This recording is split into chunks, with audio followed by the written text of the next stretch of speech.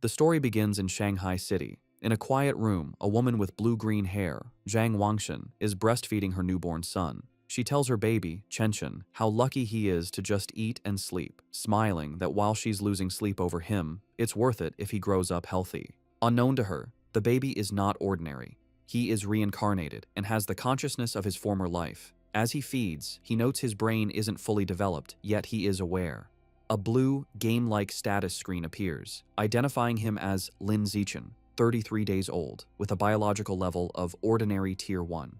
He realizes he has a special cheat ability. At 3 months old, Lin Zichen is in his crib while his parents, Zhang Wanxin and Lin Yansheng, watch him. His father remarks on how physically gifted the baby seems, predicting he will become a mighty gene fuser, or at least a cyborg. As they speak, Lin Zichen is kicking. A system notification announces he has kicked 10,000 times, granting him the biological attribute Use and Advance. This skill allows any part of his body he trains to grow infinitely stronger within carbon-based limits. He feels his strength grow and wonders what his father meant by gene fusers and cyborgs, imagining superheroes. By 4 months old, Lin Zichen has learned to sit up and crawl. To avoid frightening his parents with his unnaturally fast development, he trains only at night.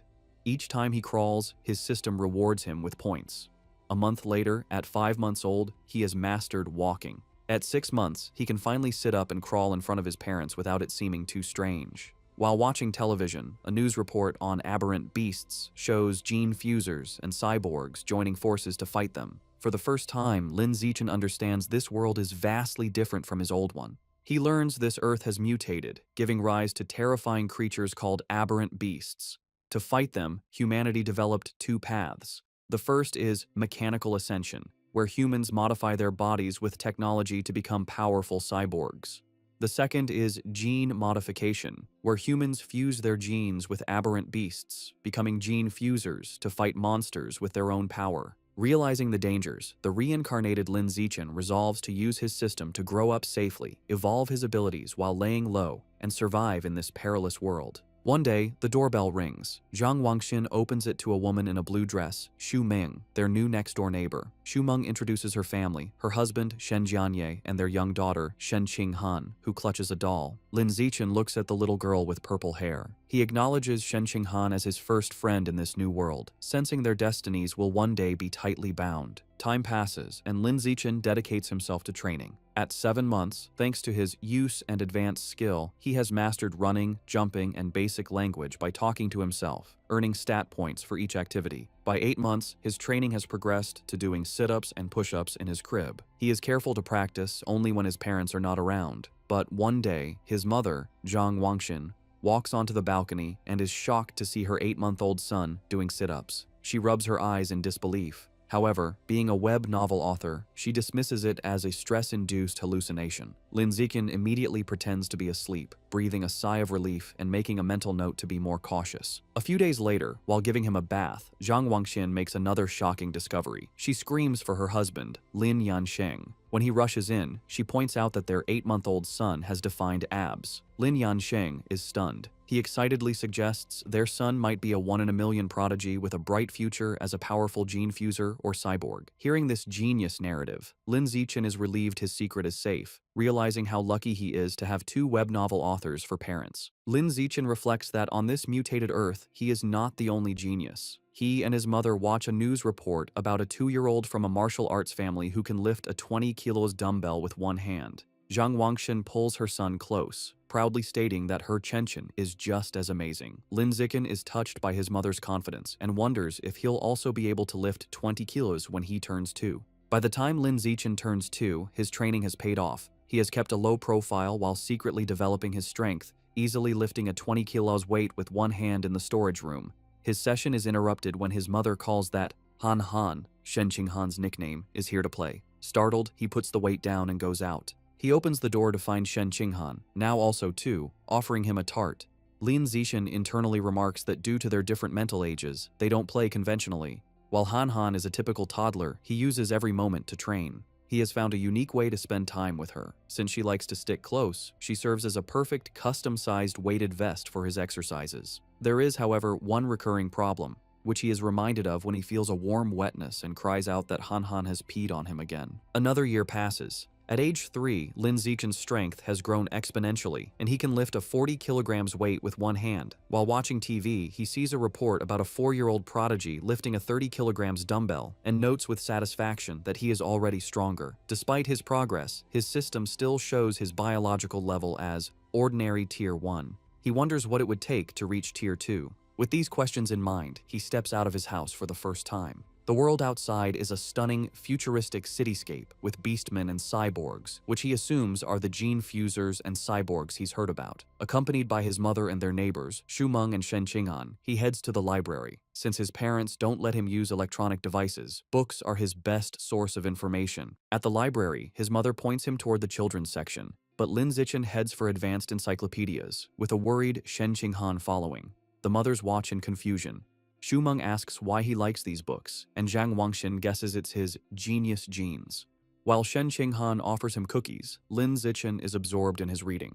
Through the books, he learns that all life is categorized into 6 biological levels: ordinary, advanced, rare, epic, legendary, and mythical, each divided into 9 tiers.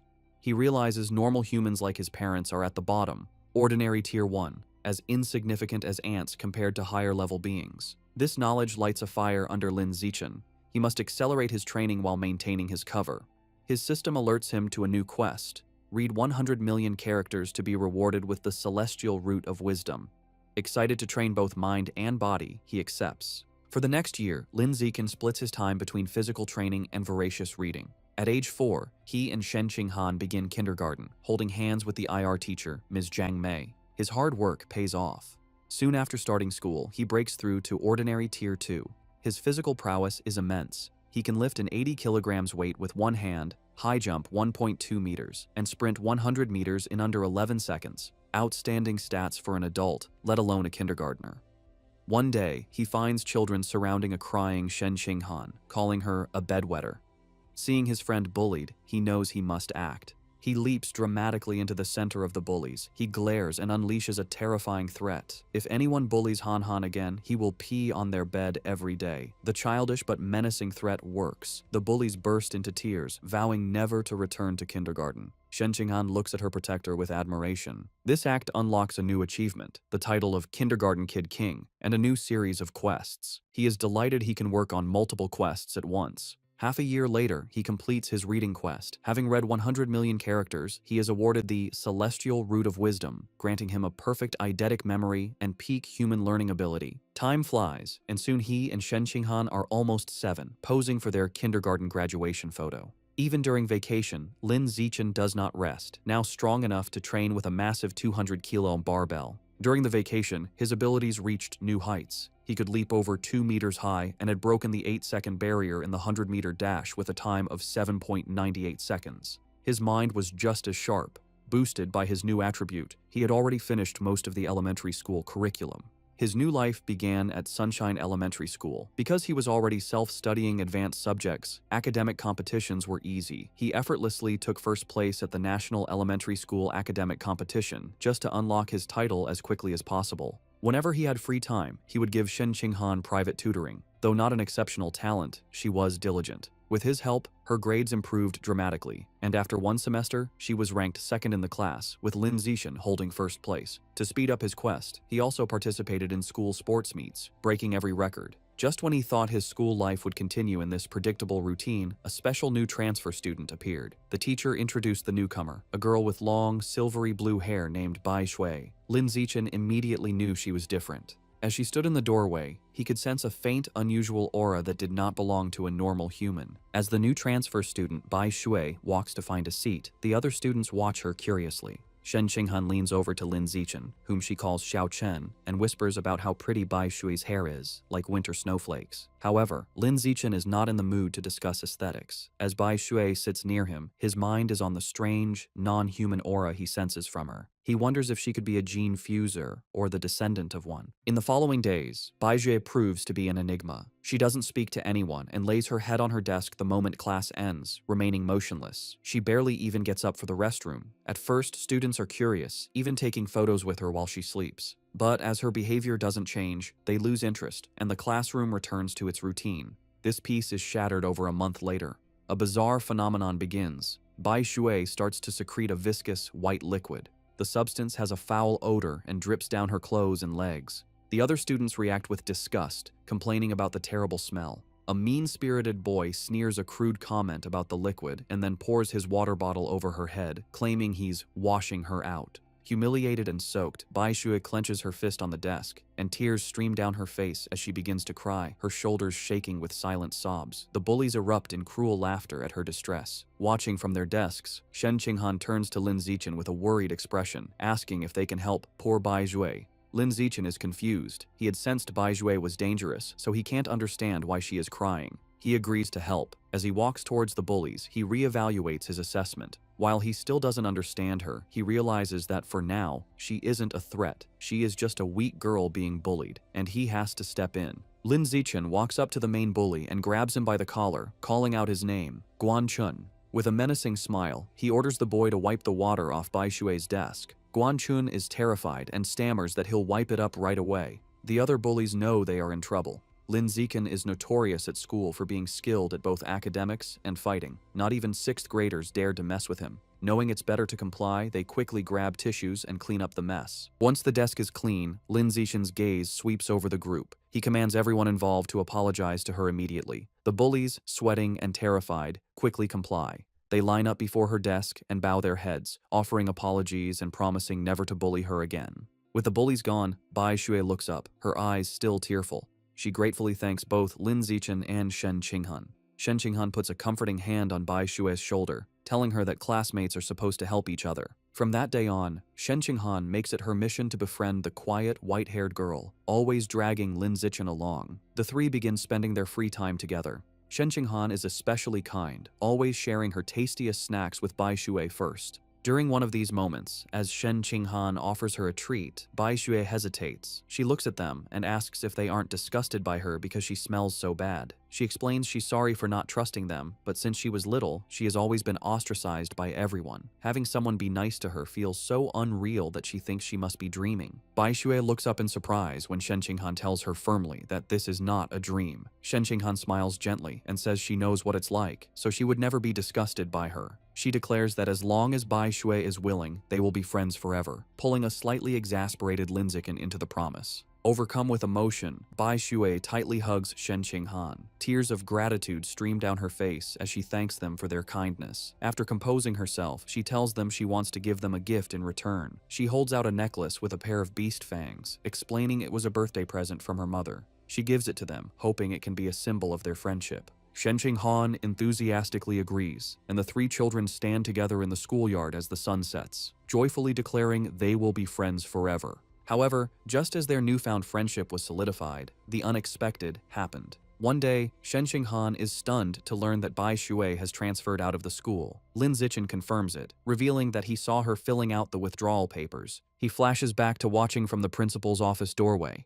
He saw Bai Shui with the principal and a large, intimidating man with cybernetic arms. The principal assured the man that Bai Shui's paperwork was complete and her information would be kept confidential. The encounter confirmed Lin Zichen's suspicions that Bai Shui's identity was not simple. From that day on, he never saw Bai Shui again, left to wonder about her. But he notes that the events that followed were what truly captured his attention. Sometime later, Lin Zichen is at home giving his mother, Zhang Wangxin, a shoulder massage. She sighs in relief, telling him the massage is perfect after a long day of typing. Lin Zichen internally notes that he learned professional massage techniques thanks to his celestial root of wisdom, and is surprised by its usefulness. Their quiet evening is interrupted by a major news report. It features another incredible achievement by the Kyoto prodigy. At just 10 years old, the boy has successfully fused with aberrant beast genes and can now lift a 500 kilograms boulder with one hand. Lin Zichen recognizes the boy and realizes with a jolt that his rival has already begun gene fusion. His father, Lin Yansheng, complains that the Kyoto prodigy is always on TV, questioning if they are trying to turn him into an influencer. The parents discuss it. Lin Yansheng explains the boy is from a 1,000-year-old martial arts family, so they likely have advanced gene fusion technology. Zhang Wangxin argues it's wrong to use a child as a guinea pig. Her husband counters that for such a family, family interests come first, earning a sarcastic "you know everything" from his wife. While his parents bicker, Lin Zichen is deep in thought. He recalls that before the fusion, the prodigy could lift 100 kilograms. Now he can lift 500 kilograms, a five-fold increase. In comparison, Lin Zichen, at only 8, can already lift a 300 kilograms weight with one hand without any gene fusion.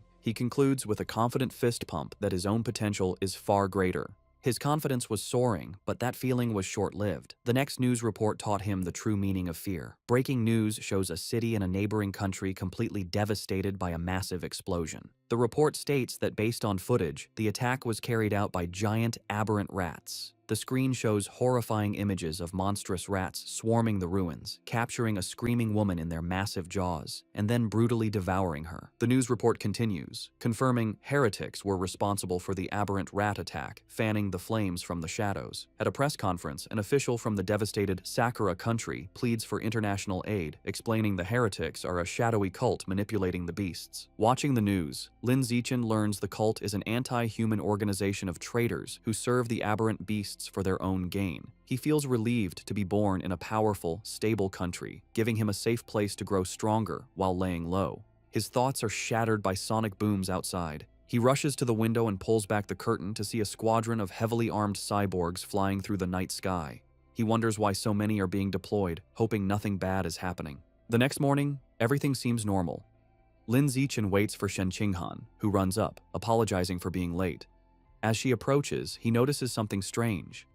The beast fang necklace Bai Shui gave them, now worn by Shen Qinghan, emits a bright blue glow. He realizes the fang is from an aberrant beast and the source of the faint, non-human aura he'd sensed from her. The glow fades as quickly as it appeared, and the two don't think much of it. However, between the cyborgs and the fang's reaction, Lin Zichen feels that something bad is about to happen. On their way to school, a striking woman with long red hair in a black dress leans against a lamppost, watching them. She comments on what adorable kids they are and steps in front of them, asking if they are brother and sister.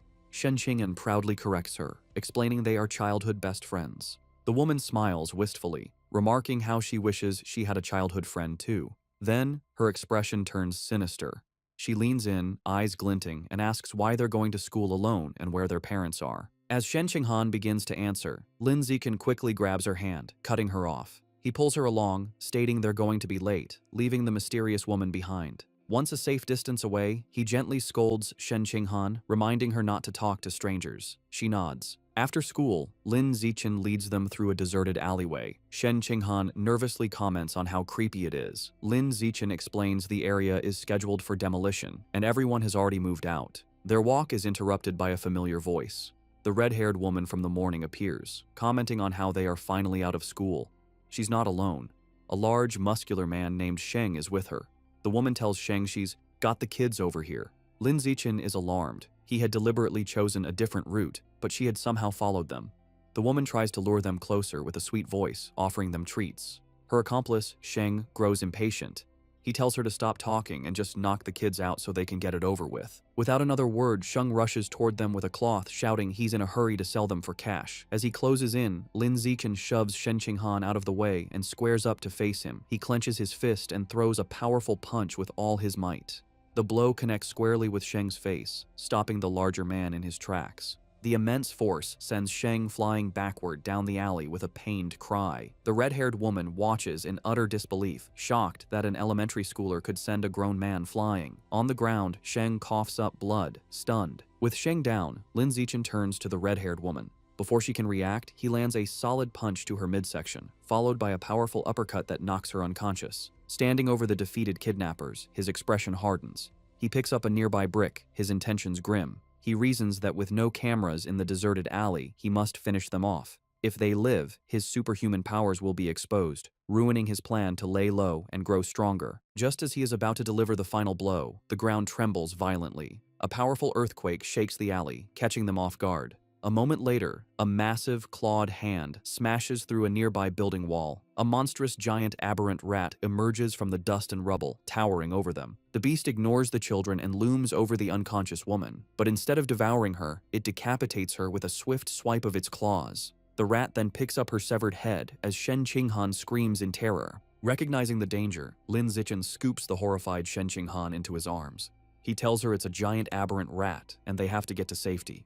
He turns and sprints away, carrying her as they flee. As they escape, a flash of red and gold streaks through the sky. A female cyborg with blonde hair and rabbit ear attachments on her helmet dives into the alley. She moves with incredible speed, a blur of motion as she zips past the rat. Shen Qinghan, looking over Lin Ziken's shoulder, exclaims how unbelievably fast the cyborg is. The cyborg lands gracefully behind the monster. Facing the rat, the female cyborg prepares her attack. Her gauntlet glows as she charges her weapon and announces, "Anesthetic smoke." She fires projectiles at the monster, causing massive explosions that rock the alley. Lin Zichen shields Shen Qinghan from the blast. The aberrant rat is caught in the fiery explosions, roaring in pain, and is left dazed by the anesthetic smoke. Seeing her opening, the cyborg surges forward and finishes off the weakened beast in a flurry of strikes. Later, Lin Zichen watches a news report about the incident at home. He analyzes the fight, concluding the cyborg's power level probably isn't very high. He reasons she had to weaken the rat first, and it still took her 7 minutes to kill it. He reflects on the danger of giant aberrant rats, knowing they are tough creatures that can grow over 10 meters long and reach ordinary 5th tier. Fortunate that they escaped unharmed, the incident reminds him of the world's dangers. He resolves to increase his training to protect himself and those he cares about. He is later seen in his training space, doing weighted squats with a heavy barbell, his system rewarding him with points. Although the threat of aberrant rats looms, life continues. Soon, he and Shen Qinghan celebrate their 9th birthday with both families around a large cake. After making wishes, they exchange gifts. Thanks to his celestial root of wisdom, Lin Zichen had taught himself to carve in one night and crafted an intricate wooden hairpin for Shen Qinghan. She is overjoyed, placing it in her hair and exclaiming how much she loves it. Time passes quickly, and soon Lin Zichen and Shen Qinghan graduate from elementary school and start middle school. As they leave, his system notifies him that he has completed the Dominate 9 years of compulsory education achievement,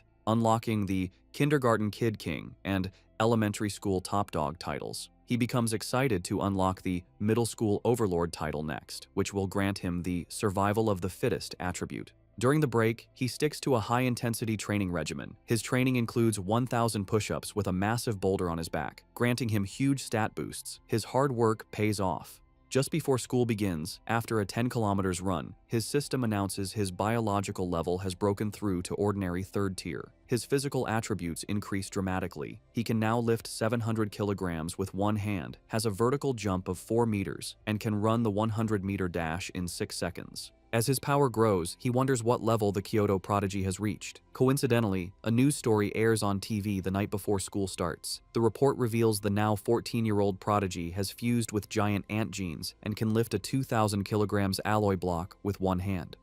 Lin Zichen calculates that since giant ant genes increase strength by a factor of 4 to 8, the prodigy's true lift without the gene enhancement is only around 500 kilograms.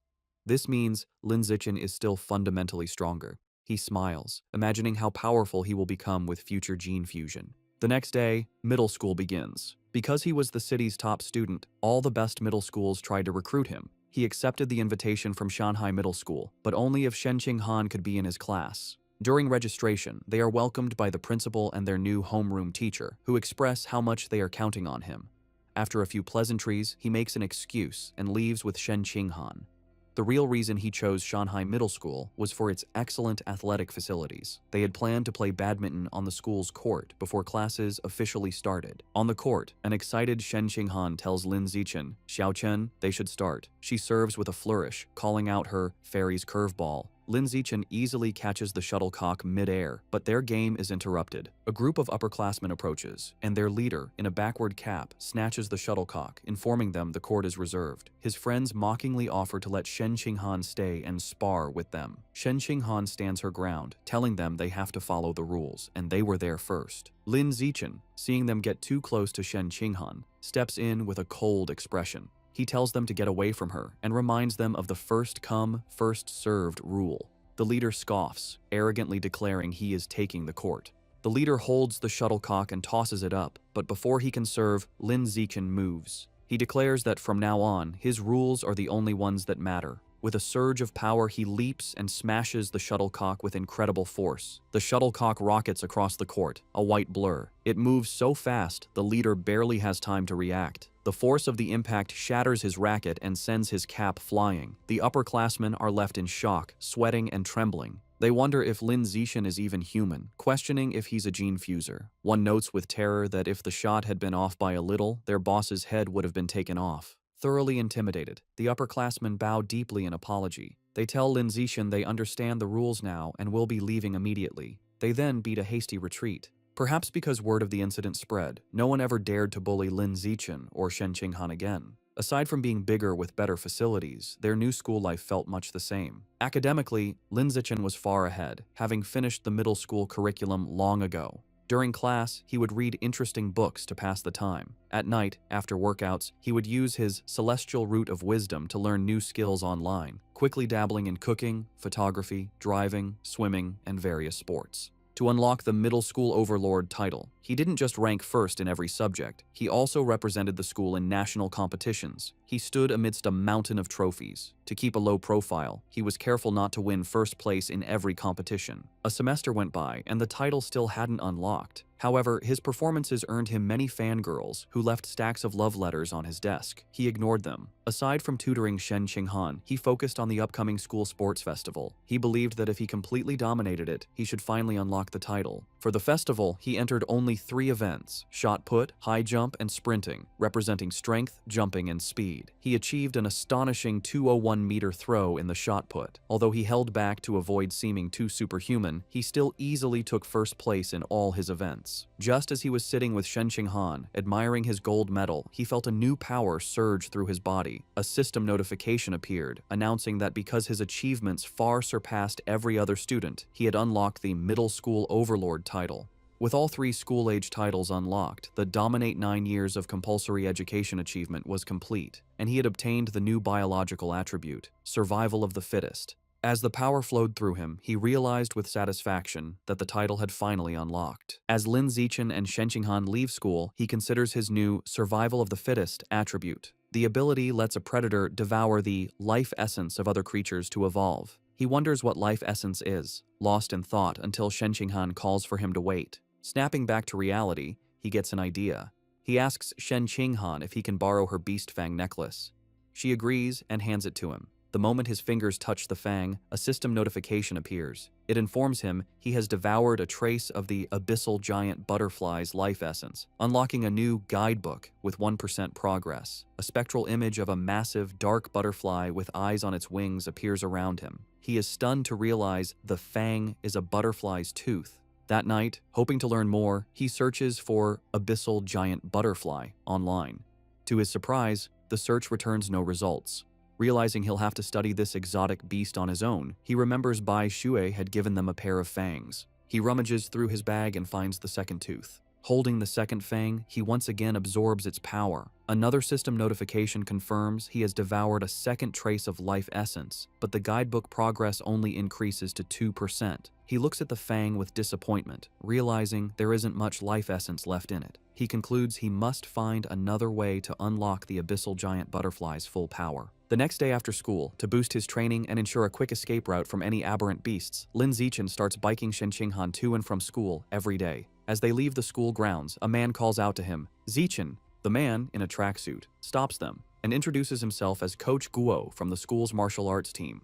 He praises Lin Zixin's performance at the sports meet as the best in school history. With great enthusiasm, Coach Guo formally invites him to join the team, insisting his athletic talent surpasses his academic abilities. He urges Lin Zixin to say yes, but also offers him time to learn about the team before deciding. Coach Guo speaks so quickly and passionately that Lin Zixin doesn't get a chance to say no. Waving goodbye as they ride off, the coach tells them the martial arts team is in room C of the gym and that he'll be waiting for him if he's free to visit the next day. As the sun sets, Lin Zixin is back in his room, ready to test his new ability. He claps his hands, squashing a cockroach and a mosquito he found. He opens his hands to examine the dead insects, but feels no power surge. He realizes killing such small, ordinary creatures didn't trigger the skill. He deduces that only powerful or exotic beasts carry enough life essence to be devoured for his evolution. To verify his new theory, Lin Zixin decides to visit a supermarket that sells beast meat.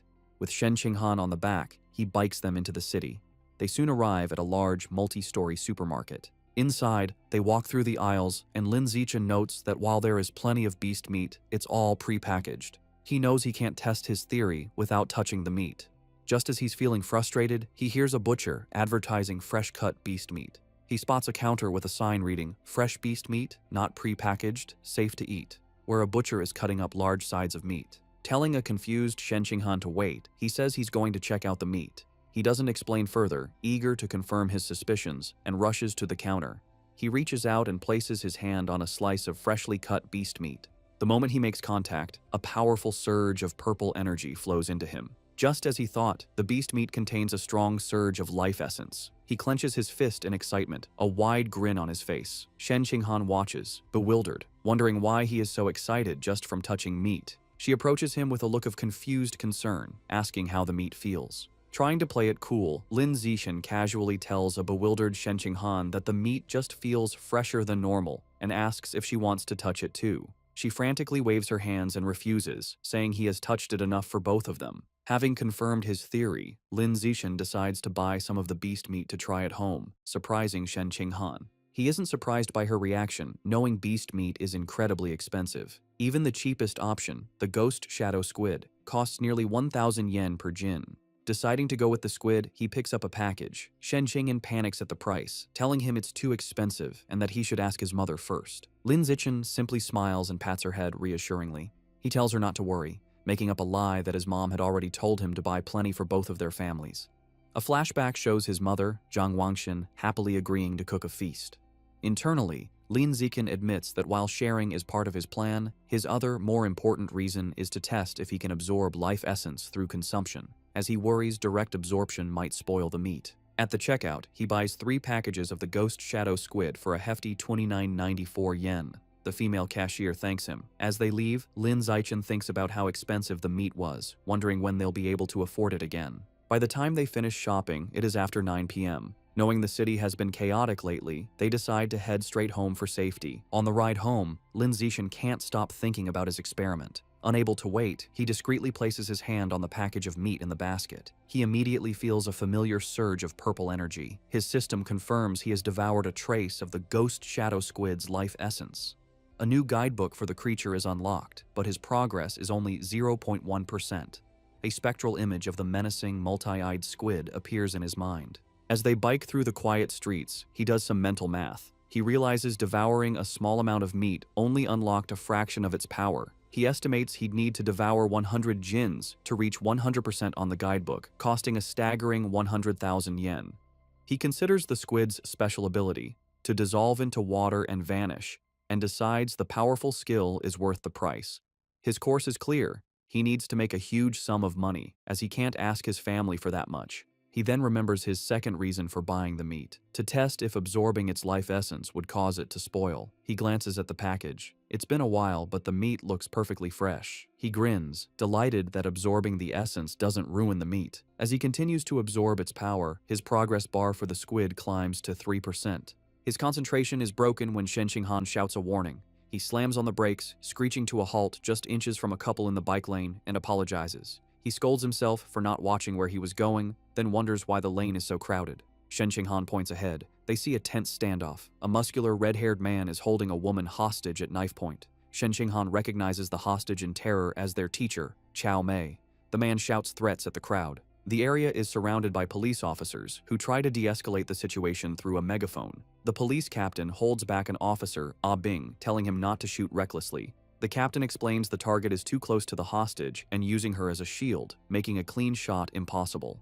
The officer suggests sleeping gas, but the captain rejects it, fearing it would provoke the suspect before it could take effect. While the police hesitate, Lin Zixin decides to act. He discreetly picks up a small rock from the pavement and flicks it with incredible speed and precision. The rock strikes Officer Ah Bing's gun, causing it to misfire. The stray bullet hits the hostage-taker's hand, forcing him to cry out and drop his knife, releasing teacher Cao Mei. Seizing the opportunity, the police captain yells for his team to move in. The officers rush forward and swiftly arrest the disarmed suspect, while a female officer comforts the terrified but unharmed teacher Cao Mei. As the situation is controlled, Lin Zixin quietly gets back on his bike. Shen Qinghan looks at him with wide, questioning eyes and asks if he threw the rock. He quickly shushes her, saying they should leave and talk later, and they pedal away. Just as they are about to get away, a voice commands them to stop. The police captain calls out, asking if Lin Zixin was the one who threw the rock. Panicked at being caught, Lin Zixin quickly denies everything with a nervous smile. The captain watches them pedal away, finding it strange that someone wouldn't want to admit to a good deed. He muses aloud that there's a reward for bravery. The word reward instantly catches Lin Zichen's attention. Needing money, he slams on his brakes, skids to a halt, and rushes back to the captain. He sheepishly retracts his denial, admitting he threw the rock and explaining that the money is really important to him. The captain tells him to come to the station to make a report, promising to help him apply for the reward. After informing their families, Lin Zichen and Shen Qinghan prepare to head to the police station. He assumes everything will go smoothly, but as the police lead the cuffed suspect away, something goes horribly wrong. The suspect's face begins to twist grotesquely. The police realize with horror that he's a heretic and is mutating into a giant aberrant rat right before their eyes. The monster breaks its cuffs and goes on a rampage, swiping its massive claws at the officers. The police captain gets on his radio, ordering all forces to open fire but to protect the civilians. The officers unload their weapons, but the bullets have no effect. A frantic report comes in, identifying the heretic as having fused with Rat King genes and calling for immediate backup. Realizing the danger, Lin Zichen apologizes, grabs both of them and pulls them away, urging them to run. He is relieved the monster isn't chasing them, but knows they need to get away fast. As they flee, a new figure streaks down from the sky in a purple aura. It's a female cyborg in sleek, futuristic armor. She lands a powerful blow on the giant rat, sending it staggering backward. Hovering in the air, the cyborg, a woman with short, dark purple hair, begins to charge a laser cannon in her chest. With a command to fire, she unleashes a massive, devastating beam of purple energy that engulfs the mutant rat. The creature roars in agony as it is completely disintegrated, leaving nothing but scorched remains. Lin Zichen watches, stunned by the cyborg's incredible power. With the threat gone, teacher Cao Mei and Shen Qinghan breathe sighs of relief. Lin Zichen, however, is more concerned about his bike, noting with relief that the blast didn't hit it, which would have been a huge financial loss. Just as the tension subsides, he has a sudden realization. He looks into the bike's basket and sees the expensive ghost shadow squid meat has spoiled, giving off a foul smell. He now understands his initial theory was correct. Absorbing the life essence causes the meat to spoil, but there's a delay. Holding up a limp tentacle, he realizes he needs an excuse and decides to blame the fight and the now deceased heretic. Putting on a dramatic show, he throws the spoiled tentacle down, loudly blaming the heretic and the cyborg's attack for roasting the meat. Teacher Cao Mei comforts him, saying what matters is that they're all safe. Although they plan to go home, at the captain's request, they end up riding with the security team to the station. They didn't expect to be transported in the same van as the heretic's remains. After the laser blast, all that was left was a pile of scorched flesh on a gurney, and the smell was intense. As he sits in the foul-smelling van, another thought strikes Lin Zichen. He remembers that the beast fangs from Bai Shui still contained life essence long after the creature was dead. A new possibility dawns on him. Could there be life essence left in this corpse as well? And if so, could he devour the corpse's Rat King gene for himself? Sitting in the police van, Lin Zichen wonders how much of the Rat King gene he can devour from the heretic's scorched corpse. Deciding to find out, he discreetly reaches his hand towards the remains. The moment he makes contact, he feels a powerful surge of red energy. His system confirms he has devoured a trace of the giant mutant rat's life essence, unlocking its guidebook with an impressive 5% progress. He is shocked by how much he absorbed and realizes the freshness of the source is directly proportional to the amount of life essence he can obtain. The escorting officer, Ah Bing, notices his movement and tells him to sit still. Lin Zichen quickly claims he just needed to stretch. Later, at the public security office, he knows that while Ah Bing was easy to fool, the security captain is sharper. The captain informs Lin Zichen that he has applied for his bravery reward, but then questions him more seriously. He asks how a middle schooler, at such a distance and in poor lighting, managed to so precisely hit the heretic's knife hand with a rock. Lin Zichen gives a vague answer, claiming it's because he often trains his right hand. The odd response leaves the captain speechless. Their conversation is interrupted when Shen Qinghan calls out that her auntie is here. Lin Zichen is surprised to see his parents rush into the station. His mother runs towards him in a panic, calling his name with a terrified expression. She throws her arms around him in a tight hug, asking if he's all right and telling him he scared her half to death. He tries to calm her, reassuring her that he's fine and even got a bravery reward. Holding him close, his mother makes him promise that next time there's danger, he will hide somewhere safe first. She tells him with tears in her eyes that all she wants is to see him grow up safe. Lin Zichen is visibly moved by his mother's heartfelt concern. As they leave, Lin Zichen reassures his mother he will always protect himself first. The police captain watches them go, still pondering the boys' strange abilities. On their way out, Lin Zichen passes two female police officers discussing the case. One remarks that perverts are getting more brazen, and her colleague reveals the heretic was a liberal arts student from Guangyuan University, brainwashed by the rat god cult. The first officer curses the cult, but the second points out they need to eliminate the root cause, the self-proclaimed Rat King. The name instantly catches Lin Zichen's attention. In the car home, he immediately starts researching the rat god cult on his phone, surprised to find a ton of information. He learns the cult's main base is in Shanghai City, and most of its members are societal outcasts. He uncovers a shocking piece of information suggesting the Rat King wants to evolve into a higher life form and is forcing its followers to gather evolution materials. This leads him to a chilling question. Has the Rat King, an aberrant beast, already developed sentience? His thoughts are interrupted when he glances out the window and sees a giant rat, nearly the size of a cat, on the sidewalk. For a moment, he wonders if it's related to the Rat King, but quickly dismisses the idea, telling himself that in the South, cat-sized rats aren't that unusual. Shaking off the thought, he realizes how quiet Shen Qinghan has been. He looks over and sees her squirming uncomfortably, her knees pressed tightly together. He immediately understands. He recalls that ever since she was a child, whenever she gets nervous or startled, she can't control her bladder. While embarrassing for her, Lin Zichen has always felt this peculiar reaction might be linked to some hidden potential within her. When they get home, Lin Zichen's mother, Zhang Wangxin, is shocked that the nearly 3,000 yen worth of beast meat is gone. Lin Zichen quickly thinks of an excuse, sheepishly claiming that during the emergency, he must have dropped it while running away. His mother immediately puts his safety first, telling him to forget the meat and that all that matters is he is unharmed. Lin Zichen breathes an internal sigh of relief, glad he fooled his mother. However, his father, Lin Yansheng, is more stubborn. He announces he is going back to look for the expensive meat, boasting that a fated wage slave like him is tough. Lin Zichen tries to stop him, arguing it's too dangerous and the meat is already spoiled. His father becomes suspicious, asking how he could know it had gone bad. Sweating nervously, Lin Zichen quickly claims it was an obvious guess. Meanwhile, back at the now empty public security office, the police captain is still pondering the night's strange events. As he smokes a cigarette, he can't shake the question of how an ordinary middle schooler could have thrown a rock with such incredible power and precision. Suddenly, he hears a strange noise from the corner. His eyes widen in shock as he sees a massive rat, far larger than any normal rodent, perched on top of the filing cabinets. Before he can react, the giant rat leaps down. The captain instantly draws his pistol and opens fire. The confrontation is swift and violent, ending in a bloody blur. The next day in class, Lin Zichen sighs at his desk. Reflecting on the previous night, he concludes he is still too weak compared to the powerful heretic and the female cyborg. He needs to make money fast to buy more beast meat like the ghost shadow squid to fill his guidebook's progress bar. He considers becoming an influencer or selling study materials, but dismisses the idea as too flashy and against his goal of keeping a low profile. Suddenly, an idea strikes him. He remembers that in this world, martial arts and gene fusion are more important than academics.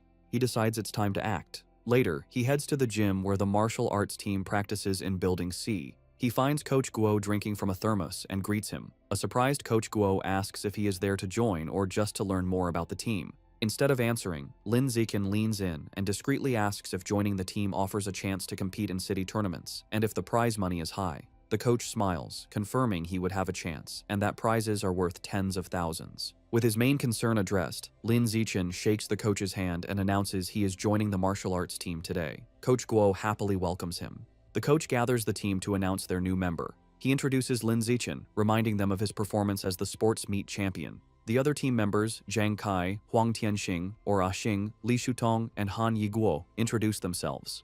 Finally, Lin Zichen introduces himself. Since Lin Zichen has no formal martial arts training, Coach Guo demonstrates basic fist and leg techniques. The coach explains the moves look simple, but are difficult to master, noting that the team's fastest learner, Li Shutong, took a week to perfect them. He then encourages Lin Zichen to try. Lin Zichen assumes a ready stance.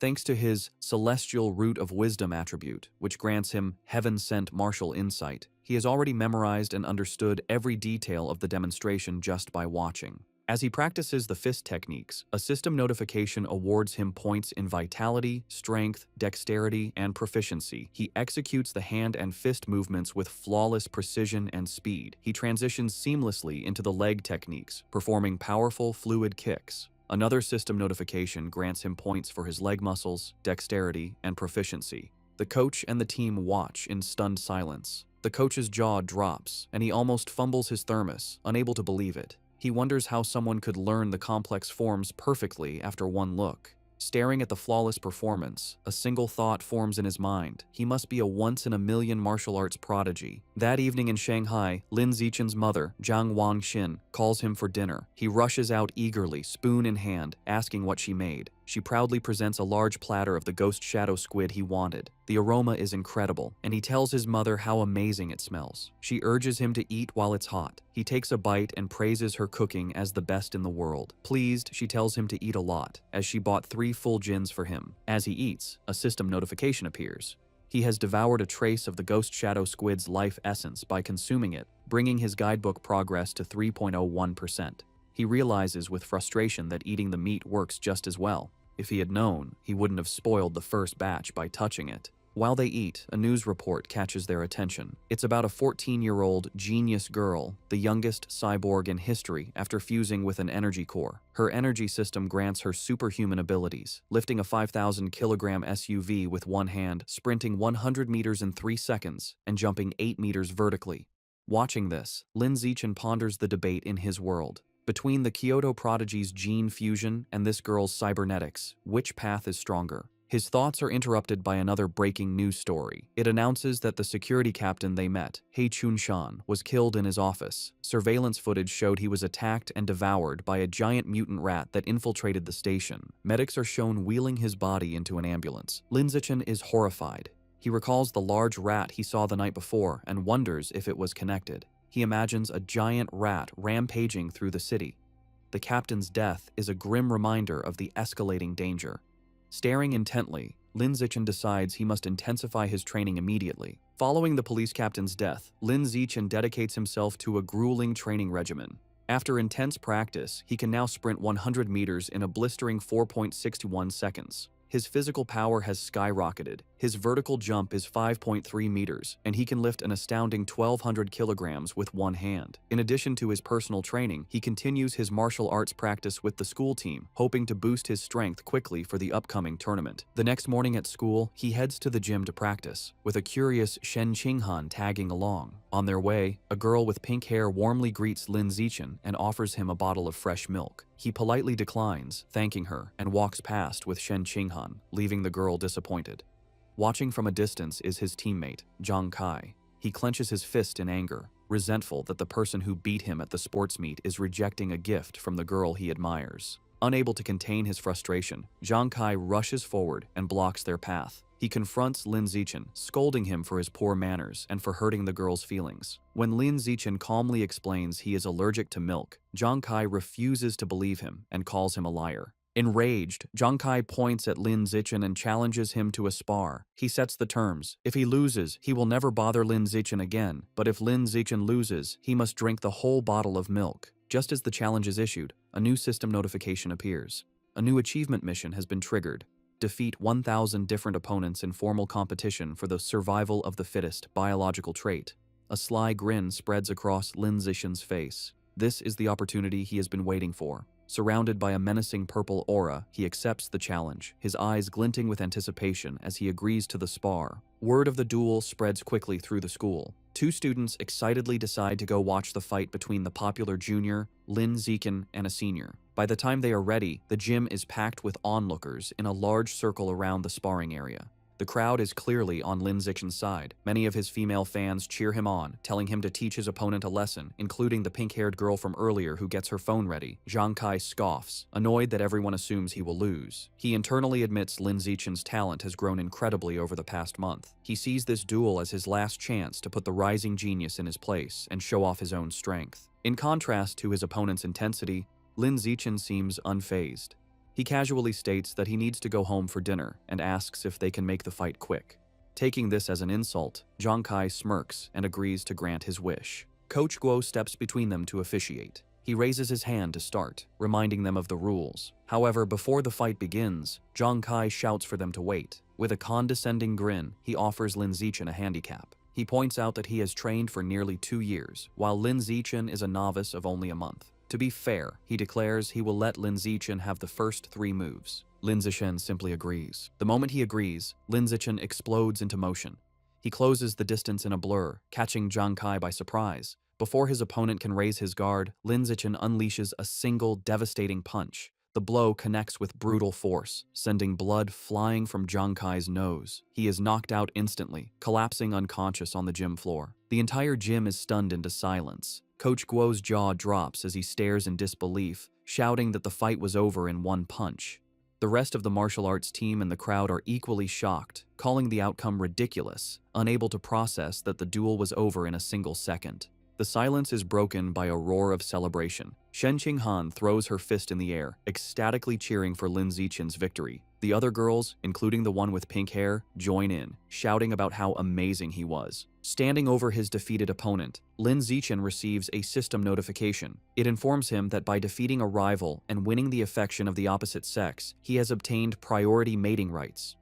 More importantly, his new mission progress is now 1000. He reflects that he has a long way to go to unlock the natural selection attribute. To speed up his progress, he turns to the remaining, terrified members of the martial arts team. With a friendly but unsettling smile, he suggests they should all spar as well. The team members stare back, their faces pale with horror. Immediately, they all start making pathetic excuses. One has cram school, another's mother is waiting for dinner, while others pretend to feel sick. Before they can flee, Zhang Kai struggles to his knees. He refuses to accept his loss, furiously accusing Lin Zichen of a sneak attack and vowing to crush him in a rematch. Coach Guo steps in, telling Zhang Kai to accept his loss like a man. The coach then wonders aloud if the punch was just a lucky shot, deciding to test the theory on another team member named Xiao Lizi. Hearing his name, a spiky-haired boy freezes in terror. Though he assumes a fighting stance, he is clearly terrified, begging Lin Zichen for mercy and not to hit his face. 10 minutes later, the results are clear. Several martial arts team members are lying unconscious on the gym floor. Lin Zichen stands over them, noting he made sure not to go too hard on them and just exchanged a few blows.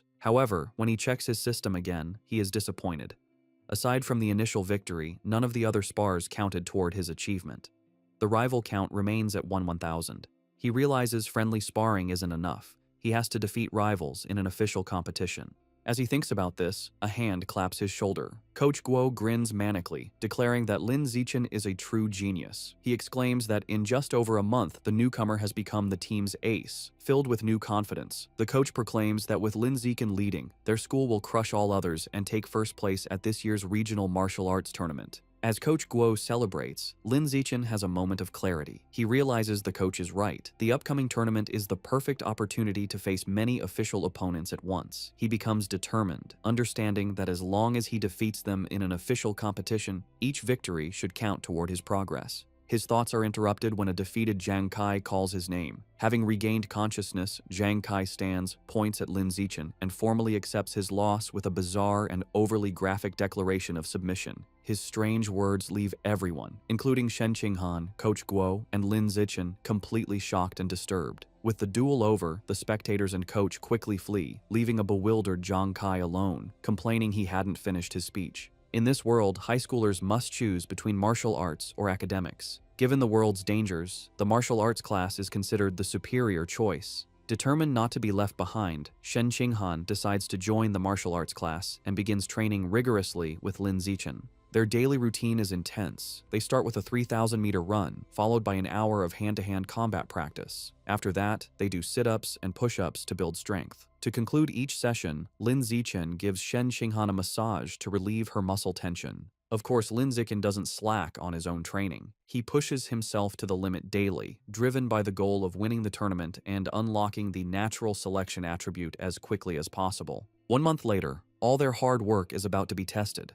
The day of the regional martial arts tournament has arrived, and a determined Lin Zichen is ready to compete. The tournament is at the massive city gymnasium, with a huge crowd around a central fighting ring. In the waiting area, the mood is tense. Coach Guo nervously reviews the roster, complaining that their school, Shanghai High, drew a match against the strongest team, Shanghai No. 1 High. Another team member adds to the anxiety, mentioning their opponents have a fighter who can run the 100-meter dash in under 9 seconds, leaving them feeling outmatched. Sensing the team's low morale, Lin Zichen calmly raises his hand and volunteers to fight first. Though still worried, Coach Guo agrees to let his ace take the stage. As Lin Zichen walks into the arena, Shen Qinghan cheers him on from the sidelines, while Coach Guo shouts encouragement through a megaphone. Lin Zichen readies himself for the fight. His opponent, a much larger and more muscular student from Shanghai No. 1 High, steps forward. He acknowledges Lin Zichen's talent for making it to the tournament as a first year. However, his tone quickly turns mocking. He sneers that the stage isn't meant for a shorty who hasn't even hit 1.7 meters. Flexing his bicep, he promises to show Lin Zichen what a true gap in size and power feels like. The referee signals for the duel to begin. The large opponent rushes forward, unleashing a powerful punch. To his shock, Lin Zichen doesn't retreat. He effortlessly sidesteps the blow and counters with a swift punch to his opponent's chest.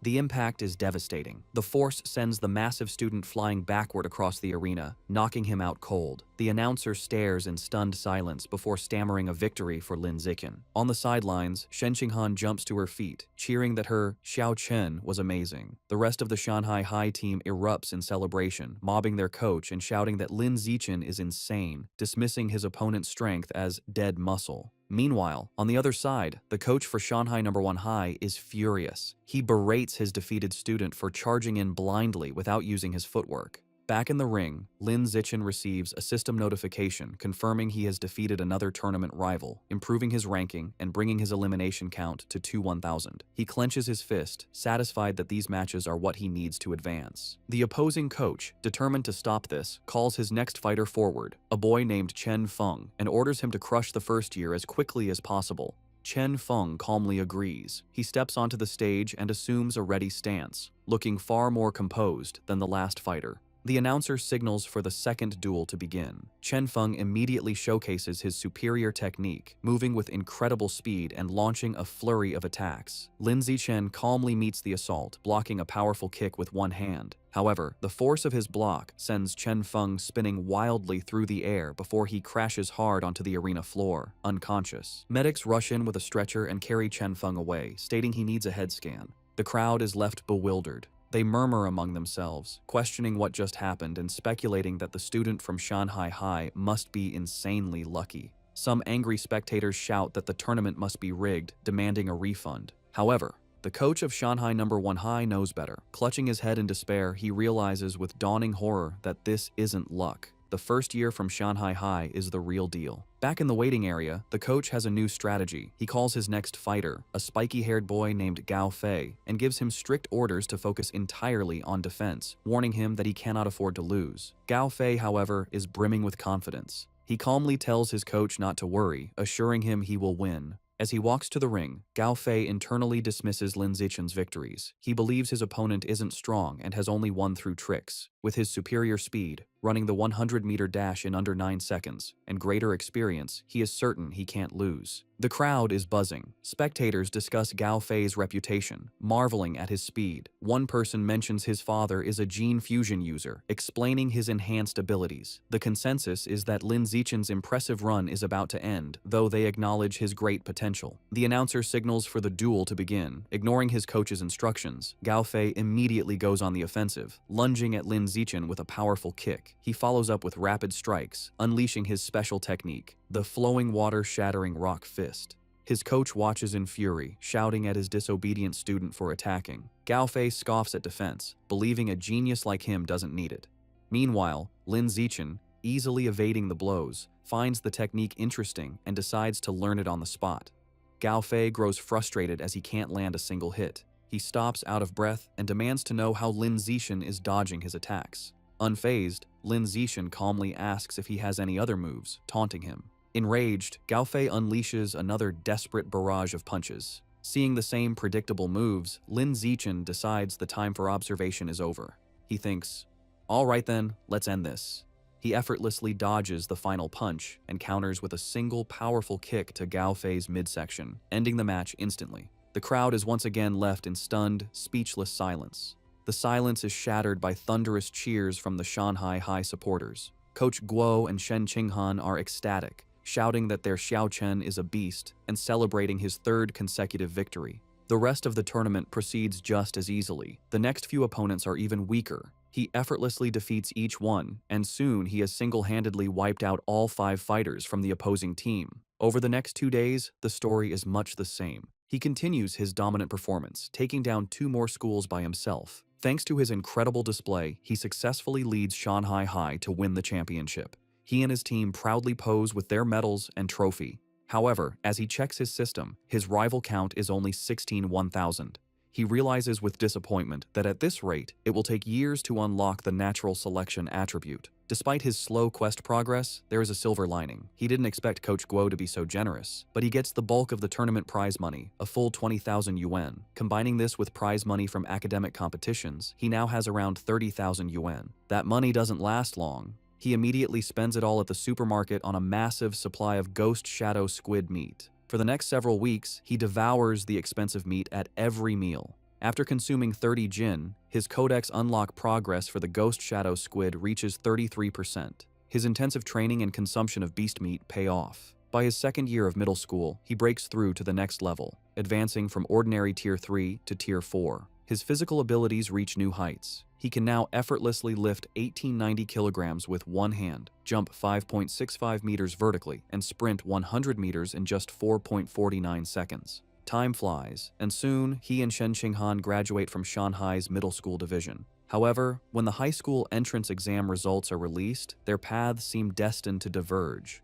A heartbroken Shen Qinghan sits in her room, crying. She asks Lin Zixin why, after all her hard work, they can't go to the same high school anymore. He explains that while he ranked first in both liberal arts and martial arts, and her academic scores were excellent, her martial arts score wasn't high enough for the elite class at Shanghai High. As he comforts the crying Shen Qinghan, she asks what will happen now. He tells her the principal of Shanghai High is coming to his house, likely to recruit him, and asks if she will come. Feeling hopeless, she tearfully replies that it has nothing to do with her, as the principal is obviously only coming for him. Taking her hand, Lin Zixin pulls her up and leads her out of the room. He tells her not to worry. He has a plan. He reveals his one condition for staying at Shanghai High. Shen Qinghan has to be his deskmate. As promised, the principal of Shanghai High visits Lin Zixin's home. She, his mother, and Shen Qinghan discuss his future for several hours, with the principal expressing how much she wants him to stay at her school. As the meeting concludes, the principal stands to leave. As a final offer, she tells Lin Zixin that if he agrees to stay, she will grant any request he has. Taking the opportunity, Lin Zixin states his one condition. Shen Qinghan must be allowed to continue in the same class with him. The principal looks at the nervous Shen Qinghan and confirms her name. Without hesitation, she agrees. With a smile, she tells them both to report to Shanghai High together for the new school year. Overjoyed, Lin Zixin and Shen Qinghan thank her. With their high school future secured, Lin Zixin participates in his final junior high martial arts tournament. As expected, his overwhelming power easily leads his team to another championship. He decides to use the prize money to finally unlock the Ghost Shadow Squid Codex. He was only 20% away, and the new prize money was enough to max out the progress bar. Unsure what might happen, he travels to a secluded forest outside Shanghai for safety. Deciding not to waste time, he begins devouring the life essence from the last of the squid meat. A powerful blue energy surrounds him as a system notification confirms he is absorbing a large amount of essence. His eyes widen as he feels a final surge of power, and the Codex progress bar hits 100%. A new notification announces he has unlocked the Ghost Shadow Squid Codex and obtained a new biological attribute, Blessing of Liquid Affinity. The ability enhances his affinity with water, allowing him to move freely and even vanish in aquatic environments. However, as the power settles, he stands in the quiet forest holding the limp squid tentacles and feels his new ability is kinda underwhelming. Still feeling underwhelmed, Lin Zixin tests his new ability in a nearby pond. He finds his Blessing of Liquid Affinity has some benefits. He can soak for long periods without his skin wrinkling, and swimming is much easier with reduced water resistance. However, there are no other noticeable effects. He sits in the water and rationalizes that since the Ghost Shadow Squid is a low-tier beast, it's fair the ability isn't very powerful. He resolves that to get better attributes, he will either have to save up for higher-grade beast meat or become strong enough to hunt powerful wild mutant beasts himself. The memory of the terrifying giant mutant rats strengthens his resolve, and he clenches his fist, determined to grow stronger. With less than a week before school begins, Lin Zixin's mother and Shen Qinghan's family decide to go on a trip.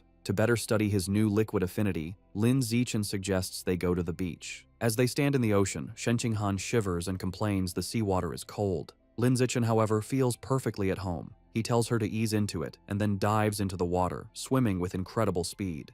As he moves, his system rewards him with stat points for swimming and diving. From the shore, a nervous Shen Qinghan calls out, asking him to teach her how to swim. Lin Zichen pops his head out of the water, suddenly remembering his childhood friend doesn't know how yet. He begins patiently teaching her the basics. Given her average athletic talent, he assumes she will struggle. However, Shen Qinghan proves him wrong. She excitedly exclaims that swimming is surprisingly easy and that she learned it right away, diving effortlessly. She swims gracefully and surfaces with a look of shock, surprised she can dive without any instruction. Lin Zichen watches in shock as a strange blue aura of water seems to emanate from her. After she surfaces, she excitedly tells him how amazing it feels. She notes that while opening one's eyes underwater usually stings, she feels no discomfort. In fact, she finds it cool and pleasant. Her words leave Lin Zichen deep in thought. He watches her swim away, finding the situation unusual. He reasons that even with a natural talent for water, there's no way she could have mastered all the skills so instantly. Her rapid learning is simply not normal. Suddenly, a realization dawns on him. He recalls her lifelong problem with bedwetting when nervous. He wonders if this weakness is actually a sign of a powerful, innate water affinity she was born with. The idea excites him. He becomes convinced she might possess some kind of special cultivation body, like a character from his parents' Xianxia novels. To test his theory, they continue diving. Her performance shocks him even more as they explore the underwater world. He notes they have been holding their breath for over 10 minutes, an incredible feat for a beginner like Shen Qinghan. As they swim, Shen Qinghan's expression suddenly changes. A strange, swirling sound begins to vibrate through the water around her. Both look up, trying to find the source. They surface abruptly, and Shen Qinghan cries out as the glowing blue water swirls around her. Later that night, as they walk along the beach, Lin Zichen asks what happened.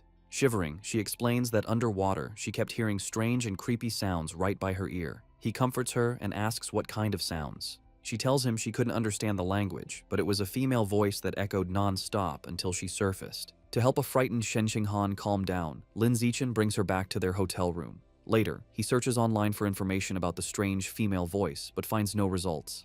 Unsettled and unable to sleep, he uses his restless energy to train. As he performs 1,000 weighted sit-ups, he feels a sudden surge of power. A system notification announces his hard work has paid off. He has advanced to ordinary tier 5. Surprised but pleased, he considers his new strength. He realizes that at tier 5, he is powerful enough to rival a fully grown giant mutant rat. A determined glint appears in his eyes as he clenches his fist, confident that tearing the beasts apart with his bare hands is no longer impossible. Eager to test his new limits, he goes to the empty beach at night. The stat boost is immense. His 100-meter dash time has dropped to a mere 3.64 seconds, and his vertical jump has increased to an incredible 6.98 meters.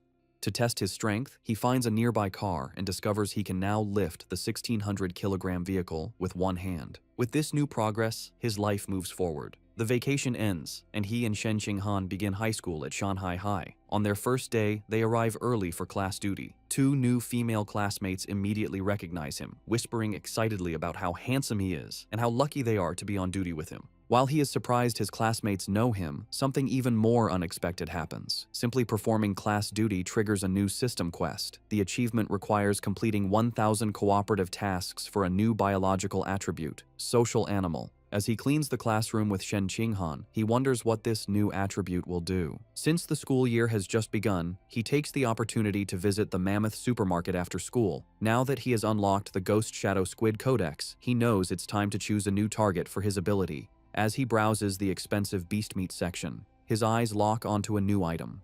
In one of the refrigerated cases is the packaged head of a savage giant eagle, priced at 1998 yuan per jin. An eager grin spreads across his face as he picks up the package, making his decision. This will be his next target. The savage giant eagle is a higher-tier aberrant beast than the ghost shadow squid. It has incredibly powerful vision, 30 times stronger than a normal human's, making it a formidable hunter that can precisely capture even the fastest prey. Back in his room, Lin Zichen examines the eagle meat. He concludes that unlocking its guidebook is a worthy goal, as its enhanced vision would provide a massive combat advantage. He also notes its price of 1,998 yuan per jin makes it one of the more affordable options. He places his hand on the meat, and a blue energy surrounds him as his system confirms he has devoured a trace of the savage giant eagle's life essence, unlocking 1% of its guidebook. After some calculations, he realizes that since 1 jin of meat provides only 1% progress progress, he will need to spend over 200,000 yuan to fully unlock the guidebook. He understands that high school tournament prize money is much higher than in middle school.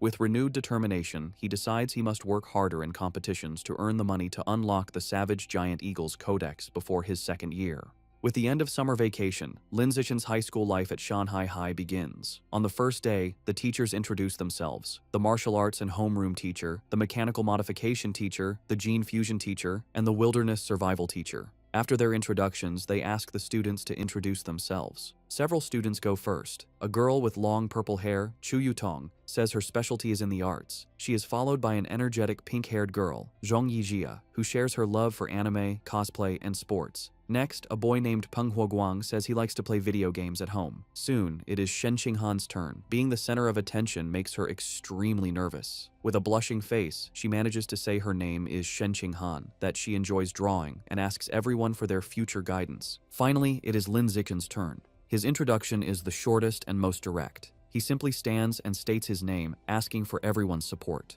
After introductions, time passes quickly. A new female classmate with brown hair approaches Shen Qinghan, who looks surprised. The girl asks Shen Qinghan for her entrance exam score. Shen Qinghan nervously replies that she scored 709 points, and then asks the new girl, Chu Rui, for her score. Chu Rui is impressed, exclaiming that Shen Qinghan's score is more than 10 points higher than her own 698. Chu Rui then asks about the physical fitness portion, admitting she only scored 95 out of 100. This question makes Shen Qinghan extremely uncomfortable. She stammers that her score wasn't as good, internally panicking because her score of 79 was so low she almost didn't make it into the elite class and feels too embarrassed to say it out loud. Not getting the hint, the persistent Chu Rui continues to guess if Shen Qinghan scored 94 or 93. Shen Qinghan, looking down in shame, quietly tells her it was even lower. Chu Rui continues guessing scores in the low 90s, making Shen Qinghan even more flustered. Suddenly, a hand slams down on the desk between them, startling Chu Rui. It's Lin Zichen. He smoothly leans in and asks the flustered girl if he can add her on WeChat. Surprised and thrilled that a handsome boy is giving her attention, she eagerly agrees. From her seat, Shen Qinghan breathes a sigh of relief, grateful that Lin Zichen saved her from the awkward conversation. Lin Zichen then turns to another male classmate, Yahello, and also asks to exchange contact information. After adding them, he creates a 4-person group chat. A system notification immediately confirms he has successfully created a group, completing another cooperative task. His progress for the social animal achievement is now at 2 out of 1,000. He reflects that this quest is surprisingly easy. After creating the group chat, the 4 new friends start to get to know each other. Yahello reveals he is from the neighboring Nanyuan city and comes from a prestigious martial arts family that runs a dojo. He even proudly mentions placing 8th in the Nanyuan City Youth Martial Arts competition. Chu Rui shares that her family owns a chain of clothing stores, making her wealthy. After Lin Zichen and Shen Qinghan also share their backgrounds, the 4 quickly become a close-knit group. Just as they are getting comfortable, Yahello asks the others to guess who the strongest student in their class is. Chu Rui immediately points to Lin Zichen, guessing it must be him since he was the top scorer on the entrance exam for their entire district. This shocks Yahello, who had no idea his new friend was so accomplished. However, Lin Zichen humbly suggests that being the top scorer doesn't necessarily make someone the strongest. He reveals a surprising fact. The principal had spent a lot of money to recruit 2 exceptionally powerful students from Nanyuan City for their class. Yahello then points out the 2 students. The first is a boy with blonde hair, Wang Shuojie, the 3rd-ranked student in Nanyuan City, who can run the 100-meter dash in 7.98 seconds. The second is a large, muscular boy, Lu Gang, who has immense natural strength and can easily lift a 300-kilogram barbell with one hand. Shen Qinghan and Chu Rui are both visibly impressed and intimidated. Lin Zichen, on the other hand, remains completely calm. Internally, he scoffs at their achievements, knowing he had surpassed those numbers back in elementary school. Soon, the bell rings again, and the next class is for distributing textbooks. There are 4 main subjects for the semester: martial arts, gene fusion, mechanical modification, and wilderness survival. Since Lin Zichen had already self-studied all the material, he decides to use the free time to find a secluded spot to train. As he trains, his thoughts turn to the larger threats. He remembers the dangerous rat god cult is still active. The police have only captured some lower-level heretics, but the powerful Rat King, their leader, remains at large. This grim reality fuels his determination. He clenches his fist, resolving to increase his power as quickly as possible and reach at least Tier 6, a level he believes will be strong enough to confront even the Rat King. The first practical class is Wilderness Survival. The teacher, Shi Chungbei, gathers the students in a wooded area and asks if any know how to make a fire by drilling wood. He Yu mutters, "It's a useless skill." To everyone's surprise, both Wang Shuojie and Lu Gang step forward and successfully start fires using the primitive method. The teacher is impressed and asks how they learned. Lu Gang explains he learned at a summer camp, while Wang Shuojie says he taught himself by watching videos online. After they are done, Lin Zichen easily teaches the same technique to his own small group, and they quickly master it. Later, in martial arts class, the teacher, Yao Yuanfeng, announces he will teach them a special breathing and cultivation technique. Once again, Wang Shuojie and Lu Gang loudly declare they have already learned it, showing off for the class. Though their demonstration is a bit clumsy, they manage. Lin Zichen, who already knows these skills, decides to maintain his low profile. In this way, over a month passes uneventfully. One day in mechanical modification class, the teacher, Kai Yuanfei, announces a test to check their progress. To motivate them, he reveals cash prizes for the top 3, 888 yuan for first, 666 for second, and 333 for third. Lin Zichen's eyes light up when he hears about the prize money, realizing the first place reward is almost enough to buy half a jin of the expensive savage giant eagle meat. With everyone motivated, the class begins the exam. Coincidentally, the gene fusion teacher, Liu Duren, has the same idea and also springs a surprise exam with the same prize structure. After the 2 difficult exams, the students are drained. He Yu collapses onto his desk, groaning. The other students complain about how difficult the questions were. One girl laments that she was hoping for a 90, but would be lucky to get a passing grade of 60. While everyone else complains, Wang Shuojie and Lu Gang begin to casually brag. Lu Gang asks Wang Shuojie how he did. Wang Shuojie confidently replies that he should score a 95, as he only struggled with the last part of the final question. Lu Gang nonchalantly agrees, stating he is in the same boat and also expects a 95. Listening to their arrogant exchange, He Yu glares at them, clenching his fists in fury and thinking about how badly he wants to punch them. The teacher announces the results of the mechanical augmentation test. He reads the scores, revealing that Guo Yunling received 52 points, while Shen Qinghan passed with 61. Shen Qinghan excitedly tells Lin Zichen she passed, and he congratulates her on her hard work. The teacher continues, announcing He Yu scored an impressive 88 points. His friends praise him, and he humbly replies he was just lucky, promising to treat them to a meal with his third-place prize of 333 yuan. Next, the teacher confirms Lu Gang and Wang Shuojie both scored 95 just as they predicted, complimenting them for being only one question away from a perfect score. Wang Shuojie confidently claims that with 10 more minutes, he could have solved the final problem, and Lu Gang agrees. Listening to them brag, He Yu is frustrated, but comforts himself with the thought that third place is still his. However, the teacher then reveals a shocking result. Despite the test's difficulty, one student achieved a perfect score, Lin Zichen, with 100 points. Wang Shuojie and Lu Gang are stunned, shouting the result is absurd. The rest of the class erupts in cheers. Even a defeated He Yu joins in. Recognizing Lin Zichen is on another level, Shen Qinghan and Chu Rui celebrate his victory as the glory of Shanghai. Ignoring the praise, Lin Zichen's focus is on the prize. He raises his hand and asks Teacher Kai when the 888 yuan prize for first place will be distributed. The teacher promises to send it later, internally finding Lin Zichen's intense focus on money strange. An hour later, the gene fusion exam results are announced. The teacher, Kai Yuanfei, reads the scores. This time, the non-Yuan duo did not perform as well. Lu Gang scored 81 and Wang Shuojie 83. Though still good scores, they are clearly disappointed. In contrast, Shen Qinghan achieves an excellent 78, placing her in the top 5, and she celebrates with Chu Rui. To the shock of his classmates, Lin Zichen once again secures a perfect score, effortlessly winning another prize. This second crushing victory deals a huge blow to the confidence of He Yu, Wang Shuojie, and Lu Gang, who are left demoralized. Unable to accept their defeat, Wang Shuojie and Lu Gang question how anyone could get full marks on such a difficult test, openly suggesting Lin Zichen must have known the answers in advance. The teacher, Kai Yuanfei, immediately shuts down their accusation, stating firmly that it is impossible. He explains that he personally designed every question, and the answers are not available online, making cheating impossible.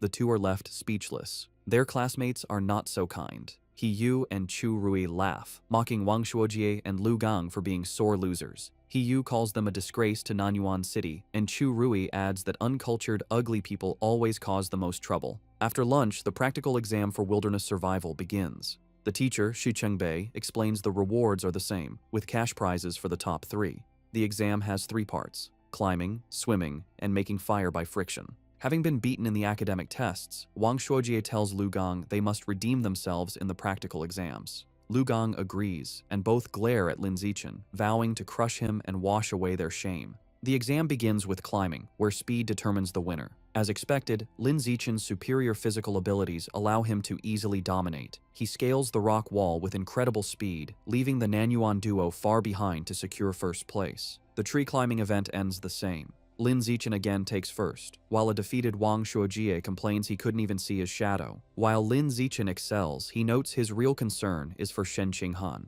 As he expected, she struggles with the climbing and finishes last. However, he isn't worried, knowing her true talent is in the water and confident she will regain her confidence during the swimming segment. Next is the fire starting segment. With his eyes on the prize money, Lin Zichen knows he must continue to crush the Nanyuan duo. He starts the task with intense focus and speed, successfully creating a fire in just 58 seconds. Wang Shuojie and Lu Gang watch in utter disbelief, wondering how he can be so fast at everything, bewildered by his insane hand speed. The final part of the wilderness survival exam was swimming. This time it was Shen Qinghan's turn to shine. Tapping into her natural affinity for water, she swam with incredible speed, easily crushing the Nanyuan duo and delivering another heavy blow to their shattered confidence. Wang Shuojie was left in disbelief, unable to understand how Shen Qinghan could suddenly exhibit such explosive power in the water, concluding he must be hallucinating. After the exam, a defeated Wang Shuojie and Lu Gang were completely silent for a long time. However, their silence only lasted through lunch. In the afternoon, the final exam for martial arts began. The teacher, Yao Yuanfeng, announced it was time to test their progress with a sparring competition. The top 3 would receive prizes, motivating the class. For Wang Shuojie and Lu Gang, this reignited their hope. Filled with determination, they resolved to reclaim their pride. They reasoned this was martial arts class, where physical fitness and combat technique truly mattered. They believed if Lin Zichen was weak in martial arts, his other scores were meaningless. Before sparring, the teacher had everyone do a physical test as a warm-up, measuring their 100-meter sprint, one-hand barbell lift, and vertical jump. Lin Zichen, holding back to avoid being too flashy, still gave an incredible performance. He ran the 100-meter dash in 7.78 seconds and lifted a 330-kilogram barbell with one hand. His vertical jump was 2.18 meters, and he easily took first in all 3 events, making sure to only slightly beat the Nanyuan duo. They were once again left in utter shock. Wang Shuojie couldn't understand how Lin Zichen could be faster, while Lu Gang was baffled by how someone who didn't look muscular could be so strong. Trying to rally, Wang Shuojie reminded Lu Gang that failing the physical test didn't mean they would lose in sparring, as real combat also required technique. They convinced themselves their superior technique gave them a chance. After the test, everyone moved to the dueling area for the sparring matches. Eager to complete his survival of the fittest achievement, Lin Zichen stepped into the ring first. However, after his overwhelming display, no one dared to challenge him. Even Wang Shuojie and Lu Gang held back to observe first. Seeing the stalemate, the teacher intervened. He called out a student named Lu Wei and ordered him to spar with Lin Zichen. The two faced off, but the match was over before it began. To save time, Lin Zichen ended it instantly with a single devastating punch that sent Lu Wei flying. He then speed ran through the rest of his opponents, taking down every student in the class with the same brutal efficiency. Watching this, Wang Shuojie and Lu Gang are left in utter despair. Wang Shuojie realizes with horror that Lin Zichen is far stronger than they imagined, and probably wasn't going all out during the physical test. He wonders how anyone could compete with such a monster. Just as their spirits are crushed, He suddenly leaps into the ring, shouting Lu Gang's name. He points at Lu Gang, declaring he's warmed up and at his peak, and challenges him to a fight. Eager to vent his frustration, Lu Gang readily accepts. He reasons that while he may not be confident against Lin Zichen, he can certainly defeat He and vows to flatten him in 30 seconds. With a battle cry, He rushes forward, and the two clash in a fast exchange of blows. However, the fight is decided by the clear gap in their power. Lu Gang easily catches Heiyu's kick, uses his superior strength to swing him around, and then hurls him out of the ring. Heiyu crashes hard, defeated and vomiting. Standing victoriously, Lu Gong looks down at his defeated classmate. He offers a backhanded compliment, acknowledging He Yu's physical technique is the best in their class, but smugly concluding that he is still better. After his victory, Lu Gang turns to see Lin Zichen approaching. Lin Zichen calmly issues a challenge for them to spar. Internally, he sees this as a perfect chance to make progress on his achievement quest. Fresh off his win and brimming with confidence, Lu Gang smirks and accepts, declaring he is not afraid. Lu Gang immediately goes on the offensive with a powerful punch. However, the gap in their abilities is apparent. Lin Zichen moves with blinding speed, effortlessly dodging the attack and leaving after images.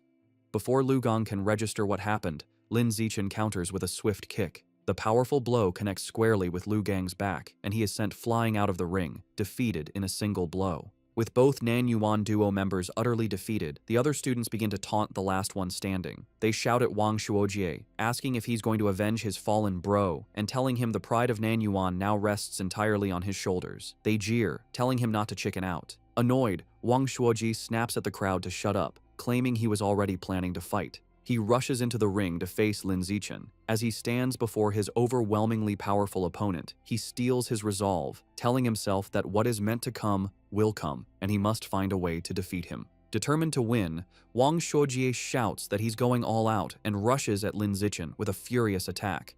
However, his effort is futile. Lin Zichen effortlessly stops the punch with one hand and counters with a single devastating blow that sends Wang Shuojie flying upside down. He crashes hard onto the gym floor, knocked out and foaming at the mouth, defeated as easily as everyone else. With the Nan Yuan duo taken care of, Lin Zichen proceeds to systematically take down the rest of the boys in the class one after another with the same effortless efficiency. After defeating all the male students, he checks his system. He notes that according to the survival of the fittest achievement rules, defeating the same person multiple times only counts once. This means his only remaining opponents in the class are the girls. He wonders if any of them will even be willing to spar with him. To his complete surprise, the girls are more than willing. A crowd of his female classmates gathers, blushing and eagerly making heart gestures, all wanting a chance to fight him. The first to volunteer is Chu Yutong, who excitedly raises her hand and challenges him. She leaps into the ring and attacks with surprising speed and agility. However, Lin Zichen is still on another level. He easily dodges her attack, leaving her to comment on his incredible speed. She gracefully lands, disappointed that she came so close but couldn't even grab him. Unexpectedly, after Chu Yutong's defeat, the other girls also volunteer to challenge him one by one. Of course, Lin Zichen holds back considerably when facing the girls. His main goal isn't to hurt them, but simply to win the official matches and complete his achievement as quickly as possible. Soon, Lin Zichen finishes sparring with all the girls in his class. While he has successfully defeated every student, he is still far from completing his achievement task. He is a bit disappointed, but his mood quickly changes when his teacher, Yao Yuanfeng, suddenly announces some good news. The teacher praises the class and tells them that as elite students, they must learn to challenge those above them. He then announces that in 1 month, their class will challenge the strongest regular class in the second year, and he expects them to be ready. Lin Zichen, who was just feeling frustrated about the lack of opponents to speed up his survival of the fittest achievement, is overjoyed. A new match has been delivered right to his door, a true blessing. After the teacher dismisses the class, a newly humbled Lu Gang approaches Lin Zichen. He admits he had underestimated the school and declares that from now on, he will consider Lin Zichen his rival for the next 3 years. Lin Zichen realizes that with the teacher's plan to constantly challenge other classes, completing his achievement within a year might not be impossible. Wang Shuojie also confronts him, vowing to wash away the humiliation of his defeat before they graduate. Lin Zichen, however, is more focused on the practical benefits. He calculates that he has earned over 3,000 yuan from the exam prizes alone. This excites him, as he can now use this money to buy more beast meat. He clenches his fist, completely ignoring the Nan Yuan duo, who are left fuming at his arrogant dismissal. That night, back in his room, he considers his financial situation. Although he earned some money from the rewards, it is still far from enough to buy all the beast meat he needs. To earn more money, he decides to follow in his parents' footsteps and registers as a web novel author, beginning his writing journey. Thanks to his celestial root of wisdom, his writing is exceptional. The next morning, he finds a contract invitation from the Yuiwen platform in his messages. After signing the contract, a piece of news from that very day catches his eye. The report is about a terrifying incident just 2 hours ago. A giant mutant rat had attacked a frozen meat-cold storage facility on the outskirts of the city. The news report details the horrific attack. The mutant rat was over 5 meters long and so powerful that it bit a responding cyborg in half. In a final, desperate act, the captured cyborg activated its hidden backup energy core to self-destruct, taking the enemy with it. The resulting explosion was massive, blowing the giant mutant rat to pieces on the spot. Reading the news, Lin Zichen is horrified. He stares at an image of a monstrous rat, wondering with growing dread how many more of these giant mutant rats are hidden in Shanghai City. He also questions where such enormous creatures could possibly be hiding. The day of the sparring session against the strongest regular class of the second year arrives, and the students gather at the Shanghai High Gymnasium. Before the match, the teacher Yao Yuanfeng holds a strategy meeting with his top fighters. He warns them that while their top fighters are strong, the opposing class is stronger overall and will likely use defensive tactics to wear them down. He orders them to finish their fights as quickly as possible. The moment the meeting is over, Lin Zichen rushes towards the ring, eager to defeat as many new opponents as possible to complete his survival of the fittest achievement. He volunteers to go first. His opponent, a tall girl with long blonde hair from the second-year class, steps into the ring. Seeing who she's up against, she immediately complains to her teacher, pointing out that the elite class has sent their strongest fighter out first. She claims she is the weakest student in her own class, and questions how she is supposed to fight him. Hearing this, teacher Yao Yuanfeng storms over to the opposing teacher, an older man he calls Brother Feng. He angrily accuses him of breaking the unspoken rules of class sparring, which dictate that the weakest students should fight first. He demands to know why the other teacher sent his strongest student to fight in the first match. To settle the dispute, teacher Yao orders Lin Zichen down from the stage, telling him he can go later and to let the weaker students go first. Lin Zichen reluctantly agrees and steps down. The teacher then points to Zhong Yijia and tells her to go first, but she is caught off guard and protests that she isn't ready. Seeing an opportunity, Shen Qinghan steps forward. She volunteers to fight, telling teacher Yao that since she is the weakest, she should be the one to go first. Shen Qinghan nervously enters the ring to face the tall blonde girl, clearly intimidated. From the sidelines, her classmates, including Chu Rui and He Yu, begin to cheer loudly, shouting encouragement for their friend, Han Han. However, the sudden pressure only makes Shen Qinghan even more nervous. The match begins, and the blonde girl immediately attacks with a powerful punch, which Shen Qinghan manages to block. Despite being outmatched, Shen Qinghan is determined. She knows she can't win, but resolves to hold on for as long as possible, adopting a purely defensive strategy to drain her opponent's stamina. Her plan proves surprisingly effective.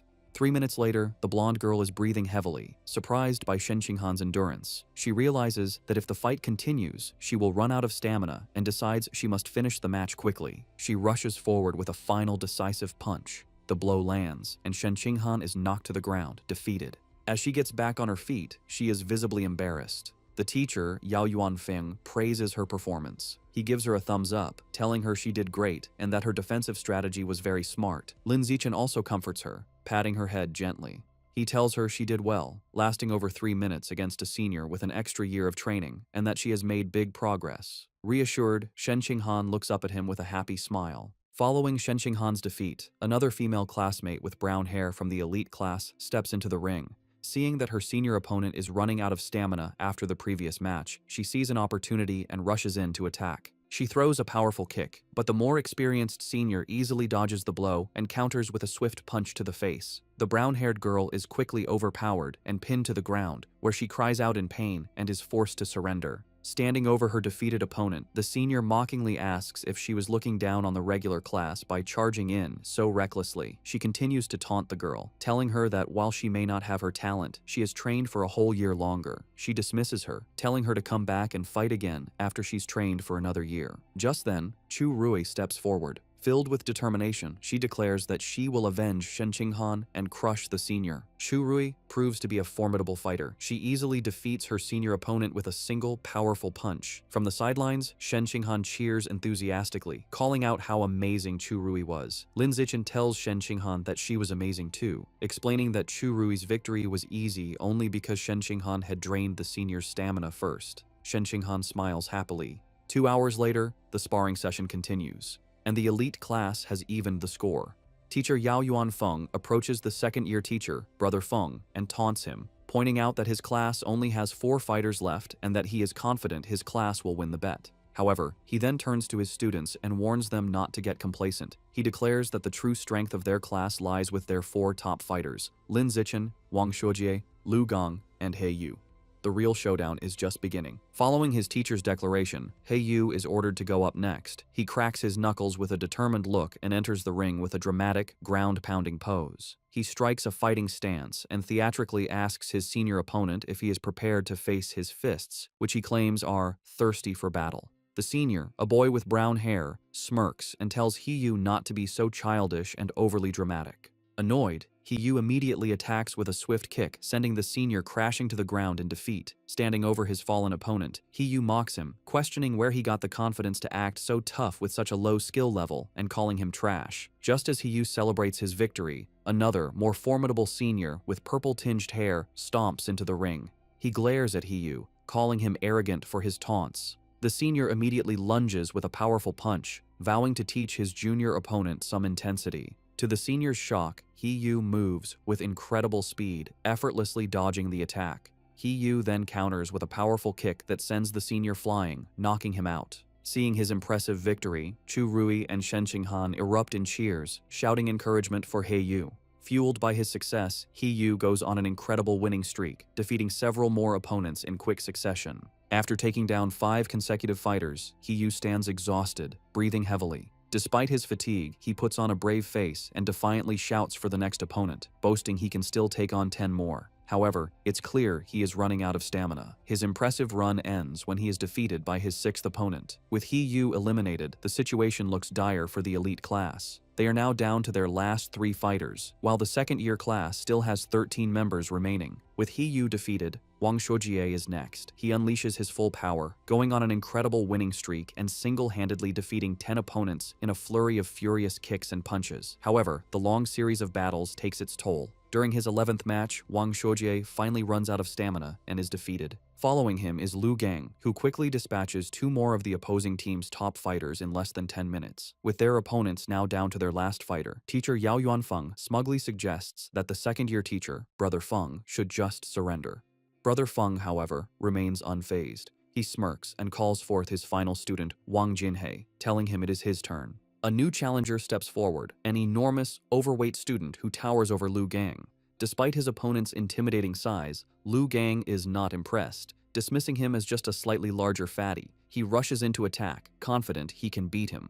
He lands a powerful punch on Wang Jinhei's massive belly, but to his shock, the blow has no effect. He feels as if he just punched solid rubber. He tries again, unleashing a rapid barrage of punches, but all his attacks are harmlessly absorbed by his opponent's thick layer of fat. Soon, Lu Gang is left panting and exhausted, realizing his attacks are useless. His opponent, who has not moved an inch, looks down at him with a calm expression. He asks if Lu Gang is finished, because now it is his turn. Before Lu Gang can react, Wang Jinhei grabs him by the neck with incredible strength. With a single, effortless motion, he throws Lu Gang out of the ring, securing the victory and leaving the elite class with only 1 fighter remaining. Stunned by such a powerful fighter, teacher Yao Yuanfeng exclaims that he doesn't remember the second-year class having such a strong student. The opposing teacher, Brother Feng, smirks and explains that Wang Jinhei is a new transfer student who just arrived this semester. He then smugly reminds teacher Yao about their bet, telling him it looks like he is going to lose and will have to buy dinner for the entire opposing class.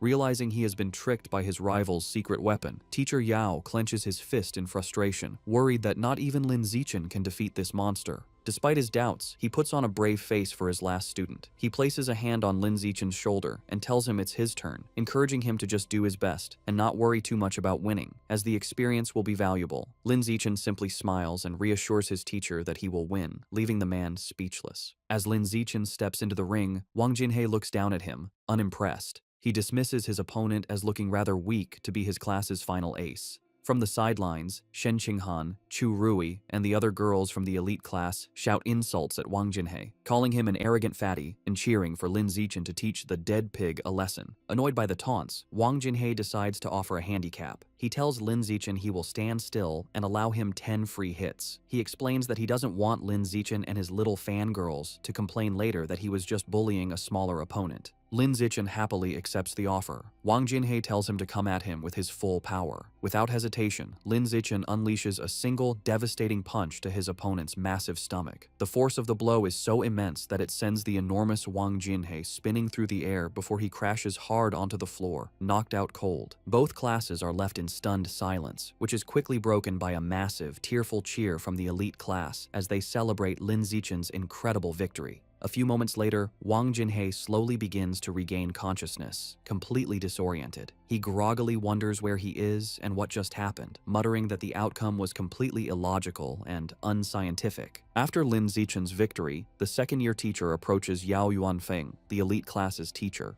He remarks on how powerful Lin Zichen was, comparing his one-punch victory over Wang Jinhei to a former prodigy named Wu Tiancheng. Yao Yuanfeng replies that while Lin Zichen is strong, he isn't at Wu Tiancheng's level yet, explaining that Wu Tiancheng was a monster who terrified the principal as a first year. Overhearing the name, Lin Zichen walks over and asks his teachers who Wu Tiancheng is. Yao Yuanfeng excitedly explains that Wu Tiancheng was a legendary student from a few years ago. As a first year, he single-handedly defeated the entire third-year elite class, shocking the school leaders. The teacher continues by listing Wu Tiancheng's incredible stats as a first year, a 100-meter dash in 6.12 seconds, a 3.96-meter vertical jump, and a 650-kilogram one-handed barbell lift. He asks Lin Zichen if he is impressed. Lin Zichen smiles nervously and admits he is a little impressed. However, he internally thinks Wu Tiancheng's feats were only on par with the strength he possessed during his 6th grade summer vacation. That night, the class celebrates their victory at a restaurant. Teacher Yao Yuanfeng holds up a soda for a toast. He joyfully announces that because Lin Zichen secured their win, the second-year teacher had to honor their bet and pay for everyone's feast. The entire class raises their glasses, cheering for Lin Zichen's performance. During dinner, Lin Zichen is surrounded by his classmates, including Heiyu and Chu Rui. Now famous in school, they are all eager to know his training secrets and add him on WeChat. Lin Zichen finds this new attention a bit strange. Amidst the chaos, he observes that Shen Qinghan hasn't changed. Worried he won't be able to eat, she quietly puts food on his plate. During the celebration, Shen Qinghan suddenly gets a shocked expression. Looking flustered, she quickly tells Lin Zichen she needs to go to the restroom and rushes away. As she leaves, Lin Zichen notes that while some things change, her urge to pee when nervous or excited has remained the same. In the restroom, two of their female classmates are gossiping. One complains about how Shen Qinghan fawns over Lin Zichen like a maid, always pouring his drinks and peeling his shrimp. The other agrees, questioning how someone with Shen Qinghan's lack of strength could have gotten into the elite class if not for being his sycophant. She cruelly adds that their relationship won't last, as the difference in their abilities is destined to drive them apart. Unseen, Shen Qinghan overhears their entire conversation and is visibly hurt. However, instead of hiding, she confronts them. With newfound determination, she firmly tells the startled girls that she is not a sycophant. She is his childhood friend. Later that evening, as they walk home, Lin Zichen notices she seems dejected and asks if something is wrong. Looking down sadly, Shen Qinghan confides in him. She explains her mother always said she would grow out of wetting her pants. However, she reveals with frustration that even now, she still has to wear diapers to bed every night. Looking up at him, she says she feels disabled, like she can't even control her own bladder. Lin Zichen looks at a distraught Shen Qinghan and firmly tells her she is not disabled.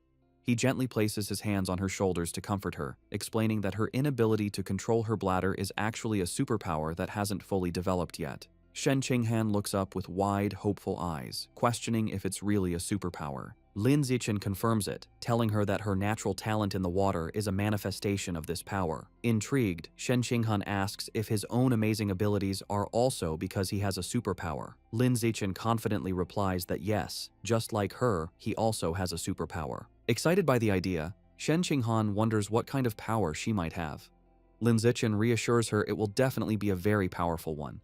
However, their path is blocked. A special team in protective gear is cordoning off a building, and an officer with a megaphone instructs the public to stay back while they exterminate rats. Their attention is drawn to the chaos inside. A man in an apron frantically swings a broom at a swarm of large rats, trying to fend off the exterminators. He screams at the officers to stop, pleading with them not to kill his brothers. His face twists in agony and rage as he continues to scream. Consumed by fury, the man charges at the officers, yelling that he will fight them to the death. Watching the scene, Shen Qinghan asks Lin Zichen if the man has gone crazy. Lin Zichen agrees, suggesting he might be mentally ill, though he finds the situation pitiful. He tells her that's just how some people are and that they should go home. Later that night, at Lin Zichen's house, he and his parents are watching a troubling news report.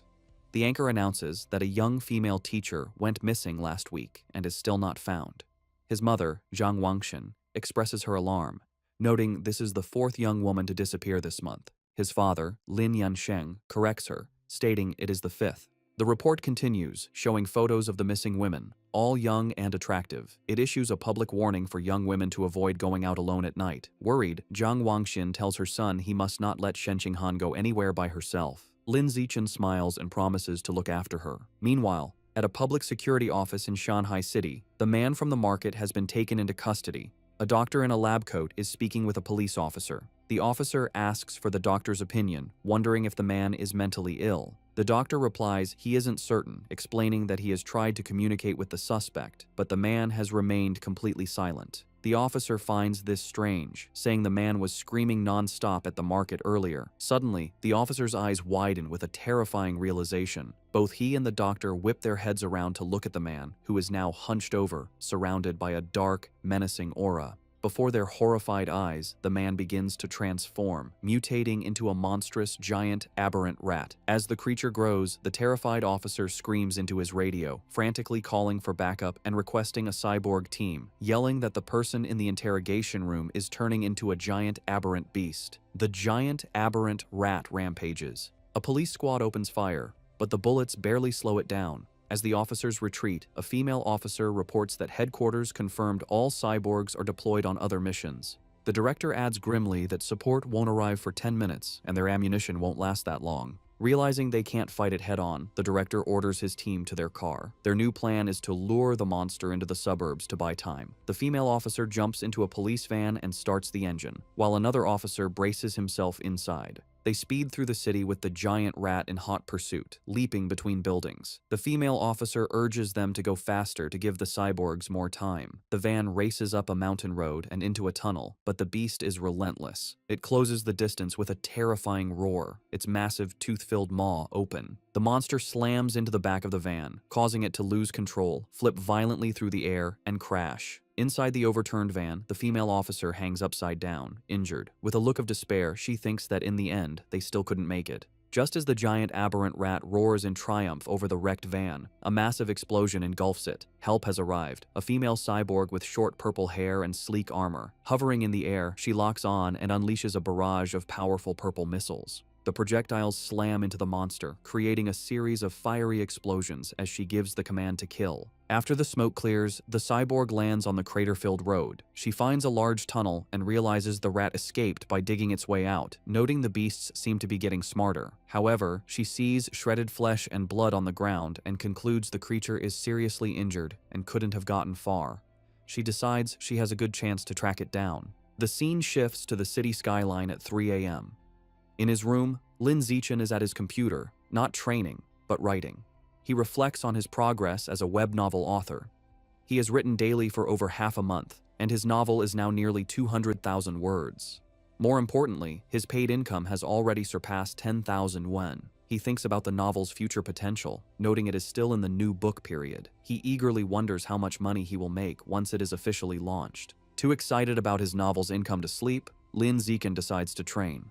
He finds a deserted, unsurveilled alley to test his recent efforts. As he practices, he is pleased with his progress. His 100-meter sprint time has dropped to an incredible 3.43 seconds, and his vertical jump has reached 7.22 meters. He feels that if he continues improving at this rate, he will eventually achieve a saintly body. His training is interrupted by an unsettling gnawing sound. He turns and sees a shadowy figure hunched in a dark corner. The figure is a grotesque, rat-like creature, a mouseman. It is chewing on a human arm. Noticing Lin Zichen, the creature begs for its life, pleading for forgiveness and explaining it was just too hungry. It strangely promises that once full, it will come and pay its respects every year. Lin Zichen stares in horror, recognizing the creature as a mouseman. He immediately connects this sight to the news report about the giant mutant rat that escaped. He wonders with dawning dread if this creature is that same beast, now in a more humanoid, but no less monstrous form. Realizing the extreme danger, Lin Zichen decides he must inform the police. However, as he turns to leave, the mouseman panics, thinking he is its next meal. It stammers that it doesn't have to eat him and can go find others to devour instead. Before Lin Zichen can react, the creature springs into action. It leaps off the alley walls with blinding speed, ricocheting from side to side in a series of lightning-fast jumps. The mouseman lunges at him, screaming it wants to eat human meat as hunger overrides its fear. The attack is so fast that Lin Zichen realizes there is no time to dodge. With no other option, he faces the monster head-on. As the creature closes in, Lin Zichen meets its charge with a single, devastating kick to its jaw. The impact sends the mouseman spinning through the air before it crashes hard to the ground. The beast struggles to its feet, clutching its bleeding chest. It stares at Lin Zichen in disbelief, wondering how a weak-looking student could possess such overwhelming strength. Stunned and injured, the mouseman stares back at Lin Zichen, shocked by his unexpected power. Before it can recover, a rock suddenly flies through the air and slams into its head. Seizing the advantage, Lin Zichen gives the monster no chance to retaliate. He unleashes a furious storm of rocks, throwing them with incredible speed and precision. The mouseman is completely overwhelmed by the relentless assault, unable to defend itself as the rocks pummel its body. After a few moments, the onslaught stops. Lin Zichen stands at the end of the alley, breathing heavily.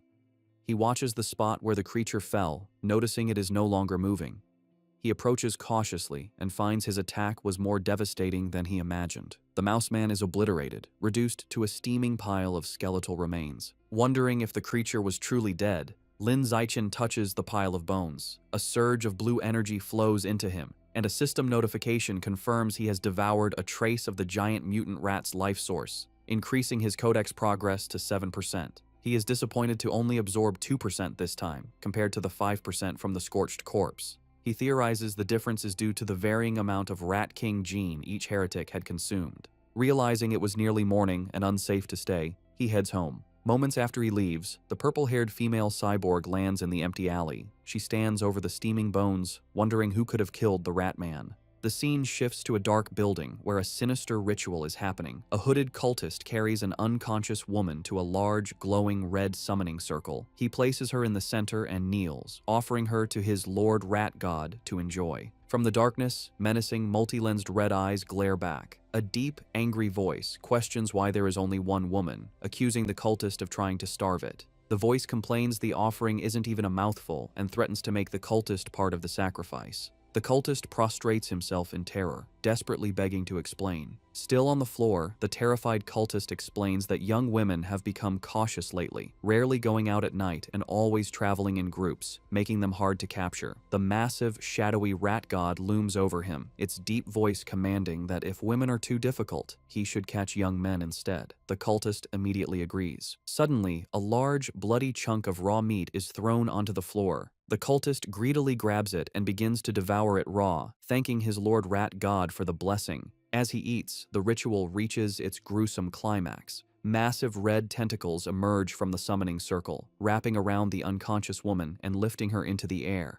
The monstrous, multi-eyed maw of the rat god opens wide and devours her whole. Sounds of chewing and crunching echo through the building. After its meal, the Lord Rat God gives one final, chilling order. It tells the cultist not to capture ordinary people next time, complaining their meat is too bitter. The entity declares it wants to eat nobles who live in luxury, believing their meat will be more tender. To help Shen Qinghan improve her martial arts grades, Lin Zichen holds special training sessions with her at her house. During one session, he acts as her personal coach, correcting her form. He adjusts her arm, stance, and shoulders, explaining how to generate more power and maintain better balance. Once her posture is corrected, he tells her to attack him with her full strength. She lunges at him with a determined punch. Lin Zichen easily catches her fist, praising her for the precise angle and improved power. He also catches her follow-up kick, pointing out a flaw in her form and demonstrating the correct technique by physically moving her leg into the proper position. After the intense session, an exhausted and sweaty Shen Qinghan collapses onto the floor.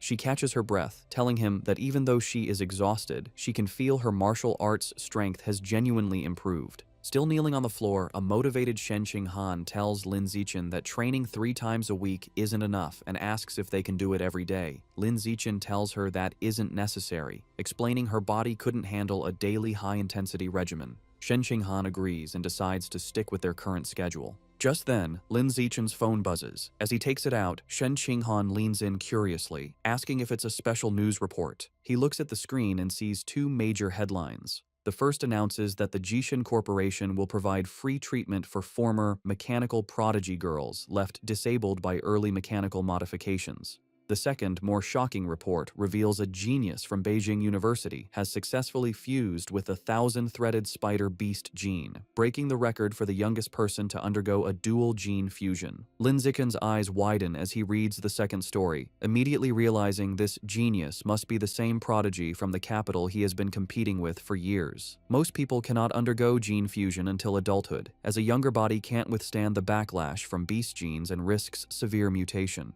However, this prodigy has now successfully undergone a second gene fusion at the young age of 18. Lin Zichen is left to ponder the prodigy's incredible physical talent and wonder if gene fusion is indeed the best path to power. At his house, Lin Zichen is busy with his new career as a web novel author. Thanks to his incredible writing speed, his novel is an instant hit. The comment section is filled with readers amazed by his output, with one calling him a tentacle monster for posting 50,000 words on the first day. Lin Zichen reflects that with his use in advance and celestial root of wisdom attributes, a month of practice allows him to type at 10,000 words per hour. This efficiency means writing takes only about an hour a day, leaving him plenty of time for training. His father, Lin Yansheng, enters and praises his success. He estimates that if Lin Zichen maintains a stable plot and a 10,000-word daily pace, he could earn around 50,000 yuan in his first month.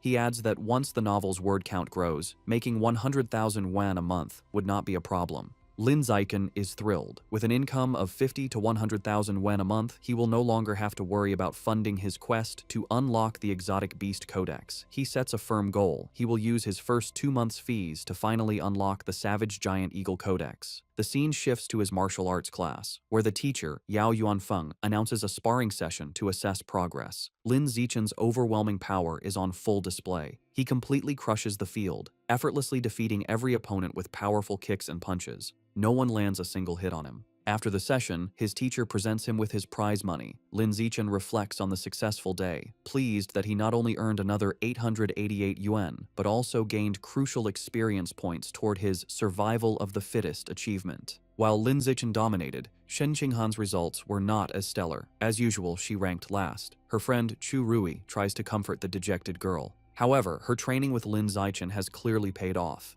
She now has the ability to fight back. A flashback shows her previous match against Wen Yuntong, the second worst student in the class, where she was defeated in under 3 seconds. This time, Shen Qinghan held her ground for nearly 3 minutes. More impressively, she actively traded blows, landing several punches and kicks. Her martial arts teacher, Yao Yuanfeng, was very impressed by her progress. He praised her hard work and encouraged her to keep it up. With the sparring session concluded, the teacher gathered the class and made a new announcement. He declared that in 1 month, their class would challenge the elite class of the second years, setting an ambitious goal for them to take down every student except for their top 3 fighters. The class roared back in confident agreement. The teacher was pleased with their fighting spirit. A month passes quickly. Lin Zichen's web novel has been a massive success, and he checks his bank account to see a balance of 89,000 yuan. With his new funds, he immediately heads to the supermarket to finally buy the beast meat he needs. He tells the female employee at the counter he would like to purchase some savage giant eagle meat. The employee informs him of a special promotion. If he buys 100 jin all at once, he will receive a 5% discount. After a moment of thought, Lin Zichen decides to hold off on the purchase for now. He concludes it would be more strategic to wait until he has saved up enough to buy all 100 jin at once to take advantage of the discount, figuring he will likely have enough by the following month.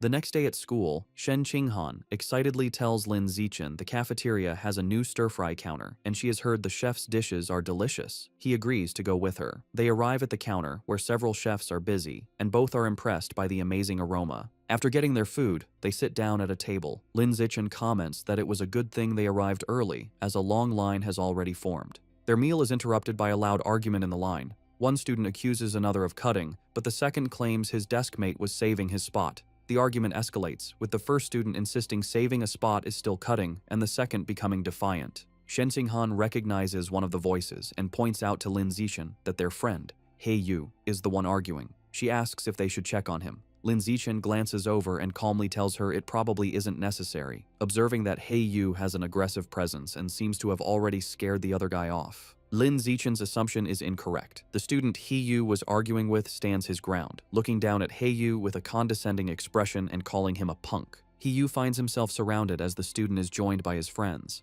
The leader of the group asks He Yu what his deal is. One of the other bullies smugly states they have no deal, they are simply cutting in line. Enraged, He-yu yells at them to get to the back of the line. He is shocked by their audacity and realizes he is outnumbered. Despite this, He-yu tries to hold them back, spreading his arms to block them. He wonders why no one in the crowded cafeteria is stepping in. From their table, Shen Qinghan watches with concern, pointing out to Lin Zichen that their friend He-yu is being bullied. Just as the bullies are about to push past He-yu, a hand clamps down on the leader's shoulder. It is Lin Zichen, his face shadowed and intimidating. He calmly tells the student to please line up properly. The bully turns around and confronts Lin Zichen with a smirk, defiantly asking what he can possibly do about it if he refuses. Instead of escalating the fight physically, Lin Zichen responds with a sly grin. He pulls out his phone and coolly informs the bully that he will report him. The bully leader scoffs at the threat, calling reporting shameful. With He-yu smirking beside him, Lin Zichen coolly retorts that he finds cutting in line even more shameful. Unwilling to be reported, the group of bullies gives up and walks away in frustration. The scene shifts to a luxurious villa in a wealthy district of Shanghai City, where the rat god cult is holding a secret meeting.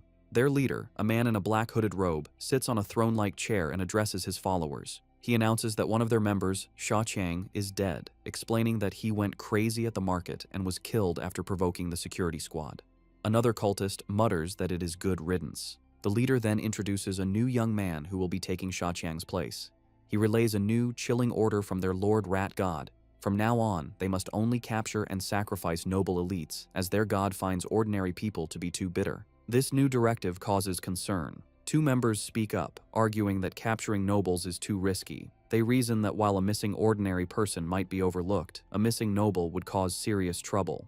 The cult leader suggests they target the sons of rich but powerless merchants to lower the risk. He then turns his attention back to the newcomer. He instructs him that, as he is new, he should not go after nobles yet. Instead, he is to practice by capturing a handsome young man as a sacrifice to one of the rat god's subordinates. The newcomer, his face hidden in the shadows of his hood, confidently accepts the mission, promising he will not just find any handsome man, but will offer the most handsome man in the entire city to the divine child. In the classroom, He-yu is still fuming about the cafeteria. He tells Lin Zichen he investigated the students who cut in line and discovered they are from Class 3 of the second year, the same top honors class they are scheduled to challenge. He-yu can't believe students from an elite class could be so rude. Leaning against the lockers, Lin Zichen looks at his phone and remarks that good grades don't mean a person has good manners. His expression shifts as a news alert catches his eye. He reads that another wealthy heir has gone missing, the fifth recently. Knowing the kidnappers haven't asked for ransom and remembering the rat god cult's order to capture nobles, Lin Zichen grimly concludes the cult is behind these disappearances. The day of the competition arrives, and students gather in a large gym with 2 fighting rings. Tension between the classes is high, as the students who bullied He-yu glare at him, and He-yu makes a defiant gesture in return. After both classes warm up, the sparring matches begin. Just as she did last time, Shen Qinghan takes the first fight. Her opponent, a senior from the honors class, immediately attacks with a fierce kick. Shen Qinghan blocks the strike, but the senior's power is too great. Her defense is broken, and she is knocked to the ground, defeated. The senior is formidable, as other first-year girls, including Chu Rui, are also swiftly defeated one by one without landing a single hit. The first year's losing streak is broken when a muscular, short-haired girl defeats the senior with a powerful kick. However, this victory is short-lived. The next senior, a girl with long red hair, immediately seizes control. She is an overwhelming opponent, defeating 9 first-year students in a row in less than 10 minutes, including 3 boys. The first-year class is now down to its last 4 fighters: Lin Zichen, Wang Xiujie, Lu Gang, and He-yu. The situation is bleak, as the second-year honors class has only lost 5 students, all girls. A staggering 36 of their students, none of them boys, have yet to fight. Their teacher, Yao Yuanfeng, clenches his fist, feeling the gap in strength is hopeless. With limited options, Yao Yuanfeng tells He-yu it is his turn, asking if he can take out the 6 remaining girls on the opposing team. He-yu confidently agrees, declaring it will be easy, particularly motivated by fighting more attractive female seniors. True to his word, He-yu handles the matches with ease and successfully knocks all 6 remaining girls out of the ring. With the female fighters defeated, the second-year class's first male student enters the ring with a threatening stomp. He strikes a menacing pose and asks He-yu if he is ready to die. He-yu retorts that his opponent has no manners. Recognizing the student as a bully from the cafeteria, He-yu believes he's a pushover and sees a perfect chance for revenge. He-yu's confidence is misplaced as the bully rushes him with surprising speed. Before He-yu can react, the senior lands a powerful punch to his stomach. He-yu collapses to his knees, stunned. The bully taunts him for being weak and tells him to admit defeat. Enraged, He-yu struggles to his feet and throws a punch, but his opponent easily dodges and counters with a swift kick that sends He-yu flying out of the ring, defeated. Lying on the ground, He-yu realizes with pain that his opponent's strength is far from the lowest among the boys, and curses himself for letting his guard down. Having defeated He-yu, the senior bully turns to Lin Zichen, who is standing by the ring. He mockingly asks if Lin Zichen still wants to medal and challenges him to a fight. Lin Zichen gracefully leaps into the ring, internally noting that he was hoping for this chance. His classmates erupt in cheers, shouting for their brother Chen to crush his opponent and avenge He-yu for his shameful behavior. The match begins, and the bully, Chi-Yue, rushes at Lin Zichen with a high kick. Lin Zichen, however, is unfazed. He effortlessly blocks the kick with one hand, then grabs Chi-Yue's leg and slams him headfirst into the ring floor with incredible force. The impact knocks Chi-Yue out cold. Lin Zichen stands over him for a moment before casually kicking his unconscious body out of the ring. The second-year students are in stunned disbelief. One points out that Chi-Yue is one of the top 5 strongest fighters in their class, yet he was taken out instantly. They can't comprehend how a junior could be so powerful. Watching from the sidelines, their teacher Yao Yuanfeng concludes that Lin Zichen must be hiding a great deal of his true power. Lu Gong and Wang Shuojie are equally horrified, wondering if he is even human. Lin Zichen turns to the remaining second-year male students and calmly asks who's next. Their faces contort in fear, terrified by the display. 30 minutes later, the outcome is decided. All 29 remaining students from the second-year class lie defeated. Standing over the last opponent, Lin Zichen wonders about his progress toward his survival of the fittest achievement. A system notification informs him his total count of opponents eliminated is now 119 out of 1,000. He looks at the number with disappointment, realizing the progress is far too slow. He reflects that in every class sparring session, he is always the last to fight, and he decides this slow pace cannot continue. Concluding his strength has far surpassed the high school level, he sees no reason to follow their rules anymore and resolves to make the rules himself. The following Monday, a shocked shout is heard from the principal's office. Inside, the principal of Shanghai High stares at Lin Zichen in disbelief, asking if he truly wants to hold a personal challenge match with rewards. Lin Zichen confirms his request, boldly stating that he wants to challenge the entire school. In her office, the principal of Shanghai High presses her hand to her forehead, bewildered. She asks Lin Zichen if he is serious about challenging the entire student body as a first year. He confirms his intentions and asks her to come to the gym, promising to prove he has the necessary strength. Later, they arrive at the empty gym. The principal crosses her arms and asks why he brought her there so late. As he removes his school jacket, revealing his muscular build, he confidently tells her he is there to show his true power. The principal, flustered, momentarily misinterprets his intentions and tries to stop him. However, Lin Zichen walks over to a heavy barbell and grips it. To her astonishment, he lifts the massive 700-kilogram barbell into the air with one hand, holding it effortlessly. The principal stands frozen in shock. It dawns on her what he meant by showing his power. She realizes his strength already surpasses that of the school's most legendary student, Wu Tiancheng, during his first year. Completely convinced, the principal gives Lin Zichen a thumbs up. She agrees to his request, promising to arrange an event for him to challenge the entire school. With a sheepish grin, he reminds her they must set up rewards, explaining that without prize money, no one would be motivated to challenge him. He then lays out his clever plan for the prizes. He suggests 2 types of rewards, a participation prize to encourage everyone, and a larger, cumulative prize pool that grows with each challenger. Whoever defeats him wins the entire pool. If no one can beat him within the time limit, all the money will be his. The principal, intrigued, smiles and agrees. Lin Zichen makes one final request. Keep his true strength a secret for now. Otherwise, students might be too intimidated. She playfully pats his shoulder and agrees. Later, in her office, she shows Lin Zichen the finalized plan. He confirms it is perfect, thanking her for her hard work. As they speak, 2 teachers, Yao Yuanfeng and Liu Deren, walk by. They are shocked to see the principal's unusually cheerful demeanor towards Lin Zichen, wondering what is going on. Yao Yuanfeng is bewildered, remarking internally how the principal, usually a stern-faced she-devil, is now smiling so pleasantly, completely misinterpreting the situation. At 2 in the afternoon, the student body gathers in the gym, surrounding 2 large fighting rings where Lin Zichen and the principal stand.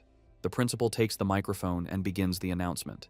She introduces Lin Zichen, details his recent victories, and explains the rules and prizes for his personal challenge against the entire school. The announcement causes an uproar. The crowd erupts in disbelief and mockery, with many shouting that the principal must have gone crazy. They are insulted by a first year's arrogance, questioning his confidence. One student angrily points out that defeating the second year's strongest class doesn't mean he can take on the third year's, while another calls him arrogant. Facing the hostile crowd, Lin Zichen calmly announces that starting the next day, he will be in the gym for 2 hours every afternoon, welcoming challengers. Internally, he is pleased by their anger, thinking that with so many eager to fight, he has a good chance of completing his survival of the fittest quest early. The scene shifts to a bustling city street at night. A young man with blonde hair walks alone, sipping a drink. His walk is interrupted when two attractive women step in front of him and invite him to a bar. The blonde man looks at them with a cold expression and bluntly tells them to get lost. As they walk away, they mutter that he has no charm. The young man watches them go, annoyed, wondering if Shanghai City is always this lame. The blonde young man is a new member of the Rat God cult, struggling with his first mission. Looking down at the people, he complains that after searching for days, he still hasn't found a single man attractive enough to be a worthy sacrifice. He is consumed by anxiety, picturing his cult leader and worrying how he will be perceived if he fails. He fears failure will lead to being ostracized. He had considered kidnapping a male celebrity, but realized it was impossible, as they are constantly surrounded by bodyguards, and he lacks the power to overcome them. As he walks, the pressure mounts. His deadline is fast approaching, and he is growing desperate. Just as he is lost in thought, Lin Zichen, out for a run in a tank top and shorts, sprints past him.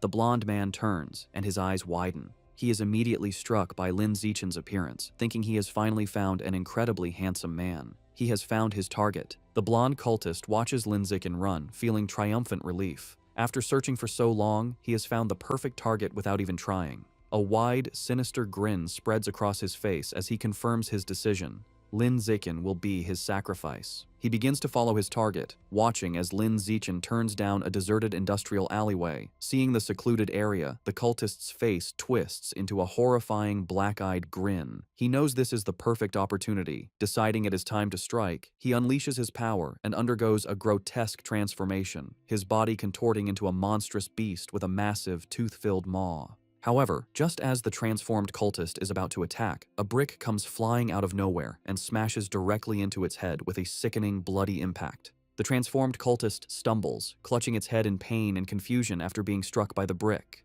From the shadows, Lin Zichen emerges, holding the brick he just threw. He calmly remarks to himself that he didn't expect to find a rat person while out for a run, seeing it as a fortunate chance to increase the unlock progress for his guidebook. The monster trembles in terror, thinking that this human is horrifying and is speaking words it cannot comprehend. It feels incredibly unlucky to have run into him. Before it can react further, the monster collapses to the ground, dead. Lin Zichen looks on in surprise, finding it hard to believe that he killed the creature just by picking up and throwing a single brick. He wonders how a follower of the Rat God cult could possibly be so weak. Deciding not to dwell on it, he quickly kneels beside the dead monster to absorb its life essence before anyone else arrives. A system notification appears, confirming he has devoured a trace of the giant mutant rat's life essence and that his guidebook progress has increased to 8%. He looks at the result with disappointment, noting that it only went up by 1%. He concludes that the pathetically low amount of essence is why this particular rat person was so weak. Thinking about his safety, Lin Zichen decides that he won't be coming out for night runs for a while. He knows that not all of the cult's followers are this weak. Some of the more powerful members have incredibly strong bodies after transforming, durable enough to even withstand firearms. The next morning, Lin Zichen is at home when he sees a shocking news report on television. He learns that at 3 o'clock that morning, the Municipal Public Security Bureau, in cooperation with a chemical tutor from Shanghai University, successfully wiped out the Rat God cult. The report explains that the tutor is a high-level gene fuser who single-handedly defeated the monstrous Rat King. The broadcast shows footage of the incredible battle, where the massive, multi-eyed beast unleashes a terrifying barrage of sharp spikes at the winged, red-haired gene fuser. The tutor endures the powerful attack but ultimately emerges victorious. The entire fight lasted only 30 seconds, ending with the colossal Rat King collapsing in defeat as the gene fuser lands, securing a swift and decisive victory. Watching the display, Lin Zichen is left in deep thought, his expression grim. He contemplates the immense power he just witnessed, wondering if this is the true strength of a high-level being and acknowledging how truly formidable it is. In a modern, well-lit room, two men in tactical gear are having a conversation. A blue-haired man, sipping from a cup, asks his companion, a man with spiky orange hair named Tiancheng, if he has been able to contact their teacher yet. Tiancheng confirms that their teacher is still out of contact. He adds that the entire group of powerful individuals who went to suppress a riot at a place called Source Site 36 remain missing. The blue-haired man then asks about the current situation at the site. Tiancheng replies that it is relatively stable, explaining that if it weren't, he wouldn't have been free to come and clean up the little shrimp that escaped during the initial chaos. The blue-haired man seems to question his dismissive term. The blue-haired man reflects on the immense power of the Rat King, a monster that the entire Public Security Bureau was helpless against. He then internally acknowledges that in the face of a genius high-level being like Tiancheng, the monstrous Rat King was indeed just a little shrimp. Changing the subject, the blue-haired man playfully puts his arm around Tiancheng's shoulders, suggesting that since he is already there, he should visit their old school to give a lecture. Tiancheng resists, stating that he isn't an idle person and has a real job to do. The blue-haired man playfully insists, telling him that providing some ideological guidance to their cute junior students is also a form of work. Deep within a dark cavern under the light of the full moon, it is revealed that the Rat King survived its battle with Wu Tiancheng. The creature explains its recent actions, stating that at first, it only ate beggars, then it moved on to eating young people. Now, it kneels in submission, admitting that it eventually developed a taste for the pampered elite. The Rat King is not alone. It prostrates itself before a new, far more terrifying monster, a colossal, green-skinned being with glowing red eyes and immense power. This new monster scolds the Rat King, angrily telling it that it went to great trouble to bring the Rat King there to have its clan dig tunnels. Instead, the Rat King went around eating people and caused a huge commotion that drew unwanted attention. The giant monster glares down and menacingly asks the Rat King if it believes it deserves to die for its failure. Terrified, the Rat King begs its master for another chance. The giant monster considers the plea and agrees that it can give the Rat King another chance, but it clarifies that there will be a price to pay. Without another word, the monster's clawed hand strikes the Rat King, and a spray of blood fills the air.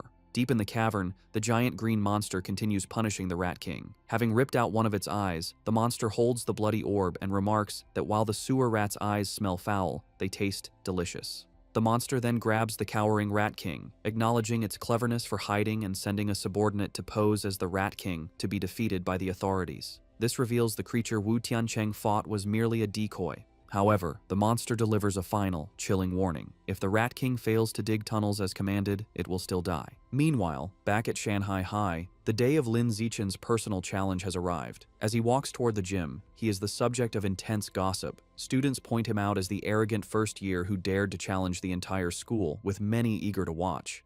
Lin Zichen, however, is focused on his phone, where he is looking at a wanted notice for the 9 fugitive members of the Rat God cult, noting the 500,000 yuan reward for their capture.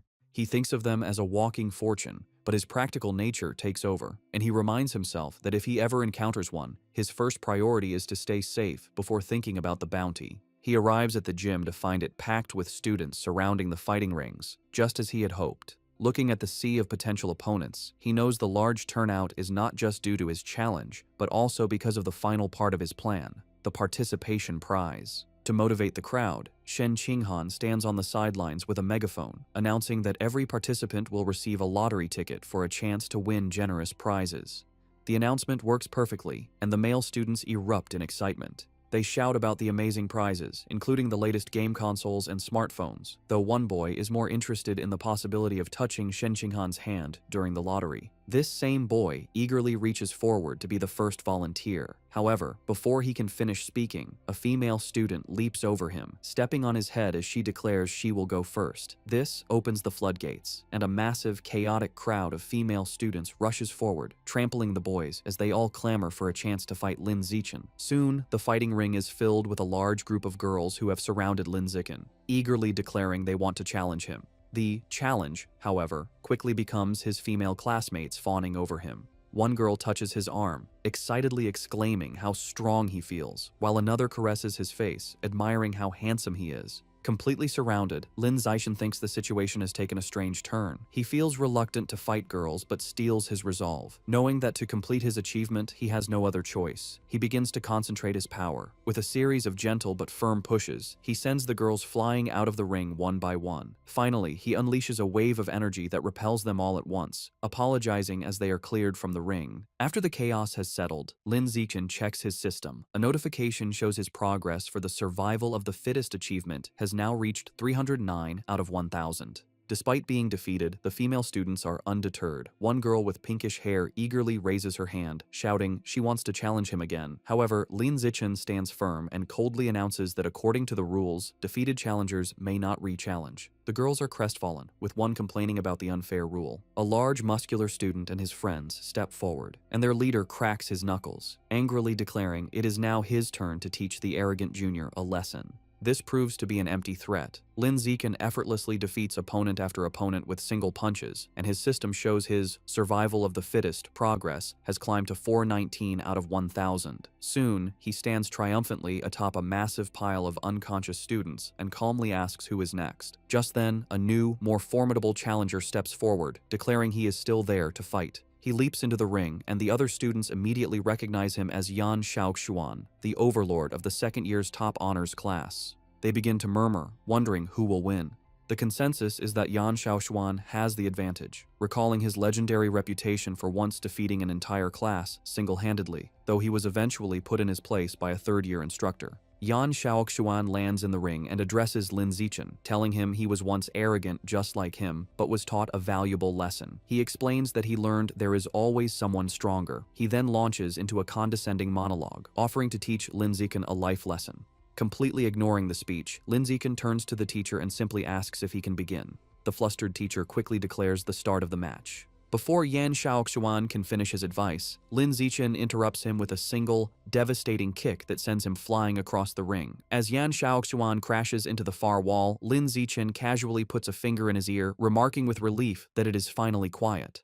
The students are left in stunned silence. They shout in disbelief, questioning how their school's formidable overlord could have been defeated so instantly, and wondering just how powerful Lin Zichen truly is. The stunned silence is broken by slow, deliberate clapping. A new challenger, a muscular student with spiky red hair, makes his way through the crowd. The students immediately recognize him as Chen Wuxing, the #1 student in the entire school, and they erupt in excitement, assuming the real show is about to begin. Lin Zichen watches the newcomer approach, thinking this is a classic case of beating the young one brings out the old one. Chen Wuxing lands in the ring with a confident smirk, remarking that he never expected Yan Xiaoxuan to lose to a junior. However, just as he is about to start his own speech, Lin Zichen again cuts him off, turning to the teacher and asking to begin. Over Chen Wuxing's protests, the teacher starts the match. Enraged at being ignored, Chen Wuxing charges forward, surrounded by a blue aura, declaring it seems he will have to beat his opponent to make him listen. Lin Zichen meets the charge, his own fist glowing with a yellow aura. Their powerful blows collide in a massive shockwave. Chen Wuxing apologizes, but Lin Zichen simply states that he is in a hurry and unleashes a powerful punch. The blow is too much for Chen Wuxing. It sends him flying backward, his shirt torn, his face a mask of disbelief as he questions how this is possible. The entire student body watches in absolute shock, their jaws hanging open as they witness the instantaneous defeat of their school's strongest fighter.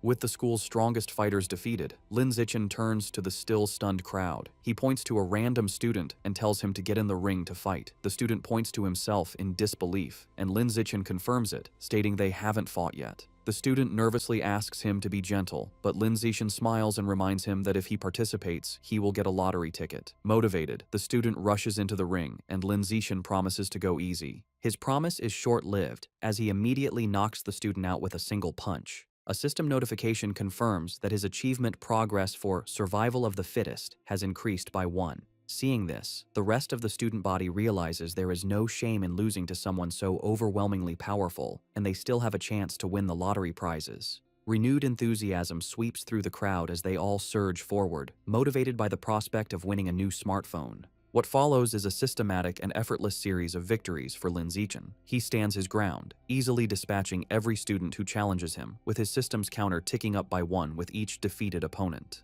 After the final student is defeated, a large system notification appears, announcing that by eliminating 1,000 different competitors, he has successfully completed the achievement. Another notification immediately follows, confirming he has finally acquired the new biological attribute, survival of the fittest. Lin Zichen clenches his fist, a look of pure triumph on his face, ecstatic that his long and arduous challenge has finally paid off. With his quest complete, a system notification details Lin Zichen's new reward. He has acquired the biological attribute Survival of the Fittest, which increases the damage he inflicts on other living beings. He strokes his chin thoughtfully, concluding that while it is a simple and practical damage-boosting ability, he is slightly annoyed the system doesn't specify the exact value of the increase. His objective achieved, Lin Zichen leaps down from the ring and announces the challenge is over. The female students are disappointed, complaining it ended too quickly, and they wanted to watch him more. Wasting no time, Lin Zichen grabs Shen Qinghan's hand, leads her through the parting crowd, and they quickly leave the emptying gym. Later, a hearty laugh is heard from the principal's office. Inside, the principal of Shanghai High sits on her desk, congratulating Lin Zichen for officially earning the title of the school's #1 fighter. Leaning in close, she playfully questions him, suggesting that since he defeated even Chen Wuxing in an instant, he must surely be hiding his true strength. Sitting on the couch with Shen Qinghan, Lin Zichen sips his drink and modestly replies that he only hid a little of his power. The principal gives him a knowing look, clearly not believing him. She brings up Chen Wuxing's recent special entrance exam for Kyoto University, where he lifted a 690-kilogram barbell with one hand. Based on that, she confidently estimates that Lin Zichen's own one-handed lift must be at least 800 kilograms. Internally, Lin Zichen knows he cannot let her find out his true, much higher strength. He plays along, telling her that her guess is nearly perfect, and his official data shows a lift of 795 kilograms. The principal laughs triumphantly, pleased she was right. As she celebrates, Lin Zichen tries to get her attention. Having established himself as the school's strongest, Lin Zichen immediately turns to his true priority. With an eager expression, he raises his hand and asks the principal when he can expect the 8,810 yuan prize money. Amused by his focus on money, the principal playfully calls him a little rascal, but agrees and immediately transfers the funds.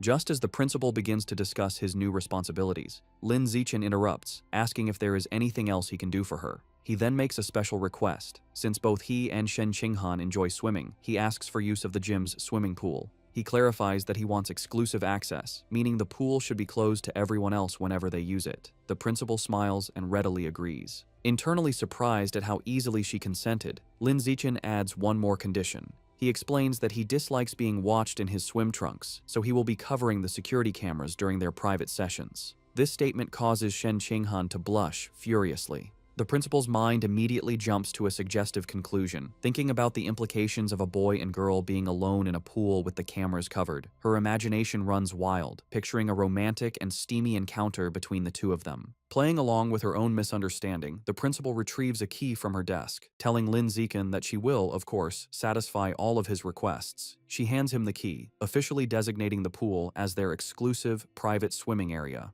As he takes it, she leans in close and whispers a final, teasing warning, telling him to just be careful not to create a new life while they are in there. Her suggestive comment leaves Lin Zichen completely baffled, as he wonders what she could possibly mean by a new life. As they walk down the school hallway, Lin Zichen looks at the key to the swimming pool. He thinks to himself that with exclusive access, he can finally begin to properly explore the true nature of Shen Qinghan's mysterious abilities. His thoughts are interrupted when Shen Qinghan stops him, saying she has a favor to ask. With a nervous expression, she explains she signed up for a singing competition. While she has practiced her solo parts, she still needs someone to help her with the duet section. She shyly asks if he can practice with her that evening, and Lin Zichen readily agrees. Overjoyed, Shen Qinghan throws her fist in the air and happily skips away. Lin Zichen watches her go, thinking about how much this competition means to her. He smiles, hoping she will be able to find her confidence through it. Later that night, at Shen Qinghan's apartment, the two are in her room practicing. She sings into a microphone while Lin Zichen sits and listens, providing the other part of the duet from his phone. Meanwhile, in the living room, Shen Qinghan's parents, Shen Jianye and Xu Meng, are watching. Her father expresses concern, asking his wife if it is appropriate for them to be alone in a room together now that they are older. His wife quickly scolds him, retorting that they are childhood friends and questioning what right he has to object. She angrily tells him not to meddle, causing him to quickly back down. After overhearing her parents' conversation, Lin Zichen decides it's a good time to wrap up. He tells Shen Qinghan they've been at it for half an hour and it is time to focus on their studies. As he gets ready to leave, he reminds her about their plan for the next day, to go to the school's private pool so she can get more comfortable with her water abilities. He tells her not to forget her swimsuit and she happily agrees. They say their goodbyes, and Lin Zichen heads home. Once alone, Shen Qinghan's thoughts are consumed by the upcoming trip to the pool, and a deep blush spreads across her face. She nervously goes to her closet, wondering what swimsuit to wear. She lays out two options on her bed, a modest blue one-piece and a more revealing black bikini. She picks up the black bikini, her blush deepening as she worries it might be too revealing. Her imagination runs wild for a moment as she pictures a scene of her and Lin Zichen splashing each other playfully in the water. After a moment of hesitation, she makes up her mind, reasoning that since it will only be him at the pool, it should be fine. She resolutely shoves the bikini into her school bag. The next day after school, Lin Zichen and Shen Qinghan head to the empty gym swimming pool. Already changed into his swim trunks, Lin Zichen waits by the poolside, his impressive physique on display. He looks up at a security camera, remembering his promise to the principal and confidently thinking he will handle it. Just then, Shen Qinghan's voice calls his name. He turns to see her standing in the doorway, wearing the revealing black bikini. With a bright smile and a slight blush, she walks toward him, apologizing for making him wait. Outwardly, Lin Zichen appears calm, simply telling her to slow down and be careful. Internally, however, he is completely flustered, thinking how incredibly cute she looks. After regaining his composure, he tells her it is time to get in the water and begin their training, to which she happily agrees. The two enter the water and begin to swim gracefully. Underwater, Lin Zichen takes Shen Qinghan's hand, and they continue to swim together. Suddenly, her eyes widen in shock as she feels something strange. She quickly gets Lin Zichen's attention, looking startled. She frantically points towards the surface, indicating they need to go up immediately. Understanding, Lin Zichen grabs her and pulls her swiftly towards the air. They break the surface with a splash, and a concerned Lin Zichen holds her close, asking what happened. With a look of utter astonishment and excitement, Shen Qinghan exclaims that the water can pass directly through her body. To demonstrate, she holds out her hands just below the surface and tells him to watch. Just as she described, the water flows straight through her palms as if they were intangible before splashing back into the pool. At the school pool, Shen Qinghan looked at her hands in amazement as water flowed right through them. Confused, she asked Lin Zichen why her body seemed to be leaking water. He observed her, realizing he was witnessing her latent superpower. He seriously asked to see her hand to examine it. Upon touching her palm, he noted that aside from the strange ability, there seemed to be nothing abnormal. To investigate further, he suggested they get out of the pool so he could check the rest of her body. A noticeably blushing and nervous Shen Qinghan shyly agreed. Shortly after, Shen Qinghan was lying on a lounger by the pool, covered in water from Lin Zichen's tests. As he poured water over her, she asked how much longer the examination would take. After checking her 3 times, Lin Zichen thoughtfully concluded there were no other abnormalities. Helping her sit up, he told her that, for now, it seemed only her hands had this ability, and she nodded in understanding. Sitting on the edge of the pool, Shen Qinghan asked if her lifelong problem of bedwetting could be related to this power, speculating that perhaps another part of her body also let water pass through. Lin Zichen admitted it was a possibility, and told her that the next time she felt the urge to pee, she should let him know. Visibly blushing, he added that she should try to feel if any other part of her body had the same sensation as her palms. He immediately felt embarrassed, thinking he had almost sounded like a pervert. Suddenly, Shen Qinghan's face lit up. She exclaimed with joy that this meant she wasn't a useless girl, but a superpower user with water-related abilities.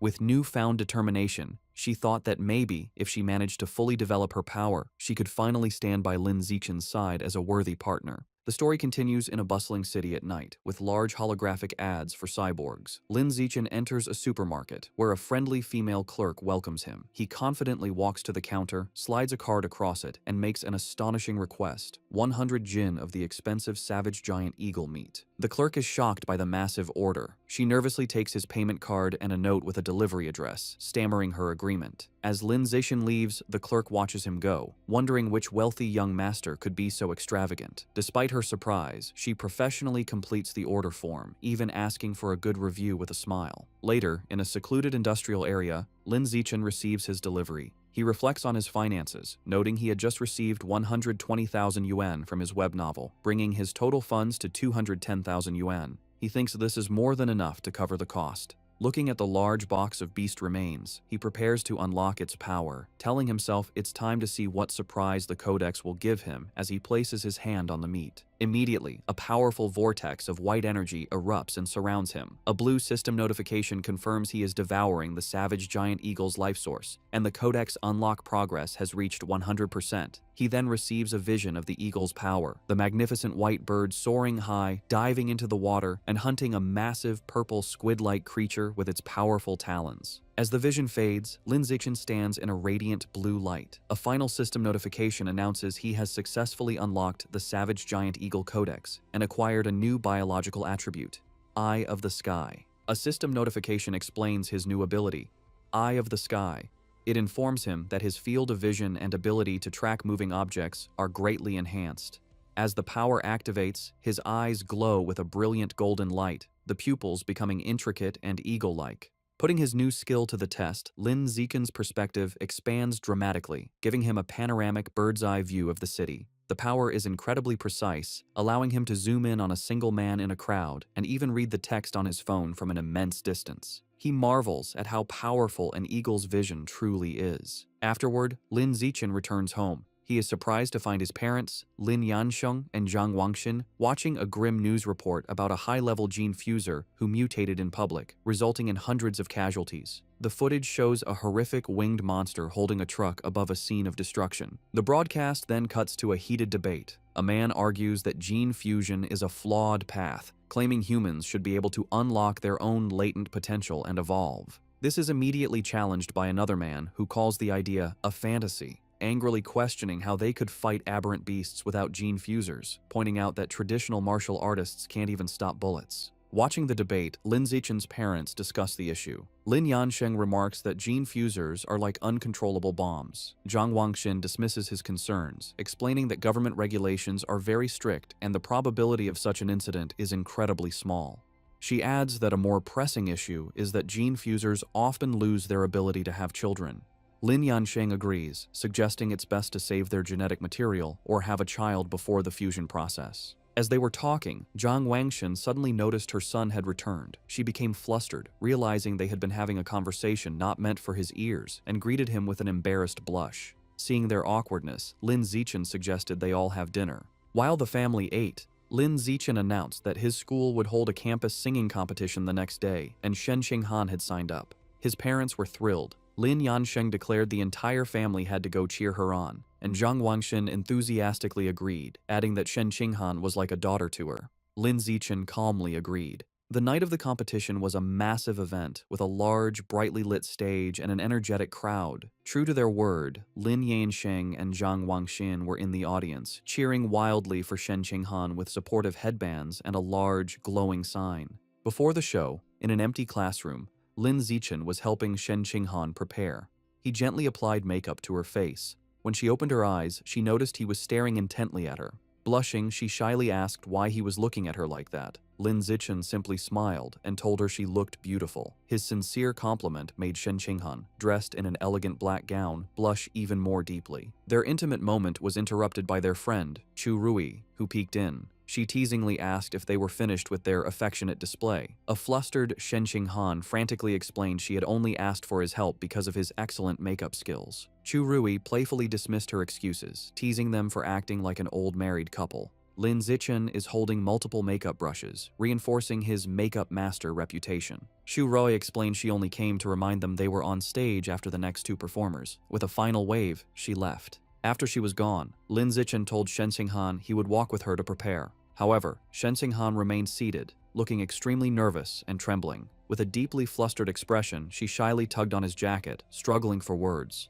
A moment later, she blurted out that she had lost control of her bladder again, revealing her nervousness had triggered her unusual condition, leaving a wet stain running down her elegant dress and onto the floor. Overwhelmed with despair, Shen Qinghan cries hysterically. She tells Lin Zichen their performance is about to start and worries she has ruined everything. She fears everyone will hate her if they find out she wet her pants. Lin Zichen calmly approaches her, holds her face, and tells her to stop crying or her makeup will be ruined. As they stand alone in the empty classroom, an idea strikes him. His gaze falls on the large white curtains. Wasting no time, he grabs scissors and rips a curtain from the wall. He spreads it on a table and skillfully begins cutting the fabric. Shen Qinghan watches in amazement, her tears stopping. In a moment, he transforms the curtain into an elegant, multi-layered white dress. Moved by his ingenuity, she whispers his name. Lin Zichen presents his creation and tells her to hurry to the bathroom to change. Blushing, Shen Qinghan says that's not necessary and asks him to turn around so she can change right there. Lin Zichen is visibly flustered by her request, a deep blush spreading across his face. Despite his embarrassment, he agrees and turns his back so she can have some privacy.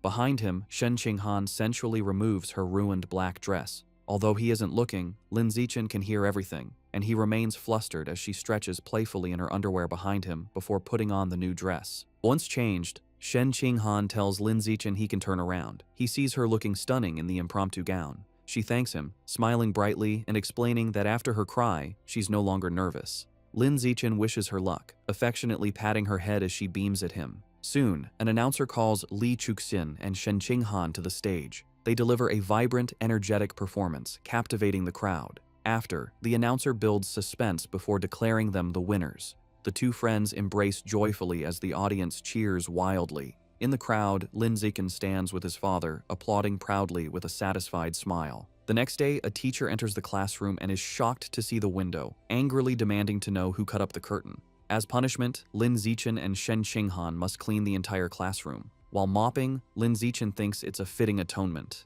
Suddenly, a system notification pops up, announcing he completed an achievement for cooperating 1,000 times. His reward is the Gregarious Animal attribute, which increases his combat power based on nearby allies. A small, satisfied smile crosses his face at this unexpected gain. Meanwhile, Shen Qinghan's life has improved. After her victory, she becomes much more popular. Other girls praise her singing and invite her to karaoke. Beaming with newfound confidence, she happily agrees. Her confidence also helps her martial arts skills improve steadily. Lin Zichen also progresses, winning a major martial arts tournament, the first for Shanghai High in 5 years. He is celebrated by his parents, a joyful Shen Qinghan, and his teammates. Soon his room is filled with trophies. His fame leads to an endorsement deal, making him the spokesperson for the He family's martial arts gym. All his hard work pays off.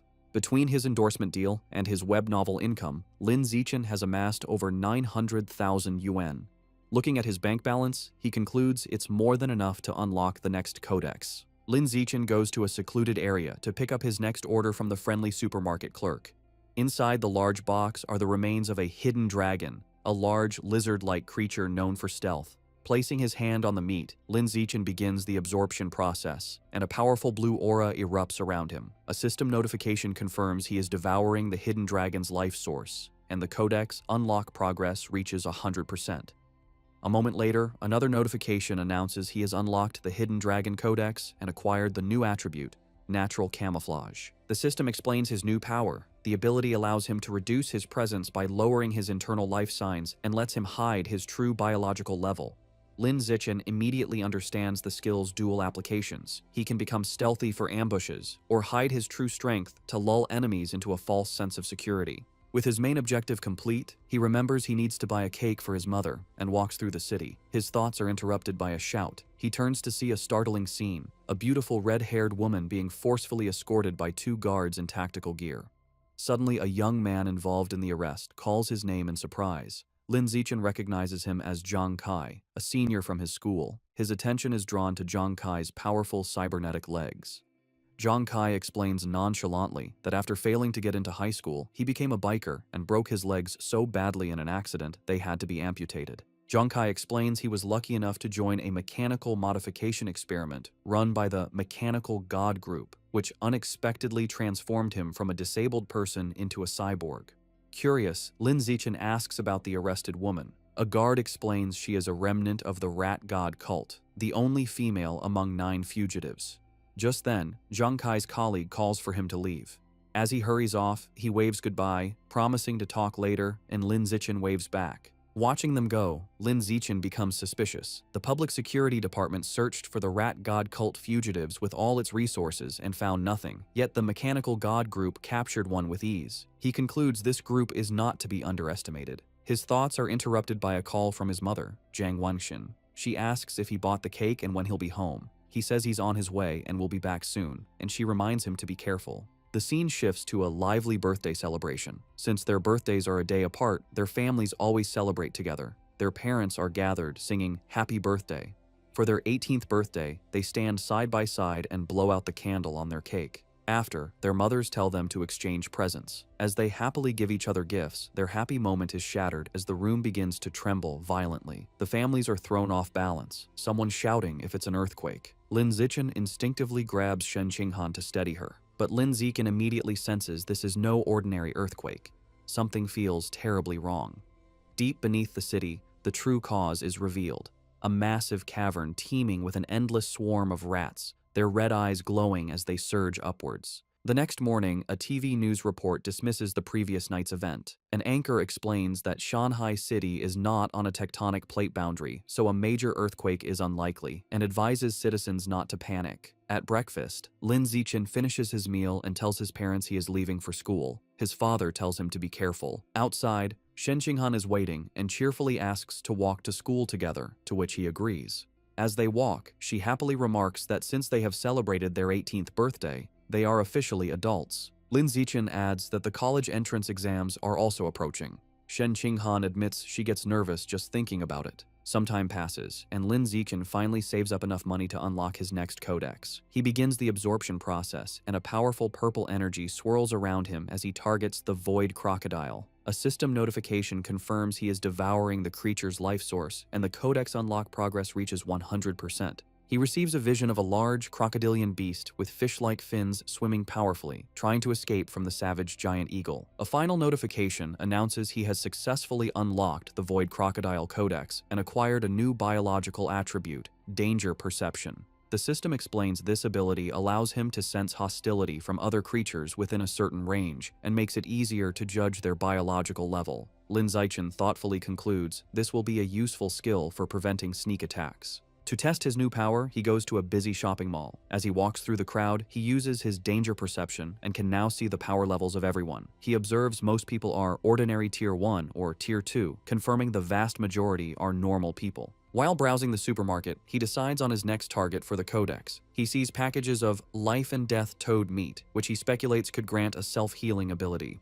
However, his enthusiasm fades when he sees the price, a staggering 100,000 yuan per jin. He realizes his monthly income from his web novel isn't enough to afford it. With a determined look, he concludes he must find a way to increase his income after the exams. The story moves to the Nanjiang Provincial Education Department, inside the minister's office. A striking woman with light purple hair and antler-like horns, Mo Dongji, the vice principal of Shanghai University and Minister of Education for Nanjiang Province, sits listening to a report. A male subordinate is finishing a presentation on the educational situation across the province. Mo Dongji calmly sips her drink and thanks him. She then asks about the status of Origin Site number 36. Her assistant replies the situation has finally stabilized, expressing great relief.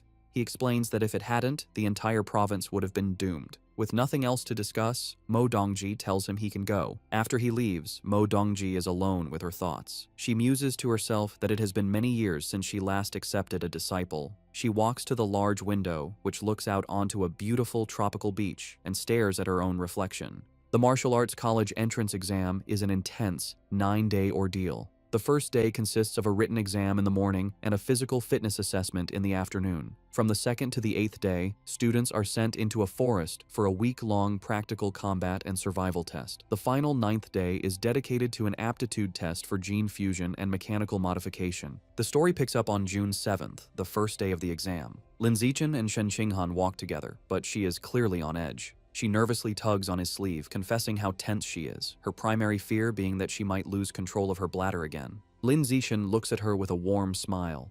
He pulls her into a comforting hug, telling her not to be nervous.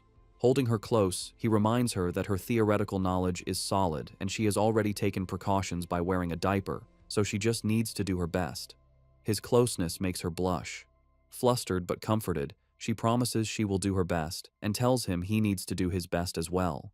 He agrees. During the written exam, Lin Zichen sits with a confident expression, easily filling out the test paper. He finishes long before time is up. With nothing else to do, he rests his head on his hand and brainstorms new plot ideas for his web novel. After the exam, he notices Shen Qinghan walking with her head down, looking upset. He worries she might not have done well. He approaches to comfort her, putting a hand on her shoulder and reminding her they only need to pass the written portion. However, Shen Qinghan quickly tells him she did very well and doesn't need his comfort. Confused, Lin Zichen asks why she looks so unwell. Blushing furiously, Shen Qinghan quietly confesses she had an accident and wet her pants again. She quickly tells him to wait while she runs to the restroom. Lin Zichen reminds her to be quick, as the physical fitness assessment is about to begin. Later, during the weightlifting portion, Lin Zichen demonstrates his overwhelming power. An announcer declares his final score as he effortlessly lifts a massive 950 kilograms barbell with one hand, leaving the other students speechless. His classmates erupt in shouts of disbelief, recalling his other incredible results, a 5.12-second 100-meter dash and a 4.91-meter vertical jump. After completing her own tests, a tired Shen Qinghan, in her gym clothes, approaches Lin Zichen.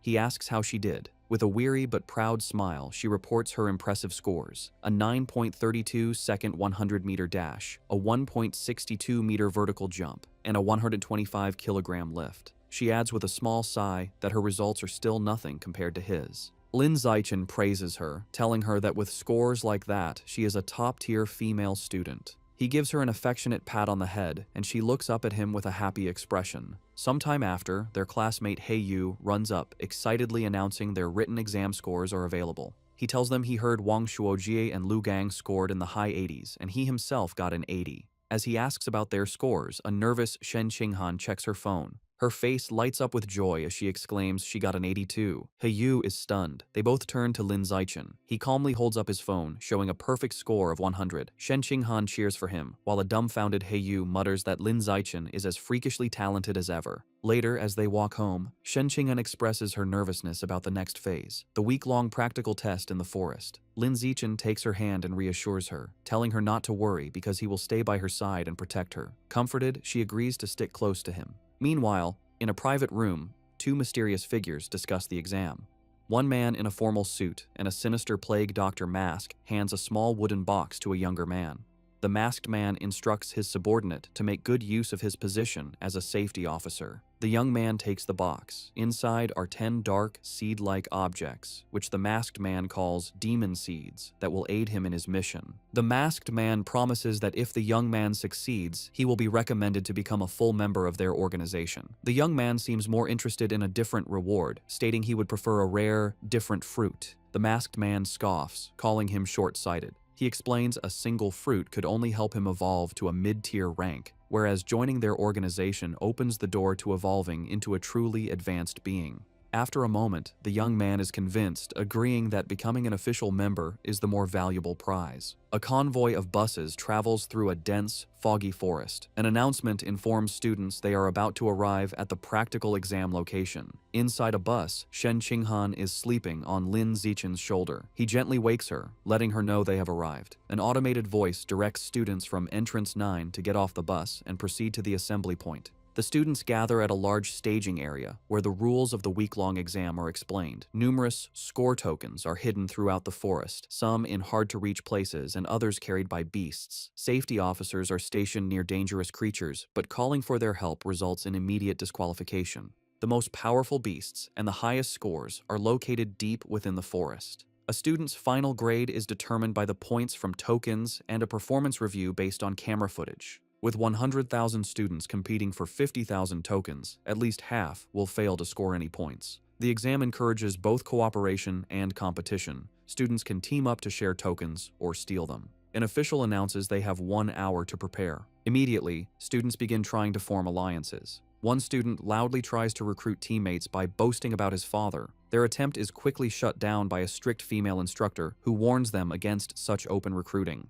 Nearby, Lin Zichen and Shen Qinghan are snacking when a group of female students asks Lin Zichen to team up. He bluntly refuses. Just then, another student, a young man with brownish-red hair, walks up and asks if he could buy some of their food. Instead, Lin Zichen tosses him a package of toast as a gift. Impressed, the student suggests they team up, introducing himself as Hong Junping from a top high school. While eating his snack, Lin Zichen politely rejects the offer. A bit dejected, Hong Junping thanks him for the food and walks away. Watching him leave, Shen Qinghan comments on how strange the guy was. Lin Zichen gives her a knowing smile and explains that the man's true intention was not about the food, but about the great beauty with him. Realizing he was trying to hit on her, Shen Qinghan blushes. With their breakover, Lin Zichen takes Shen Qinghan's hand, and they set off into the forest. As they enter the vast wilderness, Lin Zichen decides on a cautious strategy.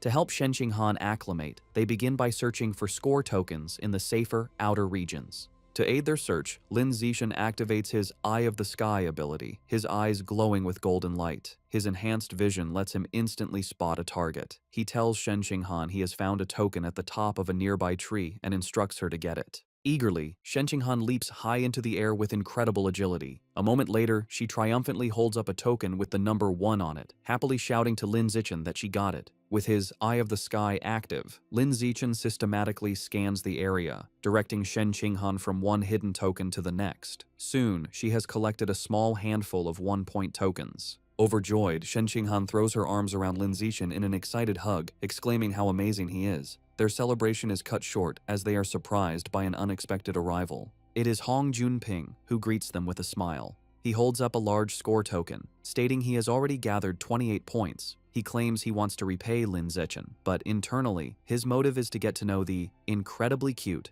Shen Qinghan. He formally offers to team up, suggesting they split all points evenly among the 3 of them. Lin Zixin flatly rejects the offer. He tells Hong Junping that if he is serious about repaying them, he can simply hand over all his score tokens. Hong Junping is visibly shocked and angered by this outrageous demand. His friendly demeanor vanishes, and surrounded by a surging aura, he charges forward, shouting that they have chosen the wrong path. As Hong Junping charges, yelling they have chosen the wrong path, Lin Zixin calmly smirks, agreeing that Hong Junping is the one who has chosen wrongly. The fight is over in an instant. Lin Zixin lands a single devastating punch to Hong Junping's stomach, causing him to double over in agony and spit up blood. With their opponent defeated, Lin Zixin and Shen Qinghan walk away arm in arm, with Lin Zixin now casually holding Hong Junping's score token.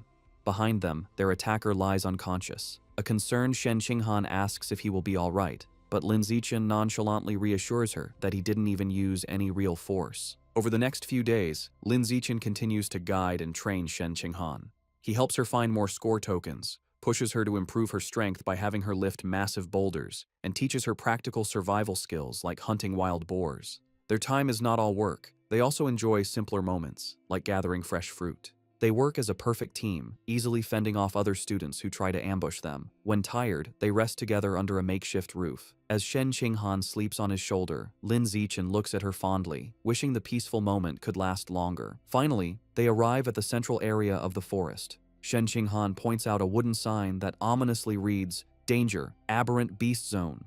However, as they venture deeper, they find it eerily quiet. Shen Qinghan observes that they might have arrived too late, as there are no aberrant beasts in sight. The only evidence that anything was ever there are large, unsettling bloodstains splattered across the path. As they walk through the forest, Shen Qinghan is disappointed, lamenting that if they'd arrived earlier, she could have earned the genius title by killing aberrant beasts. Lin Zixin comforts her with a pat on the head, telling her the title doesn't mean much, and it's time to go back. He reflects that with cameras everywhere, hunting beasts is impossible, so it's more practical to focus on training Shen Qinghan's survival skills. After the combat assessment, the students are taken to the next phase, the gene fusion compatibility test. They are bused to a high-security facility on an island, the Island Gene Research Institute, where they are told to get in line for the test. Inside the lab, the students wait to have their blood drawn. Shen Qinghan asks Lin Zixin if the reagents in the test tubes are for the test. He confirms they are flowing cloud jellyfish genetic reagents. This jellyfish's genes have a high affinity with the human body and easily cause a special chemical reaction with human blood, making them the ideal reagent.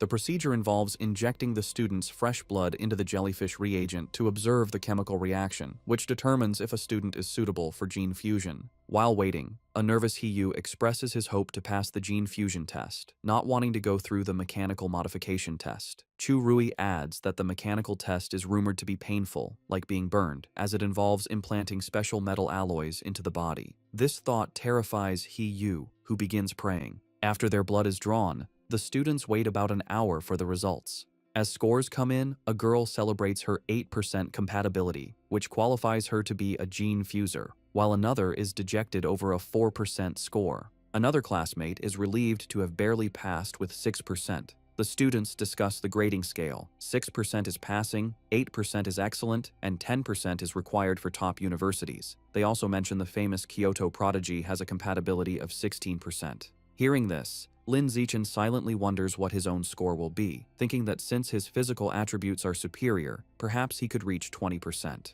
Shen Qinghan, growing anxious, grabs Lin Ziqin's arm for support. He calmly takes her hand, telling her it's normal to be nervous, while thinking she might not be able to continue with him if her compatibility is too low. Suddenly, their friend Chu Rui exclaims in joy that she scored 10%, high enough for the top universities. He Yu, however, seems slightly disappointed with his 11% score, feeling it should have been higher. Seeing that others have results, Lin Ziqin turns to check his phone. Shen Qinghan, too scared to look at her own score, asks him to check his first and then hers. He agrees and looks at his phone. The result is an impressive 15%. Overjoyed, Shen Qinghan immediately throws her arms around Lin Ziqin in a celebratory hug, exclaiming that with a score like that, he is surely the top scholar in the province. Despite Shen Qinghan's joy, Lin Ziqin is internally disappointed his 15% compatibility is lower than the Kyoto prodigies, leading him to conclude that physical strength isn't the only factor determining aptitude for gene fusion. He then gently tells Shen Qinghan it's her turn to check her results, and she nervously agrees. He tries to reassure her, saying that if someone like him can get a good score, she certainly can too. However, as he brings up her results, his expression turns to shock. Shen Qinghan and Chu Rui, looking over his shoulder, mirror his astonishment. The phone screen displays an unbelievable result. Shen Qinghan has a gene fusion compatibility of 21%. The scene shifts to the Nanjiang Provincial Ministry of Education headquarters, where Mo Dongji is in a meeting with other officials, including the principal of Shanghai High. Mo Dongji announces the gene fusion compatibility results are in. First, they see Lin Ziqin's profile, noting his impressive 15% score, making him the provincial top scholar. The other officials congratulate the principal of Shanghai High, and while she acts modest, she is inwardly proud. Just as everyone believes the top student has been identified, Shen Qinghan's results are displayed. Her 21% compatibility score sends a shockwave through the room. The officials exclaim in disbelief, questioning if such a high number is possible. The principal is just as surprised, recalling Shen Qinghan as Lin Ziqin's seemingly ordinary childhood friend. The extraordinary result piques Mo Dongji's interest, who asks for more information on Shen Qinghan. The principal of Shanghai High nervously suggests to Mo Dongji that Shen Qinghan's result must be a mistake, as her school performance has always been ordinary. With a sigh, Mo Dongji decides there's no other way and that she must go see for herself. Back at the testing facility, students are in an uproar over the 21% result, questioning if the test was wrong. Shen Qinghan herself turns to Lin Ziqin in disbelief, asking if there was a mistake. Lin Ziqin calmly tells her he doesn't think it's an error. He leans in close, explaining she has a natural high affinity for water, and since the test used a reagent from a water attribute beast, like the flowing cloud jellyfish, her result makes sense. Shen Qinghan's eyes light up with understanding. She excitedly realizes this means her body is highly compatible with water attribute beast genes, making her a natural genius. With newfound confidence, she looks at Lin Ziqin, thinking she is finally worthy of standing by his side. Lin Ziqin smiles warmly, happy for her. Their moment is suddenly interrupted when someone shouts for everyone to look outside. As they turn, they witness a massive whirlpool of water rising from the ocean, and standing atop it is Mo Dongji. The students watch in awe as she stands powerfully on the surging wave. The other students panic, wondering if she is a heretic, and fearing she is about to destroy the entire facility. Mo Dongji lands gracefully, the water receding around her. The Research Institute staff immediately recognize her, bowing and calling her name. They identify her as Mo Dongji, Vice Principal of Shanghai University, from a prestigious martial arts family with a 1,000-year history. Staff members whisper rumors that her family once tamed dragons and fused with their genes, which would explain her incredible ability to manipulate water. Ignoring the staff, Mo Dongji walks directly to Shen Qinghan and asks if she is the one. To verify the extraordinary test result, she orders a scientist to draw Shen Qinghan's blood and retest it 3 more times. Afterward, a drained Shen Qinghan sits with her friends. He Yu expresses his concern, and she admits her arm is a bit numb after the repeated blood draws. Soon, a scientist calls for Shen Qinghan to follow him, and she complies. She is led to a private office where Mo Dongji is waiting. Mo Dongji smiles, announcing the results are in. She leans close to the nervous girl, exclaiming that all 3 tests consistently showed 21% compatibility.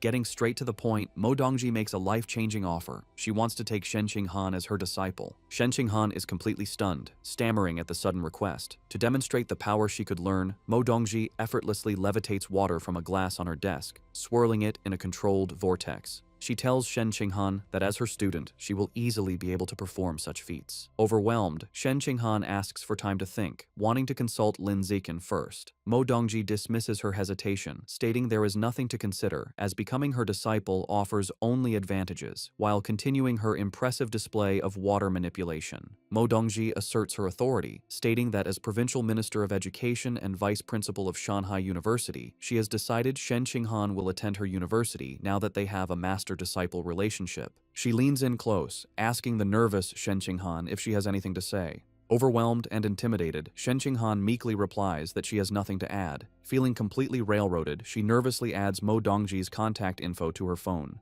Mo Dongji then informs her that she has another disciple, who will be Shen Qinghan's senior sister. She explains this student is of a similar age, but began her training over 10 years ago. Mo Dongji sends a photo to her phone, saying she'll introduce them when the time is right. Shen Qinghan is shocked when she sees the picture of a white-haired girl with a spear, surrounded by skeletal remains and standing over a monstrous carnivorous plant. She immediately recognizes her as her old friend, Bai Shui. She asks Mo Dongji for her senior sister's name. Mo Dongji reveals it is Luo Qianshui and asks if Shen Qinghan knows her. Shen Qinghan explains that she had a friend in elementary school named Bai Shui who looked just like her, but she transferred away suddenly. She wonders if they could be the same person. Mo Dongji dismisses the idea as impossible. Still puzzled by Shen Qinghan's score, Mo Dongji tells her that her gene fusion compatibility is beyond anything she has ever seen. She decides to conduct a physical examination to see if there is anything special about her body. As she places a glowing hand on Shen Qinghan's chest, she becomes visibly surprised, muttering that something is strange. A worried Shen Qinghan asks if something is wrong with her body. Mo Dongji explains that, on the contrary, her body is too normal, which is odd for someone with a 21% compatibility score. To protect her from unwanted attention and potential harm from those with malicious intent, Mo Dongji decides to publicly report Shen Qinghan's score as 16%. Shen Qinghan quietly agrees to the arrangement. With their business concluded, Mo Dongji dismisses Shen Qinghan, telling her it is getting late and she can go home. Shen Qinghan nervously says goodbye to her new master and leaves the office. Once alone, Mo Dongji makes a phone call. The man on the other end, her father, tells her the new disciple is extraordinary and destined for greatness, which will bring them unimaginable rewards. He sternly warns her that her student's incredible talent must be kept a secret from everyone. Mo Dongji agrees, telling her father she understands. Later, as Lin Zichen gives Shen Qinghan a ride home on his bicycle, he remarks how strange it is that she so suddenly acquired a master. She agrees the situation feels very abrupt. Lin Zichen decides they should adopt a wait-and-see approach. He tells her if Mo Dongji proves to have no malicious intent, then it is fine to accept her as a master. However, he adds, if she turns out to be a bad person, they will end the relationship once Shen Qinghan is strong enough. Shen Qinghan agrees with his plan as she gets off the bike. As they arrive, their mothers, Zhang Wangxin and Xu Meng, greet them with great excitement. They announce they are all going to a restaurant to celebrate their children's success. They are overjoyed that Shen Qinghan is the provincial top scholar and that she and Lin Zichen can attend the same university together. At the restaurant, both families raise their glasses in a toast, celebrating Shen Qinghan and Lin Zichen for achieving the top 2 scores in the province. After the joyful dinner, the families part ways, wishing each other a safe trip home. That night, under a full moon, there is a knock at Lin Zichen's door. His mother, Zhang Wangxin, opens it to find Shen Qinghan standing there in her pink pajamas, looking flustered. Zhang Wangxin smiles and teasingly asks if she has come to sleep with Lin Zichen again. Flustered by Zhang Wangxin's teasing, Shen Qinghan quickly denies any romantic intentions, insisting she has something very important to discuss with Lin Zichen in person. She tells Zhang Wangxin she's going to find him and rushes into his room. Amused, Zhang Wangxin watches her go, wondering to herself if the important matter is a love confession. Shen Qinghan knocks on Lin Zichen's door, telling him she has something important to say. When he opens the door and asks what's wrong, she explains it is about the matter with her new master from earlier that day. Inside his room, she sits on his bed, hugging a pillow for comfort. She tells him that her master, Mo Dongji, performed a full physical examination on her, but found nothing out of the ordinary, concluding that her body was no different from a normal person's. Shen Qinghan reveals the crucial detail. Even with her power, Mo Dongji was unable to detect her strange ability to let water pass through her body. Lin Zichen is internally stunned by this revelation. He reflects on Mo Dongji's immense power, capable of controlling massive waves, yet she was unable to uncover the secret of Shen Qinghan's body. He concludes that her physical constitution is far more mysterious than he had ever imagined. He places a reassuring hand on her shoulder, advising her that they must keep this ability a secret from everyone for now, as they cannot predict the consequences if it were to be revealed. He suggests they can slowly study it later when they are stronger and more experienced. Shen Qinghan agrees, telling him she will follow his lead. She then brings up another topic, remembering that her master mentioned she has a senior sister. Shen Qinghan explains that she saw a photo of this senior sister and was shocked by how much she looks like her old friend, Bai Shui. She then shows the picture on her phone to Lin Zichen. He takes the phone and examines the photo of Luo Qianshu. He acknowledges the resemblance, but notes that her aura is completely different from the Bai Shui he remembers. His attention, however, is drawn to the strange, forested background of the image. He asks Shen Qinghan if she has any idea where the photo was taken. Shen Qinghan tells Lin Zichen she doesn't know where the photo was taken, but she will ask her master. She sends a text to Mo Dongji, asking about the location. Mo Dongji gives a one-word reply: source site. When Shen Qinghan asks for more details, her master cryptically responds that she will find out when she becomes stronger. Shen Qinghan relays this information to Lin Zichen, telling him she couldn't get any more details. Lin Zichen decides they should put the matter aside for now and revisit it in the future. Later, as they lie on his bed, both looking at their phones, Shen Qinghan quietly watches him for a moment.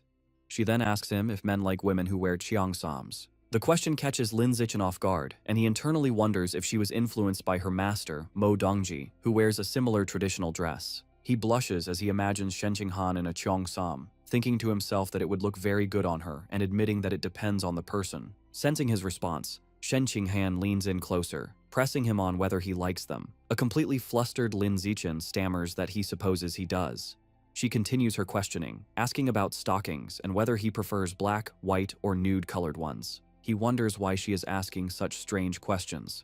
Pinned down on the bed, he finally relents, admitting that if he had to choose, he would pick black or white stockings. Satisfied with his answers, Shen Qinghan immediately sits up and starts ordering a cheongsam and stockings on her phone, leaving a bewildered Lin Zichen to wonder what just happened.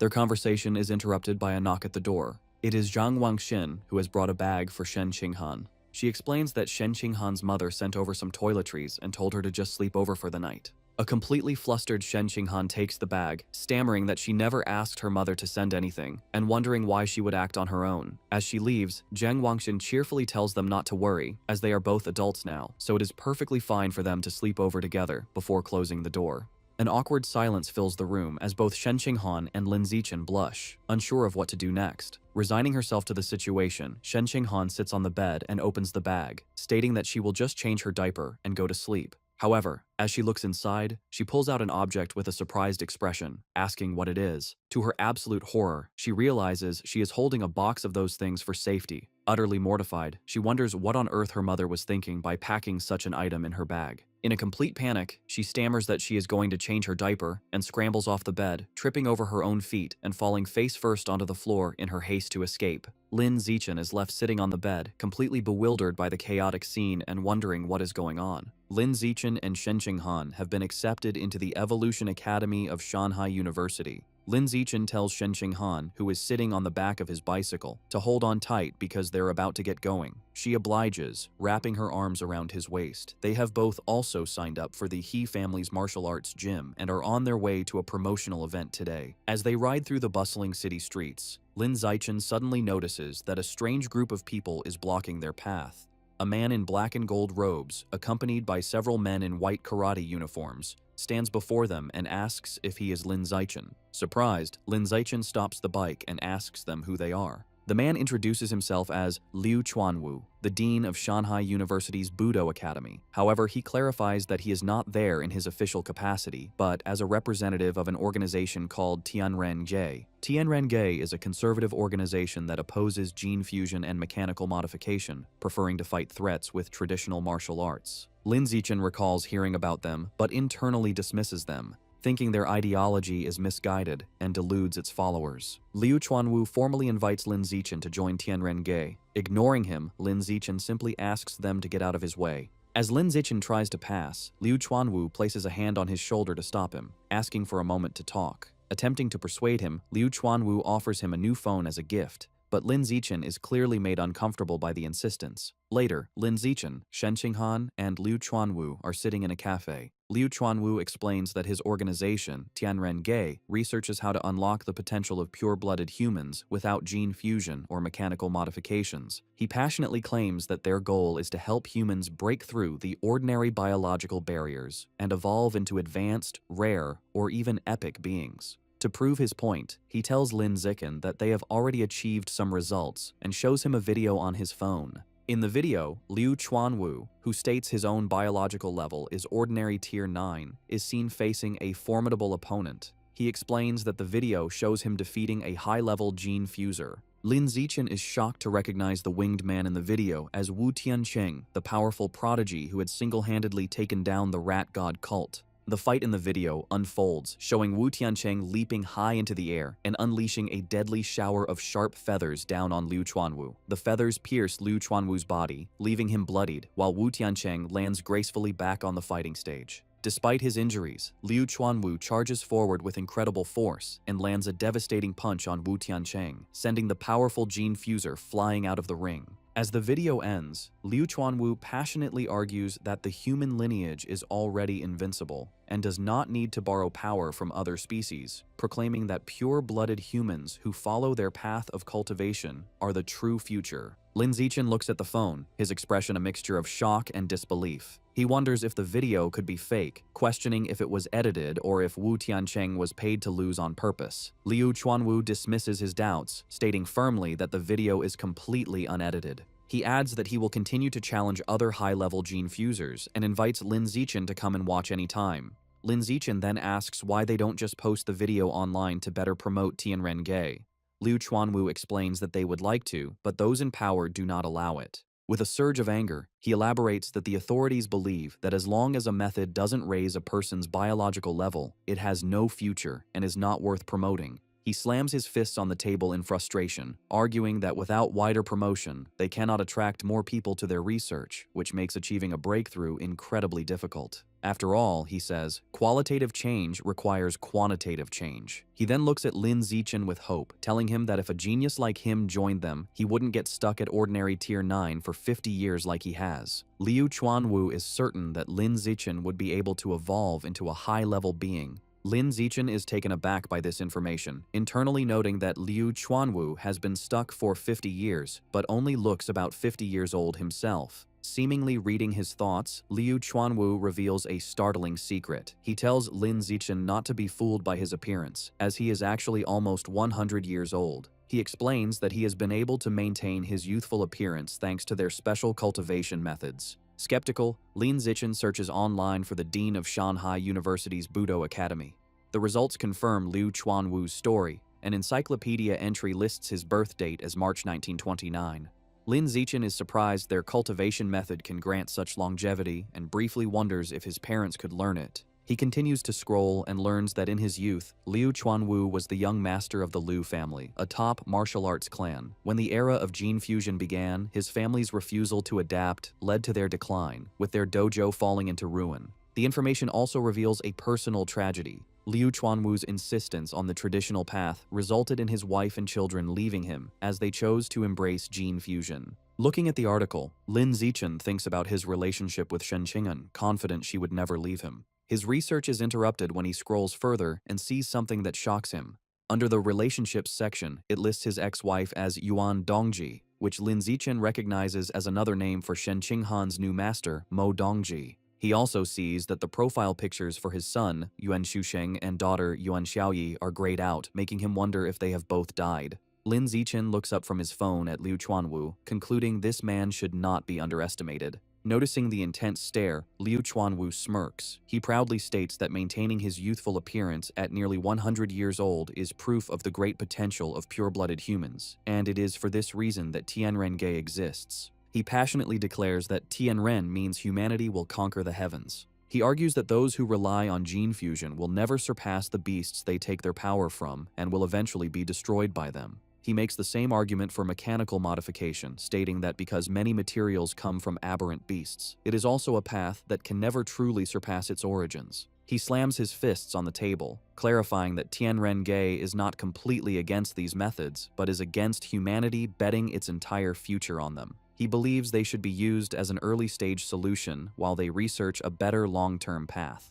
With great passion, Liu Chuanwu extends his hand, sincerely inviting Lin Zichen to join Tianren-ge and work for the future of humanity. However, Lin Zichen holds up a hand, silently declining. Undeterred, Liu Chuanwu expresses his firm belief that Lin Zichen has the potential to become the first pure-blooded human to break through the ordinary biological barrier. Lin Zichen, however, remains practical and asks what exactly this cultivation method is. Liu Chuanwu proudly explains their technique is the blood-tempering art, a method from ancient ruins. He describes it as a way to use one's own qi and blood to temper and strengthen the body, increasing combat power. He boasts that ancient records claim at its highest level, this art allows a practitioner to become a saint in the flesh, capable of shattering mountains and tearing apart giant steel beasts with their bare hands. However, Liu Chuanwu reveals a critical limitation. The art can only be practiced by pure-blooded humans. He explains that gene fusers have impure blood, while mechanically modified individuals have incomplete bodies that prevent the necessary circulation of qi and blood. This, he argues, is why he believes humanity's future lies with pure-blooded individuals. He once again formally asks Lin Zichen to join Tianren-ge. Lin Zichen thoughtfully replies that he feels he knows too little about this path and would prefer to just observe for now. Becoming more insistent, Liu Chuanwu leans forward, telling Lin Zichen he can take his time learning, but it would be a great shame to waste his incredible physical talent. Leaning in close, Liu Chuanwu tells him that from Tianren-ge's perspective, the supposed top scholar with 16% gene fusion compatibility is nothing compared to him. He goes so far as to say she can't even compare to a single hair on Lin Zichen's head, causing a shocked Shen Qinghan to spit out her drink. Surrounded by a fiery aura of conviction, Liu Chuanwu declares they have always believed that Lin Zichen, with his #1 physical test data, is the true top talent in the province. He tells Lin Zichen that if he chooses their path, he will undoubtedly be able to crush Shen Qinghan in the future. This leaves Shen Qinghan looking dejected, wondering why she is being dragged into the conversation. Lin Zichen raises his hand to interrupt Liu Chuanwu's speech. He points directly at the downcast Shen Qinghan, clarifying that she is the top scholar with the 16% gene fusion compatibility he was just talking about. Shen Qinghan gives an awkward wave as Liu Chuanwu begins to sweat nervously. Deciding to end the conversation, Lin Zichen announces it is getting late. He picks up the phone Liu Chuanwu had offered him earlier. Standing up, he takes Shen Qinghan's hand, thanks Liu Chuanwu for the phone and drinks, and informs him they are leaving. In a panic, Liu Chuanwu reaches out desperately, pleading with them to wait and offering a trial period of half a year. As they walk away hand in hand, he shouts after them, offering to double whatever benefits the Evolution Academy gives him. When that doesn't stop them, he becomes even more desperate and raises his offer to triple the benefits. The word triple makes Lin Zichen stop, his eyes wide with shock. The scene changes abruptly as Lin Zichen is suddenly back at the table, telling Liu Chuanwu he has always agreed with Tianren-ge's philosophy. With a fiery look of determination, Lin Zichen clenches his fist and declares he has decided to bring his talent to Tianren-ge and contribute to the cause of pure-blooded humanity. Liu Chuanwu is left stunned and speechless, while a small chibi version of him cries over the vast amount of money he has just promised. Having made his decision, Lin Zichen tells Liu Chuanwu he has a question. He asks if he knows what the source site is. Liu Chuanwu is visibly surprised, wondering how a young student could know about such a place. His expression turns solemn as he explains that the source site is believed to be the origin of all life. He elaborates that all the aberrant beasts in the world originate from there. Lin Zichen reflects on the information, realizing the source site is the origin of all aberrant beasts. He asks Liu Chuanwu if the beast meat sold in markets also comes from there. Liu Chuanwu confirms this, explaining the meat on Earth isn't enough to feed the general population. Lin Zichen then asks about videos of the place. Liu Chuanwu shakes his head, explaining that no electronic devices function there, so the only way to record anything is through realistic drawings. This triggers a memory for Lin Zichen. He recalls the image of Shen Qinghan's senior sister, Luo Qianshui, and realizes what he thought was a photograph was a highly detailed painting.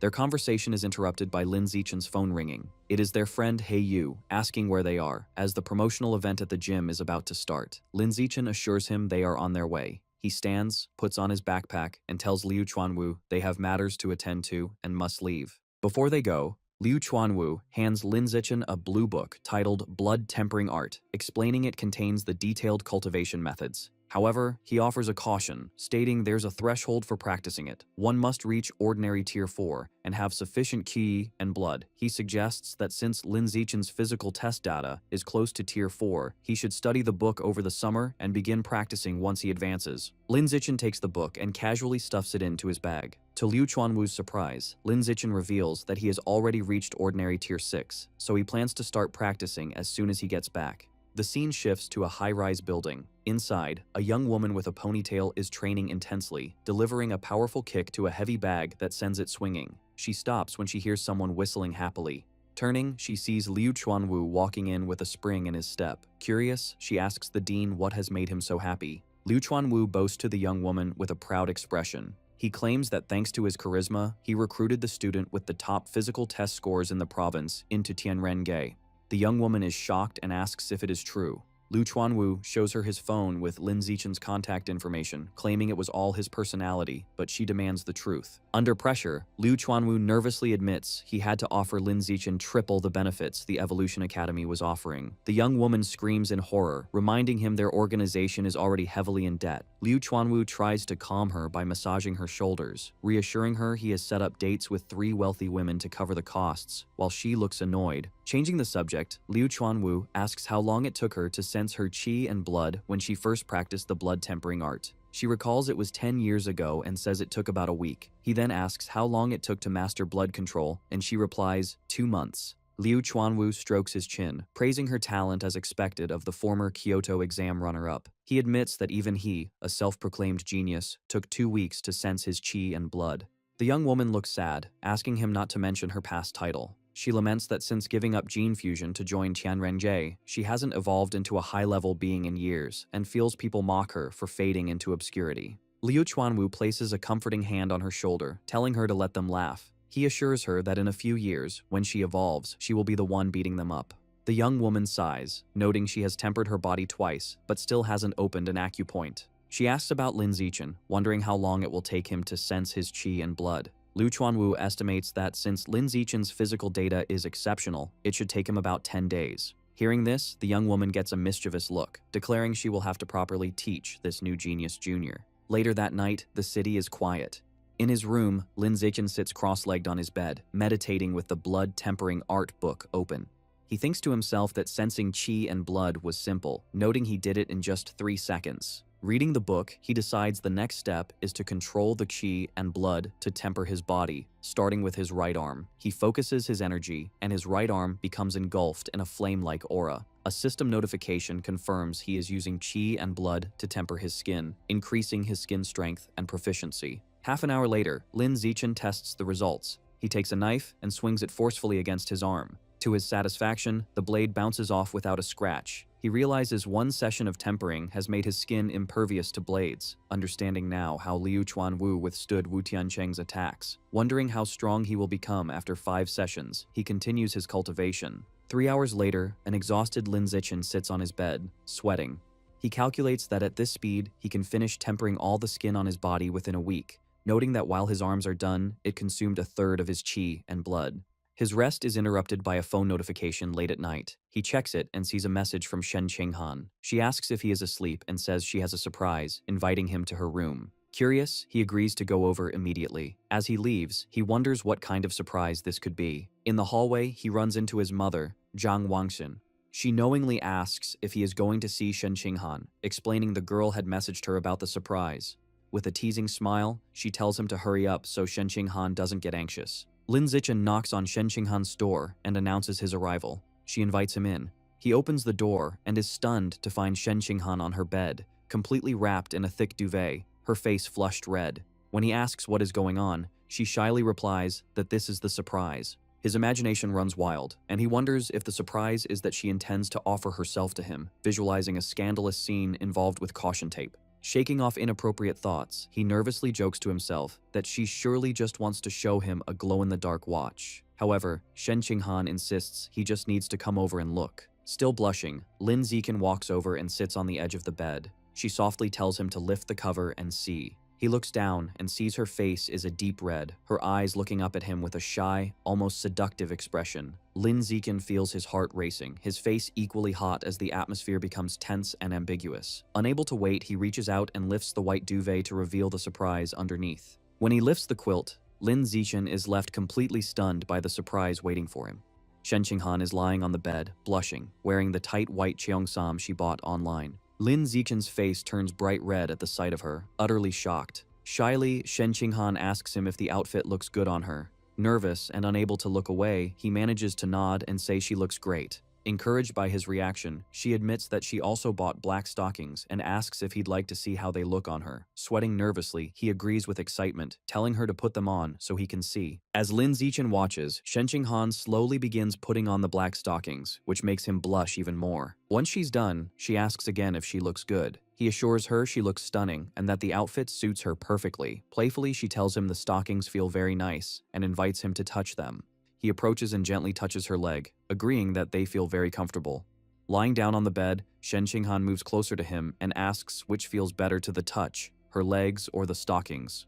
Blushing but smiling, Lin Zichen replies that her legs definitely feel better, something she seems to agree with. Suddenly, their intimate moment is interrupted by Zhang Wangshen's voice from the other side of the door. She shouts that Shen Qinghan's mother just brought her some toiletries and hung them on the doorknob for her to pick up later, startling a confused Lin Zichen. Startled by her sudden appearance, Lin Zichen stands up and heads to the door to answer her. With a puzzled expression, Lin Zichen picks up the bag her mother left at the door. When he looks inside, he blushes upon seeing a box of those things for safety that Shen Qinghan's mother prepared for him, confirming his suspicions. Embarrassed and a bit annoyed, he puts the box back in the bag, thinking to himself that they haven't even kissed yet and wondering why the rush. Shen Qinghan tells him it's already late and that he should stay the night. Then shyly, she asks him to turn around so he doesn't see her while she puts on her diaper. Blushing, Lin Zichen turns around while she changes clothes at the back of the room. Once she's done, she approaches him and says she's ready. They can turn off the light and sleep. Both of them are visibly nervous. Later, the two lie in bed, side by side under the same quilt. Unable to sleep, Lin Zichen asks Shen Qinghan if she used any perfume, since he notices a pleasant scent in the bed. With her eyes closed and a playful smile, she replies that it's her natural scent that perfumed the bed and invites him to smell if he doesn't believe her. Skeptical, he murmurs that that's impossible. Opening her eyes, Shen Qinghan gives him a seductive smile, leaving him speechless. He blushes intensely, captivated by the moment. Slowly, she moves closer to him and kisses him passionately. During the kiss, Shen Qinghan's eyes suddenly open, showing surprise. She immediately pulls away gently, asking him in a breathless voice to wait a moment. Shocked, Shen Qinghan gets out of bed and puts on her slippers, while a confused Lin Zichen asks what's wrong. Her face burning with shame, she turns around and confesses that she just wet herself again. She stands next to the bed, mortified, while Lin Zichen watches from the mattress. Suddenly, an idea occurs to Lin Zichen, and he asks her to wait. He asks how she felt right before it happened and whether she experienced a strong mental fluctuation. Embarrassed, she explains that her heart was racing, she felt a jolt in her chest, her body grew warm, and as a result, she lost control of her bladder. Hearing this, Lin Zichen confirms that her mental fluctuations were extremely intense and that everything fits what he suspected. He explains his theory to her, recalling her innate water ability, and tells her he suspects her unknown superpower is linked to her mental power and is controlled by it. Shen Qinghan listens in amazement, realizing that if her mental strength is high enough, she might be able to fully develop and control her ability. With a new idea to test his theory, Lin Zichen takes her hand and suggests they keep kissing to see if her mental fluctuations trigger the same effect again. Shen Qinghan asks Lin Zichen to wait so she can change her diaper, but he tells her not to worry, arguing that she'll end up wetting herself again in a moment anyway, so they might as well continue their experiment. She agrees, and they resume kissing passionately on the bed. After the kiss, Lin Zichen gently holds her face and asks how she felt this time. Completely red, she confirms that it was exactly like before. An intense surge of mental fluctuation followed immediately by the loss of bladder control. Having tested it several times, Lin Zichen tells her he's now convinced that her superpower is activated through her mental power. Shen Qinghan, drenched and embarrassed, says she has sweated a lot and is going to take a shower as she gets out of the bed. From the bathroom, she shouts that she forgot her pajamas and asks him to bring her a set. He agrees without hesitation. Lin Zichen goes to Shen Qinghan's wardrobe and opens it, looking through her neatly folded clothes. While searching, he finds a cute pair of underwear with a pink bow and is surprised, thinking to himself how pretty it is. He quickly puts it back, blushing and reasoning that she probably doesn't wear underwear when she sleeps with a diaper. Finally, he grabs a light blue pajama set and decides it will do. Later, the two are in bed, ready to sleep. Lin Zichen lies awake with a thoughtful expression and turns to look at Shen Qinghan, who is already fast asleep, even drooling a little. He smiles tenderly and gently strokes her cheek. The next morning, Lin Zichen quietly leaves her room, closing the door carefully so as not to wake her. Just as he's about to leave, he runs into her mother, Xu Meng, in the kitchen. She tells him that breakfast is almost ready and suggests he stay and eat before going home, and he gladly agrees. Lin Zichen has breakfast with Shen Qinghan's parents, Shen Jianye and Xu Meng. Her father asks if Shen Qinghan is awake yet, and Lin Zichen replies that she is not, and that they should let her sleep a little longer. Xu Meng comments that she wishes her daughter were as disciplined as Lin Zichen, but Shen Jianye defends her, saying that after becoming the top student in the province, she deserves to rest during the holidays. After breakfast, Lin Zichen says goodbye to Xu Meng at the door, telling her there's no need to walk him out. Once he leaves, she closes the door with a sly and satisfied smile. Xu Meng goes to her husband and tells him that last night she got up to use the bathroom and heard the shower running upstairs, hinting that their daughter and Lin Zichen were together. Shen Jianye, thoughtful, agrees with her conclusion. Excited by this major progress in their relationship, Xu Meng grabs her phone to immediately share the good news with Zhang Wangshan. Meanwhile, Lin Zichen arrives home and gets ready to wash the clothes he wore the previous day. Just as he's changing, his mother, Zhang Wangshan, appears. Seeing him, she gives him a knowing smile and a thumbs up, telling him he's very capable, leaving Lin Zichen completely confused by her sudden praise. The scene shifts to a building that appears to be a university. A muscular man with sunglasses and long hair, followed by a group of equally strong men, bursts into a dojo shouting Liu Chuanwu's name and demanding an explanation regarding Lin Zichen. Calmly, Liu Chuanwu pretends not to know what he's talking about. Furious, the man yells that Lin Zichen had already enrolled in his Evolution Academy and accuses Liu Chuanwu of using dirty tactics to steal the student for his martial academy. Liu Chuanwu angrily retorts, asking why only the Evolution Academy should have the right to recruit students. The argument intensifies, with both deans shouting at each other about recruitment principles and prior agreements, which Liu Chuanwu brazenly disregards. With an air of superiority, Liu Chuanwu states that his recruitment method was completely reasonable and part of fair competition. He challenges the other dean, telling him that if he's dissatisfied, he's free to try recruiting Lin Zichen back. Enraged, the Evolution Academy dean shouts at him, questioning how someone as contemptible as him can talk about fair competition, and challenges him to a fight on the spot as the true measure of justice. Liu Chuanwu scoffs at the idea, asking if he thinks he's an idiot. The argument escalates further. Liu Chuanwu points out the massive difference in their power levels, explaining that the dean is a level 5 advanced, while he is only a level 9 ordinary, which would make the fight unfair. The dean counters that he is 48 years old, while Liu Chuanwu is 95, accusing him of taking advantage of his youth. Liu Chuanwu fires back, accusing him of trying to bully an old man, leaving the dean speechless with rage. Defeated in the argument, the dean turns around and leaves with his group, shouting that as long as Liu Chuanwu refuses genetic fusion, he'll remain weak forever and can continue playing with his pure-blood humans who are no better than insects. Later, the dean is in an office speaking with Mo Dongji. She advises him not to worry, assuring him that in time, Lin Zichen will see how his classmates surpass him through genetic fusion and mechanical modification, and then he will naturally want to switch majors. He insists the real problem isn't that, but that Liu Chuanwu broke the rules and must be punished for it. Calmly, Mo Dongji suggests that if he feels so wronged, he should repay him in kind by stealing his best student. Nervous but convinced, the dean agrees to follow her advice. Once the dean leaves, Mo Dongji closes the office door. Holding her cup, she reflects that although Ma Zhenhe is usually a calm person, he always loses his composure and becomes irrational when dealing with Liu Chuanwu. As she takes a sip, she thinks about Liu Chuanwu, noting that after so many years, he hasn't changed at all, and his mouth is still as sharp as ever. She regrets that he chose the wrong path in his youth, believing his body was as formidable as his tongue, and that if not for his choices, he could have been at least a school principal by now. The scene shifts to an outdoor scene, where Lin Zichen and Shen Qinghan are running together along a street beside a canal. After a while, Shen Qinghan stops, completely exhausted and out of breath, saying she can't keep running anymore. Lin Zichen approaches and hands her a bottle of water to rehydrate. As she drinks, he suggests they finish training for the day and go to a nearby bench to relax their muscles. Soon after, Shen Qinghan is lying face down on a wooden bench, and Lin Zichen sits beside her to massage her legs and relieve the muscle tension. Grateful, she turns to look at him and thanks him. He smiles and tells her that, given how close they are, she doesn't need to thank him. His words make Shen Qinghan blush deeply. She sits up and, timidly, asks him directly what their relationship is at that moment. She wonders aloud whether they are simply friends, childhood friends, or if she's his girlfriend. Lin Zichen smiles at Shen Qinghan and confirms that he considers her family.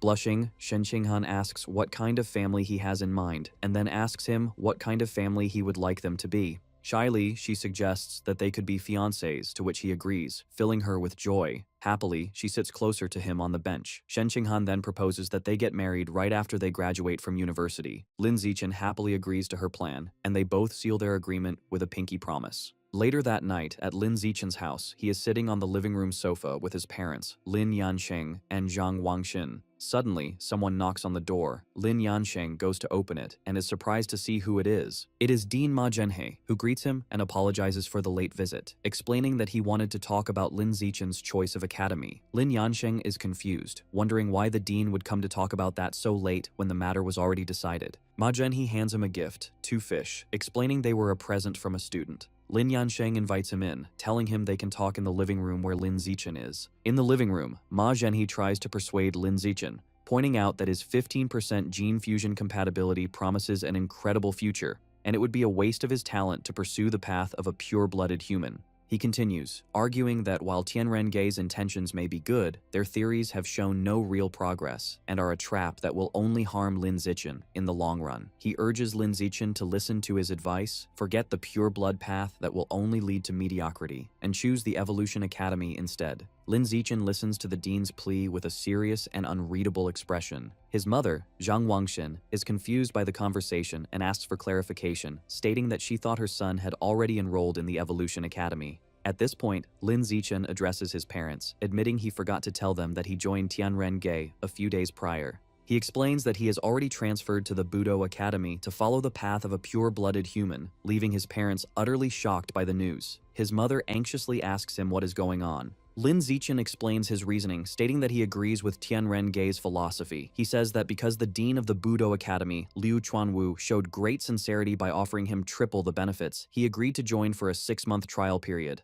He clarifies that if he doesn't see any progress after half a year, he will return to the Evolution Academy and the gene fusion path. His parents seem to be processing his logical plan. Ma Zhenhe, however, is furious, silently questioning how the poor old Liu Chuanwu could possibly afford such an offer. He turns to Lin Zichen and says he has some advice for him as a young man. He argues that triple the benefits is a small, short-term gain that will result in a huge, long-term loss. He warns that in those 6 months, Lin Zichen will miss out on precious knowledge and experience that he can never get back, pleading with him not to waste his time. Lin Zichen remains firm, thanking the dean for his advice, but reiterating that he truly believes in Tianrengei's ideals. He explains that if he doesn't at least try this path, he knows he will regret it for the rest of his life. Internally, however, he admits to himself that the triple benefits are just too good to refuse. Seeing that Lin Zichen's decision is final, Ma Zhenhe lets out a sigh of resignation. He stands up, stating that since Lin Zichen is so insistent, there's no point in talking further. He announces he has other matters to attend to and prepares to leave. Lin Yansheng quickly offers to see him out as he walks toward the door. The next morning, Lin Zichen is at home, sipping a drink while checking the news on his phone. He is shocked by what he sees. A news headline claims that the provincial top scholar, Lin Zichen, has been brainwashed by Tianrengei and has chosen the pure-blood human path, effectively wasting his talent. The article even mentions a female genius from a decade ago who supposedly ruined her future after joining the same group. He scrolls through the comments and finds a wave of negativity, with people mocking his intelligence and calling for Tianrengei to be shut down. Lin Zichen is deeply concerned, realizing his personal information has been leaked. He worries that this publicity could attract the dangerous attention of heretics. He wonders if Ma Zhenhe or another group hostile to Tianrengei could be behind the leak. Deciding that the immediate priority is damage control, he makes a phone call to report a news outlet for leaking a student's private information.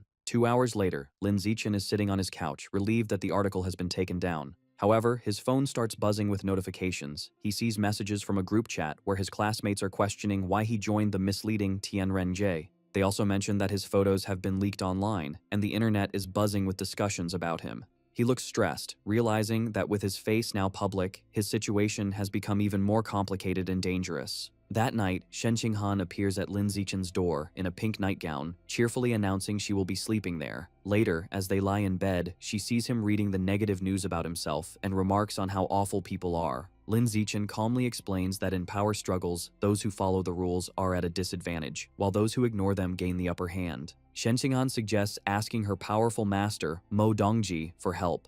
Lin Zichen dismisses the idea, pointing out the conflict is between the gene fusion and pure blood factions, so her master would have no reason to help him.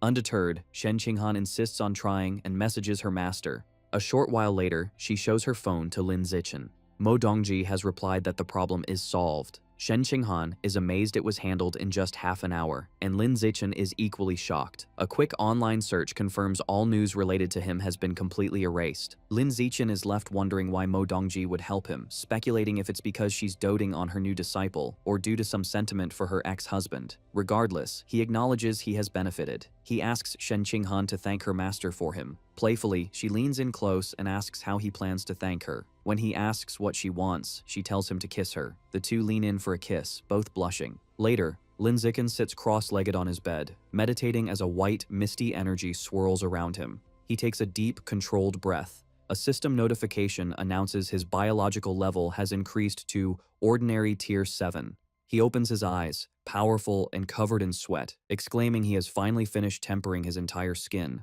After his training, Lin Zichen checks his updated status. It confirms he is 18 and at ordinary tier 7 with a long list of 9 biological attributes. The screen also notes he has completed the first stage of body tempering for his skin. He feels confident, thinking that having 9 attributes must be equivalent to 10 gene fusions. With a confident smirk, he believes he is now strong enough to overpower the famous Kyoto prodigy. His thoughts are interrupted by a message from Shen Qinghan, asking him to accompany her and their friend Chu Rui to retrieve their eggs next Monday. He understands that since she plans to follow the gene fusion path, which often leads to infertility, she is preserving her eggs so they can have a test tube baby in the future. He quickly replies, agreeing to go. The following Monday, they arrive at a large modern hospital. Inside a room, Shen Qinghan lies on a hospital bed in her underwear, school shirt, and stockings. A nurse gives her an ovulation induction shot and tells her to return the next day for the retrieval procedure. Shen Qinghan thanks her. Later, as they walk down the hospital corridor, Lin Zichen comments on how troublesome the process is. Shen Qinghan admits she still feels a bit nervous. Hearing this, Chu Rui puts an arm around her shoulder and suggests they go shopping to take her mind off things. Shen Qinghan happily agrees. The girls ask Lin Zichen if he wants to join them, but he declines, explaining he has other things to do. Chu Rui is thrilled to have a fun day alone with Shen Qinghan. The two girls wave goodbye and walk off happily. Back in his room, Lin Zichen decides it's time for the next stage of his training, tempering his muscles. As he meditates, system notifications confirm his muscle strength, and blood tempering art proficiency are increasing. He notes the burning sensation is more intense than when he tempered his skin, but it's a pain he can endure. After an entire afternoon focused on tempering just his right arm, he lies on his bed, exhausted. To recover, he eats a large amount of bread to replenish the qi and blood he consumed. Afterward, he tests his new strength with a hand gripper and is amazed to find tempering just one arm increased his power by 50%. Suddenly, there is a knock on his door. Shen Qinghan enters and explains that Chu Rui suggested they all hang out with He Yu before school starts, and she has already accepted on his behalf. Lin Zichen takes her hand and assures her that if she is going, he will definitely go too. However, Shen Qinghan looks worried and explains that Chu Rui wants to go to the beach. She doesn't want to go but feels bad for wanting to refuse. She reminds him of her past trauma, recalling the terrifying, mysterious voice she heard in the ocean, and admits she is scared. Lin Zichen comforts her, promising to protect her. He suggests that if she's too afraid, they won't go in the water. Reassured, she agrees. The scene shifts to a dark, fiery cavern, with a large circular platform covered in glowing runes floating above lava. On this platform, a secret meeting is taking place. The giant green monster is reporting to an enigmatic figure, a man in a fine suit and a sinister plague doctor mask. The monster informs him he has successfully made his stinky rats dig all 108 required tunnels. The monster instructs the man in the plague doctor mask to set a biological coordinate in that spot. The masked man agrees. He then raises a strange, powerful staff with a single glowing red eye and slams it into the ground, releasing a surge of dark energy. To complete the ritual, the masked man slices his own wrist and lets his blood pour onto the staff, where it is absorbed by the red eye. As tendrils of red and black energy erupt from the ground, the masked man explains the coordinate has been set. He states his next step is to find a corresponding point at the source site and place another coordinate there. He concludes that once the two coordinates resonate, the tunnels will be fully connected to the source site, completing their plan. The friends are on their way to the beach, driving along a beautiful coastal road. Inside the car, Chu Rui asks Heyu when he got his driver's license.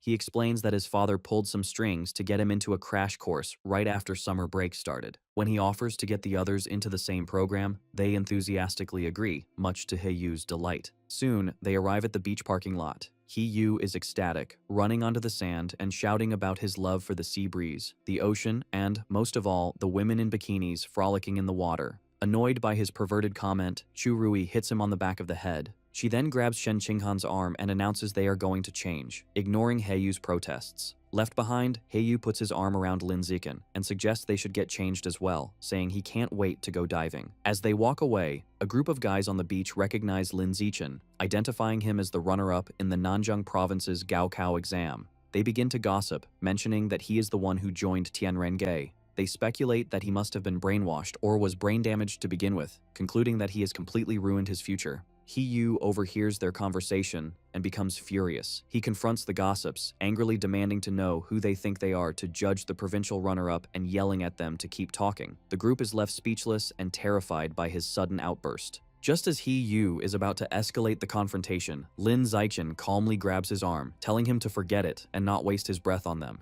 Heiyu expresses his frustration, saying that Lin Zichen has a good temper and that he would have punched the guys. Lin Zichen explains that he simply doesn't care about their opinions, but if they had said something he truly cared about, he would have definitely gotten physical. When Heiyu asks what he cares about, Lin Zichen just gives him a look and glances to the side, as if the answer is obvious. Just then, Chu Rui and Shen Qinghan return, now changed into their beach attire. Chu Rui cheerfully points out that obviously, the person Lin Zichen cares most about is Shen Qinghan, who is holding a tube of sunscreen.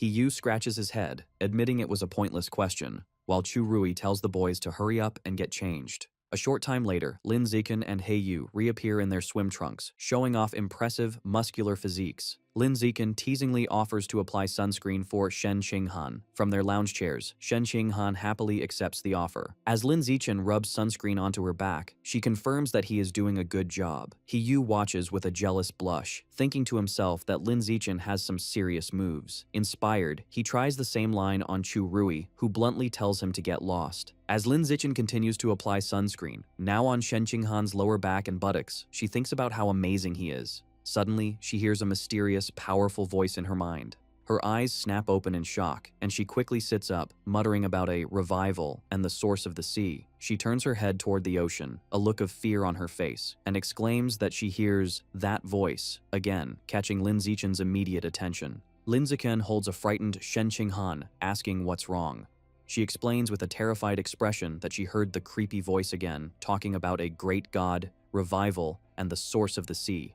Lin Zichen listens intently, speculating that the voice might be connected to the Origin Land's sources site. He concludes that they don't know enough to understand what's happening and must learn more first. He suggests that once they start university, she should try to indirectly ask her master, Mo Dongji, about it, and Shen Qinghan agrees to the plan. Sometime later, Lin Zichen is back in his room, continuing his training. Having finished tempering his muscles, he has now begun the arduous process of bone tempering. The training is incredibly painful, far more so than muscle tempering, as he focuses his energy on strengthening his bones. After a grueling session, he lies on his bed, completely exhausted and covered in a strange residue, but triumphant, having successfully tempered all 206 bones in his body. His hard work is rewarded with a system notification congratulating him on evolving to Ordinary Creature Rank 9, leaving him just one step away from becoming an advanced creature. Lying on his bed, he studies the blood tempering art book, understanding that he now needs to open the apertures in his body to achieve the next evolution. However, he finds the instructions in the book to be vague. With a determined look, he closes the book, resolving to figure out the method on his own. The scene shifts to the impressive campus of Shanghai University, where Lin Zichen and Shen Qinghan have finally arrived to begin their college life. One of their parents calls out to them, announcing they are here. As they walk through the campus with Lin Zichen's parents, Shen Qinghan, now dressed in a stylish new outfit, excitedly points out an old ice cream shop that is still there. As they walk through the bustling university town, Lin Zichen confirms Shen Qinghan's nostalgic observation that the ice cream shop is indeed the same one they used to visit when they were children. His mother, Zhang Wangshen, suggests they stop for a treat since it's still early, and Shen Qinghan happily agrees. Inside, Shen Qinghan enjoys a large bowl of strawberry milk-flavored ice cream, delighting in how delicious it is. She then sweetly offers a spoonful to Lin Zichen, who takes a bite while his parents watch the tender moment with smiles. Their peaceful outing is interrupted by a commotion from a nearby bar, which catches Lin Zichen's attention. He looks through the window and overhears a man complaining to a woman named Jiaxin that her skirt is too long, making it difficult for him to grope her. Inside the bar, Brother Yang has Jiaxin sitting flirtatiously on his lap. She suggests he can just slide his hand underneath her skirt, as she wouldn't mind. Another man at their table urges Brother Yang to stop touching the woman and focus on their game. Outside the ice cream shop, two other men are talking about a girl named Huang Jiaxin. One of them mentions that she acts like a goddess at the art academy, but is now letting men from the Evolution Academy get close to her. The other man comments that students from the Evolution Academy have bright futures, making them attractive to women.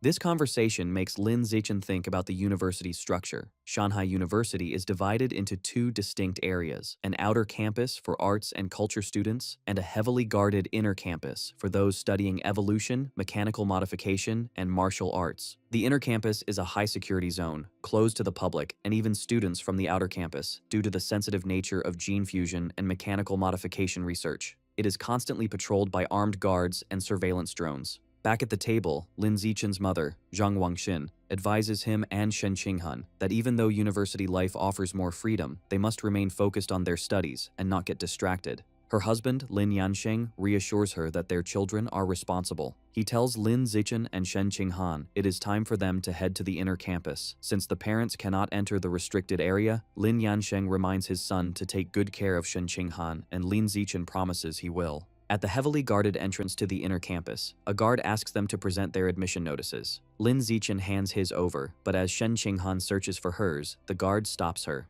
He recognizes Lin Zichen as the top student from the provincial exams who recently made news for joining Tianrengei and allows them to pass without further checks. Inside, the campus is bustling with gene fusers and cyborgs, a common sight in this specialized area. After they both complete their registration paperwork, it is time to go to their separate dormitories. Shen Qinghan waves goodbye to Lin Zichen, promising to see him that evening before heading to her dorm in the Evolution Academy.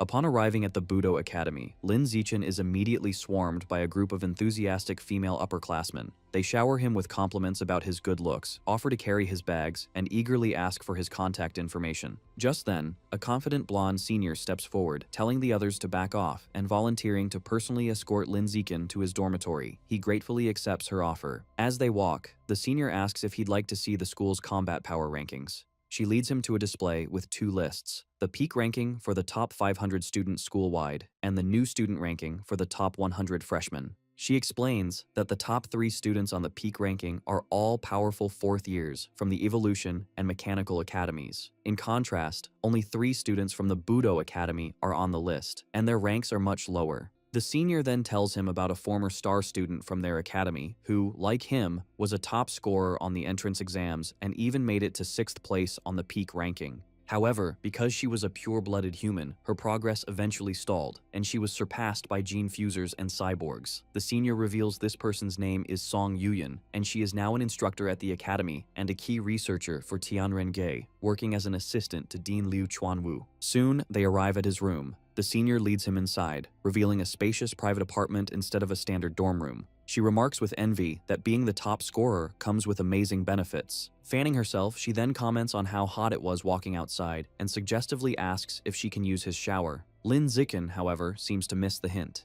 He thanks her for her help and offers to buy her a milk tea from a shop across the way. The senior is left completely confused by his response, but agrees, wondering to herself why he didn't take the bait. After the senior student leaves, Lin Zichen stands alone in his new room, thinking to himself that by treating her to a drink, he has repaid the favor of her showing him the way. He then receives a text message from Shen Qinghan, who asks to see pictures of his dormitory. She has already sent him photos of her own accommodations, which are incredibly luxurious and even include a private gym. Comparing her lavish apartment to his simple single room, Lin Zichen feels a pang of envy, realizing how much wealthier the Evolution Academy is. He reluctantly takes a few pictures of his own modest room to send her. Upon seeing them, Shen Qinghan is surprised by how small his dorm is, and immediately suggests he move in with her, telling him her bed is even bigger than the one she has at home. Without a moment's hesitation, Lin Zichen grabs his suitcase and phone, declaring that he is on his way over immediately. As he leaves the Budo Academy dorms, he grumbles to himself about the stark difference in funding between the academies, feeling that his room, the best his school had to offer, is nothing compared to the student housing at the Evolution Academy. As he walks, he lets out a sigh, momentarily wondering if Dean Liu Chuanwu will truly be able to deliver on his promise of triple the benefits.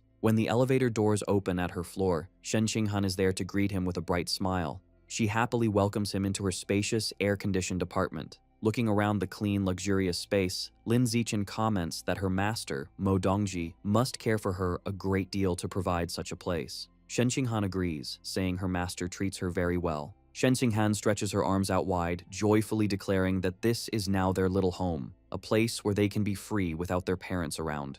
A blushing Lin Zichen quickly tells her not to get too carried away with the idea. Announcing that she is sweaty from the move, she says she will shower first and begins to undress on the spot, leaving her clothes in a pile on the floor.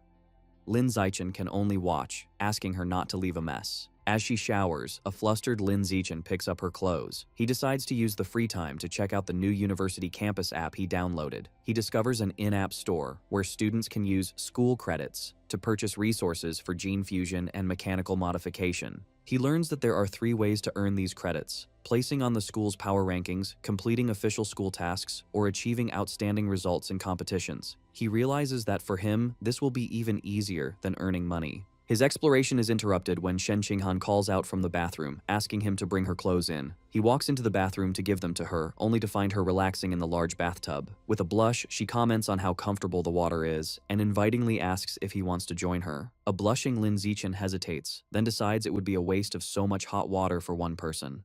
He agrees to join her and takes off his clothes. In the tub, he offers to wash her back, and she happily accepts, promising him it will be her turn to wash his back afterward. Later, after their bath and a meal, Lin Zichen meditates on the bed while Shen Qinghan lies beside him. He begins the second stage of tempering his skin using the blood tempering art. The process is grueling. He finds it much harder than the first time, taking 2 full hours just to temper his right hand. Curious, he asks Shen Qinghan for a sewing needle to test his skin's new strength. To her amazement, he presses the sharp needle against the back of his hand, but it cannot pierce the skin. A system notification confirms his skin's toughness is increasing. When he applies more pressure, the needle shatters against his hand. Shen Qinghan is in awe, exclaiming the blood tempering art is so incredible, it makes her want to pursue the pure blood path too. Lin Zichen then announces the next test, heat resistance. He calmly holds his hand over a lit stovetop flame. A system notification confirms his heat resistance is increasing. He reflects that it took over a minute before he felt a slight burning sensation, and concludes that with the blood tempering art and his system's attributes, he is on his way to achieving a saintly body. Just as Lin Zichen is relaxing, his phone buzzes with a new message from Liu Chuanwu, the dean of the Budo Academy.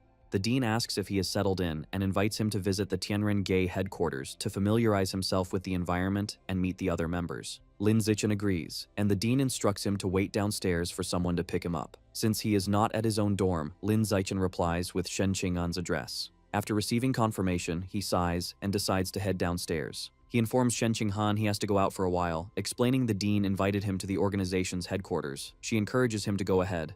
Outside, he finds a shady spot under some trees. While leaning against a tree, he is noticed by a young man with spiky orange-brown hair. The young man approaches and recognizes him as Lin Zichen, the top provincial exam scorer who joined Tianren-Gei. Lin Zichen greets him, thinking to himself that he has become well known. The young man expresses his admiration for Lin Zichen's decision to forego gene fusion for the pure blood path. He shares that he is also a freshman and grew up near Kyoto, where a similar research institute for pure-blooded humans once existed, but was shut down after 20 years of little progress. He passionately expresses his hope that the research at Shanghai University will succeed. Lin Zichen finds the guy a bit too talkative. The young man gives him a final thumbs up and an encouraging good luck before walking away. Shortly after, Lin Zichen hears the roar of an engine. He turns to see a woman in a helmet pulling up on a sleek red motorcycle. She asks if he is Lin Zichen, and after he confirms, she dismounts. Removing her helmet, she introduces herself as Song Yuyan, an instructor from the Budo Academy and a researcher for Tianren-Gei, explaining she has come to take him to their headquarters. As they shake hands, Lin Zichen internally recalls her story as the former top student who chose the pure blood path.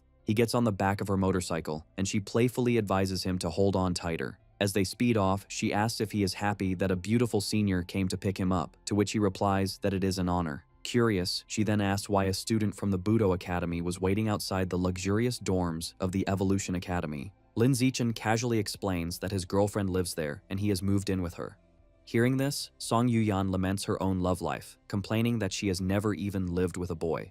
Soon, they arrive at a large, modern building. Song Yuyan leads Lin Zichen to a building with a sign that reads Pure Human Research Institute. She beckons him inside, and he asks if it's an abbreviation for the Pure-Blooded Human Research Institute. She shows him a common area for researchers to relax and offers him free drinks from a stocked refrigerator. As they walk through an empty hallway, Lin Zichen asks why no one else is around. Song Yuyan explains with a sigh that Tianren-ge is not well regarded by the university, so their funding is limited, and they can't afford a large staff. She reveals the entire organization consists of only Dean Liu Chuanwu, herself, Lin Zichen, and 3 fourth-year martial arts students. This shocks Lin Zichen, who now understands the large group of men in karate uniforms with the dean when they first met were just hired actors. Feeling a bit let down, he thinks that as long as he gets the promised triple benefits, nothing else matters. Song Yuyan then calls out to the dean, announcing she has brought Lin Zichen. A disheveled and exhausted-looking Liu Chuanwu appears and invites them into his cluttered office.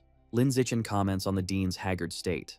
The dean explains he has been there for almost half a month, struggling to make a breakthrough in his research on the aperture opening chapter of the blood tempering art, with no progress. Despite his research struggles, Dean Liu Chuanwu gives Lin Zichen an encouraging thumbs up, confident that Lin Zichen's involvement will lead to great progress for the pure blood path. He then playfully boasts that his senior, Song Yuyan, was once the top scorer in the Kyoto entrance exams, and that his own physical test scores from his youth were even higher. Song Yuyan casually chides him to stop bragging. The dean's tone turns serious as he explains that with Song Yuyan's help, he finally broke through a decades-long plateau and completed his 3rd body tempering. This breakthrough gave him the power, as an ordinary Tier 9 human, to defeat a high-level gene fuser. Putting his hands on both their shoulders, he assures Lin Zichen that with time, he has the potential to surpass even Song Yuyan. Changing the subject, Liu Chuanwu asks about Lin Zichen's progress with the blood tempering art. He questions if Lin Zichen has managed to learn blood control and reach the required ordinary Tier 4 to begin skin tempering.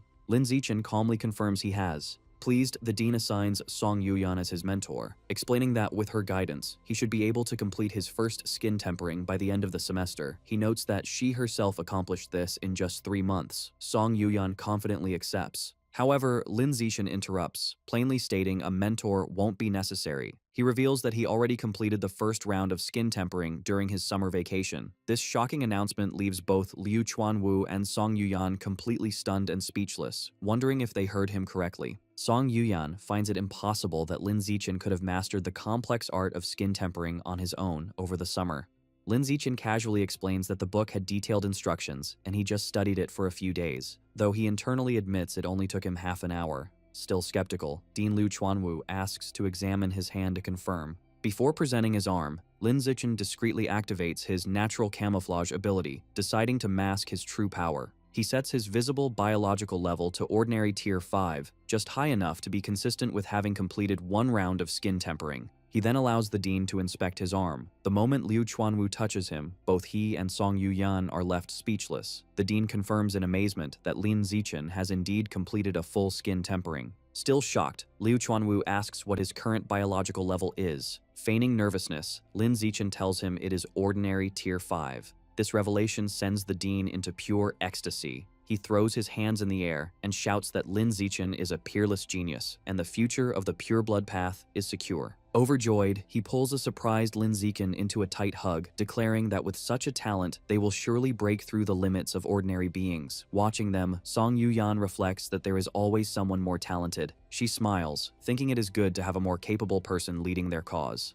Filled with renewed hope, she excitedly suggests to the dean that they should immediately publicize Lin Zichen's potential to attract more talented individuals and secure more funding. However, Liu Chuanwu immediately rejects the idea. He sternly explains that Lin Zichen's abilities must be kept a secret for now, as suddenly revealing his progress on the pure blood path could expose him to danger. The dean elaborates that their strategy should be quality, not quantity. Now that they have a prodigy like Lin Zichen, they must concentrate all their resources on helping him break through the ordinary biological barrier. When Song Yuyan raises concerns about finances, the dean reassures her. He promises to use all his connections to gather the necessary evolution resources. His plan is to wait until Lin Zichen's power is undeniable, find him a powerful backer, and only then begin to promote the ideals of Tianren-ge. Song Yuyan praises the dean's thoughtful planning, and he proudly accepts the compliment. Lin Zichen listens quietly, thinking how shocked they would be if they knew his true power, that he is already at ordinary tier 9, has completed tempering his flesh and bones, and is in the middle of his second tempering cycle.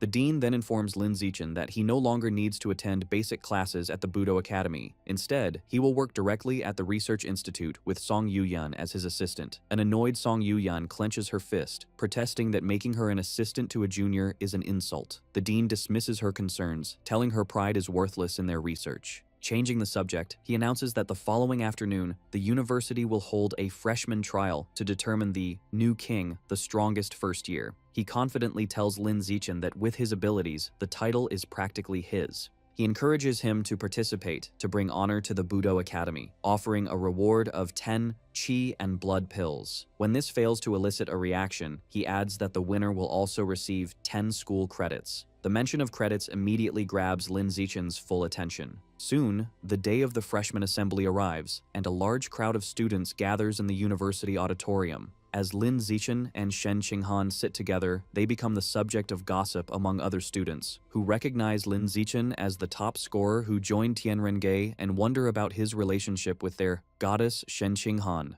Their conversation is interrupted by a familiar face. The talkative, spiky-haired freshman from before approaches and asks if Lin Zichen remembers him. Lin Zichen confirms he does. Leaning in, the freshman points at both of them and bluntly asks what their relationship is. Holding a blushing Shen Qinghan's hand, Lin Zichen plainly tells him they are engaged childhood sweethearts who plan to marry after graduation. This news seems to disappoint the freshman, who can only manage a forced smile. As the assembly continues, the auditorium fills with other first-year students. In the crowd, a girl with dark hair, purple tips, and cat-like ears sits quietly.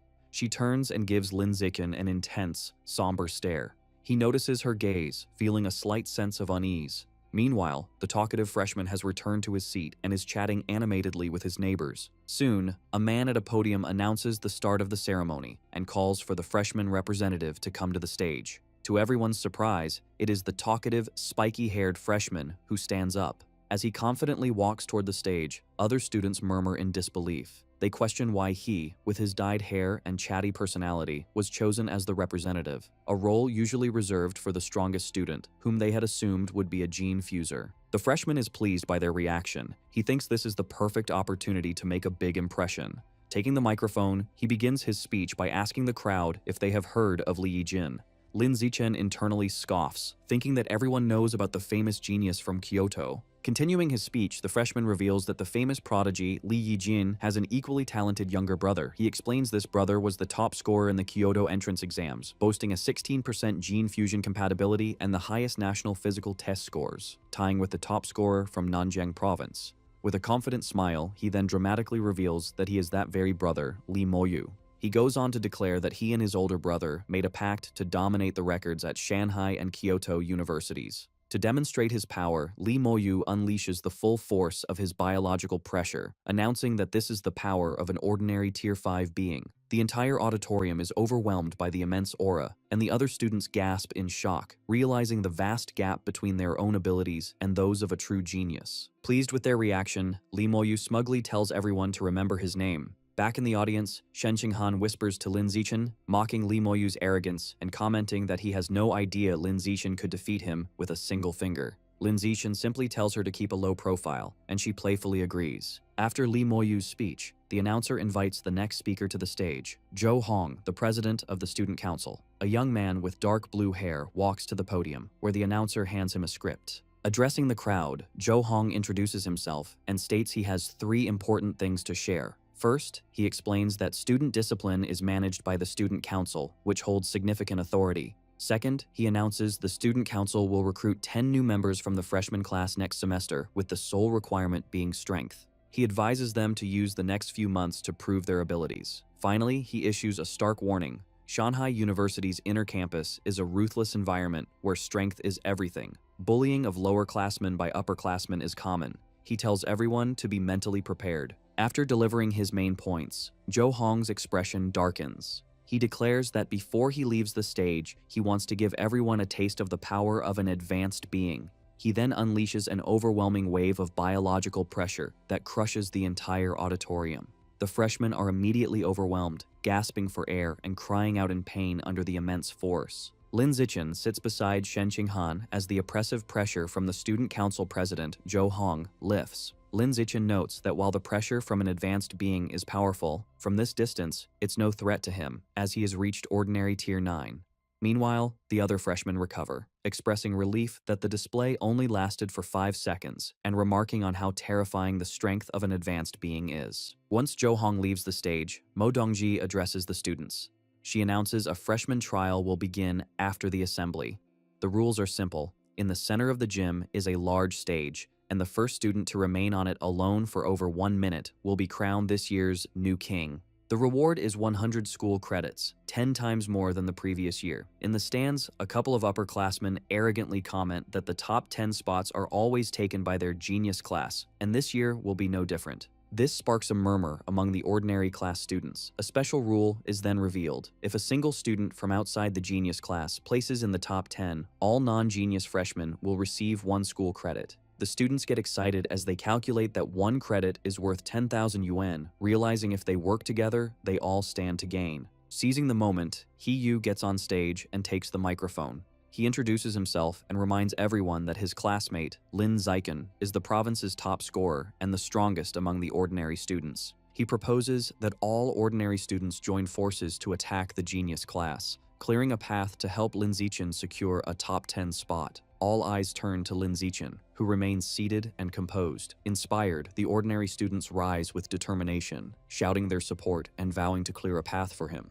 Meanwhile, a group of faculty, including Liu Chuanwu, Mo Dongji, and Ma Zhenhe, watch from a distance. Liu Chuanwu remarks to Zhou Hong that he was being too petty with his earlier display. Ma Zhenhe interjects, asking Liu Chuanwu if it was necessary to take his anger out on Li Moyu's younger brother just because Wu Tiancheng defeated him. He adds sarcastically that when it comes to being petty, no one at the university can compare to Liu Chuanwu. Liu Chuanwu calmly replies that his pettiness is directed only at the person involved, never their family. Liu Chuanwu taunts Dean Ma Zhenhe, asking if he heard his daughter performed exceptionally well on her entrance exams. Ma Zhenhe replies, she was the 3rd highest scorer in Kyoto. Standing beside them, Zhou Hong suggests Ma Zhenhe's daughter should join the student council, promising to personally cultivate her as a future leader. Ma Zhenhe agrees, asking Zhou Hong to look after his daughter, to which Zhou Hong replies he takes care of any student with genius potential. Down in the arena, students speculate on who will become the new king, with most considering the 2 top freshmen, Li Moyu and Ma Weiwei, as the main contenders. One student argues Li Moyu is the clear favorite, as his biological level is already ordinary Tier 5. However, another points out that while Ma Weiwei's scores were slightly lower, she successfully fused with Shadow Cat genes during the summer, so her actual combat strength might not be less than Li Moyu's. A third student dismisses this, believing her fusion was only partial and her power increase is limited. Their debate is cut short when Liu Chuanwu's voice booms, declaring that neither Li Moyu nor Ma Weiwei will become the new king. As the others look on in shock, Liu Chuanwu continues with a confident grin, proclaiming that the true new king will be a member of his Tianren Ge, Lin Zichen. Ma Zhenhe immediately fires back in anger, questioning how that could be possible. He points out that Lin Zichen's physical test data didn't even place him in the top 10. He scoffs at the idea, accusing Liu Chuanwu of making baseless boasts. Liu Chuanwu calmly asks if Ma Zhenhe does not believe him, and challenges him to a bet. Furious, Ma Zhenhe immediately accepts, shouting that he's not afraid. They agree to wager 100 school credits, with Ma Zhenhe warning Liu Chuanwu not to go back on his word. Hearing the challenge, Liu Chuanwu invites the other staff to place bets. A powerful-looking gene fuser asks a senior professor, School Director Qin, if he's willing to wager 1,000 credits, and the director agrees. Watching this, Ma Zhenhe grows suspicious. He wonders how the old man can be so confident, speculating if he's trying to get Li Moyu to throw the match. He quickly dismisses the thought, remembering his own daughter is also competing. His face contorts in fury as he tries to understand Liu Chuanwu's strategy. A final, unsettling thought crosses his mind. Could Lin Zichen actually become the new king? He immediately dismisses the notion as impossible. A figure in a sleek red and black cyborg suit, the dean of the Mechanical Academy, approaches Dean Ma Zhenhe. She remarks that the provincial top scorer, Lin Zichen, was originally his student in the Evolution Academy and asks if he isn't upset that Dean Liu Chuanwu poached him. Ma Zhenhe replies dismissively, stating his academy has many students like that. The cyborg dean smiles knowingly. She points out that she heard Ma Zhenhe also poached the only 3 senior students from Tianren-ge, suggesting his claim of not caring is just a front for his planned revenge. Meanwhile, on the balcony, Liu Chuanwu thinks with glee about the bets. He calculates that with 9 people betting 100 credits and 1 betting 1,000, he is about to make a massive profit. As the faculty watches, the trial begins. A huge crowd of ordinary students rushes onto the main stage, shouting their intent to defeat the genius class. The floor erupts into a chaotic brawl. Lin Zichen stands apart, calmly observing. He internally notes many genius class students rely on their high gene fusion compatibility scores rather than actual skill. Suddenly, Lin Zichen is surprised as his danger perception attribute activates, allowing him to see the students' power levels. He assesses that the strongest 2, Li Moyu and Ma Weiwei, are both at ordinary tier 5, while the other top 10 members of the genius class are at least ordinary tier 4.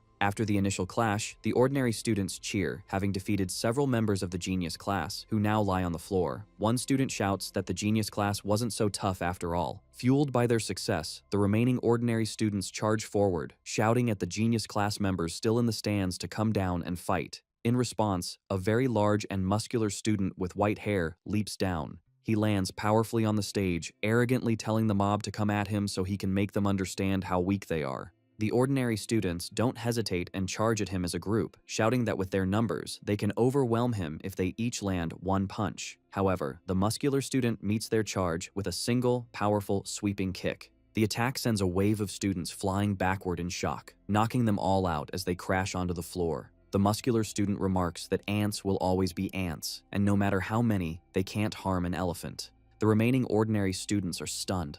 They turn to Lin Zichen, exclaiming that their opponent is too arrogant for calling them ants and urging Lin Zichen to defeat him. Hearing this, Lin Zichen calmly walks towards the stage, stating that since things have come to this, he will accept. He steps onto the stage with his hands in his pockets, looking unfazed. His opponent lands powerfully in front of him, cracking the ground, and expresses excitement, stating he has been waiting to fight the top physical test scorer from Nanjiang province. The student introduces himself with great enthusiasm as Lu Qiji, the top scorer from Yuntian province. He proudly lists his own impressive stats: a 5.69-second 100-meter dash, a 4.52-meter vertical jump, and a one-handed lift of 1,150 kilograms. He then smugly asks Lin Zichen to announce his own physical test data.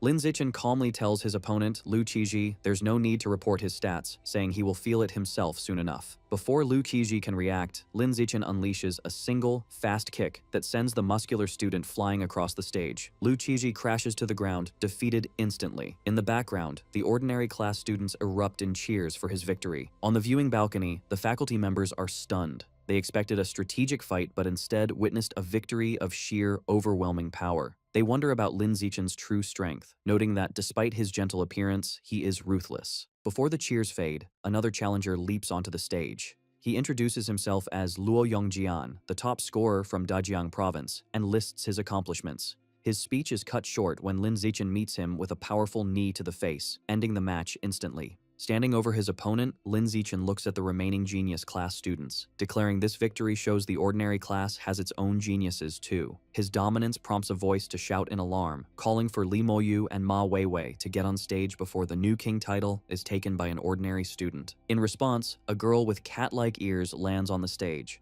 The genius class students recognize her and cheer for Miss Weiwei to defeat him. From the crowd, He Yu and the ordinary class students shout their support for Lin Zichen, telling him not to hold back just because she's pretty. As he faces his new opponent, Lin Zichen thinks this is a good opportunity to observe a gene fuser up close. The fight begins as Ma Weiwei charges Lin Zichen with blinding speed. She follows up with a powerful high kick, but Lin Zichen effortlessly dodges by leaning back. He wonders if her agility is from her Shadow Cat gene fusion. Ma Weiwei is shocked he dodged her attack so easily. Realizing the massive gap in their abilities, she knows continuing the attack is meaningless. She gracefully leaps backward, putting distance between them. She looks at him with determination and requests half a minute, explaining she needs time to fully activate the Shadow Cat genes within her before they can truly compete. Lin Zichen, unfazed, calmly agrees, telling her to take her time. He thinks this is a rare opportunity to witness gene activation firsthand. As she prepares, Ma Weiwei undergoes a dramatic transformation. Crouching on all fours, a long furry tail sprouts from her back, and her fingernails elongate into sharp claws as a powerful aura envelops her.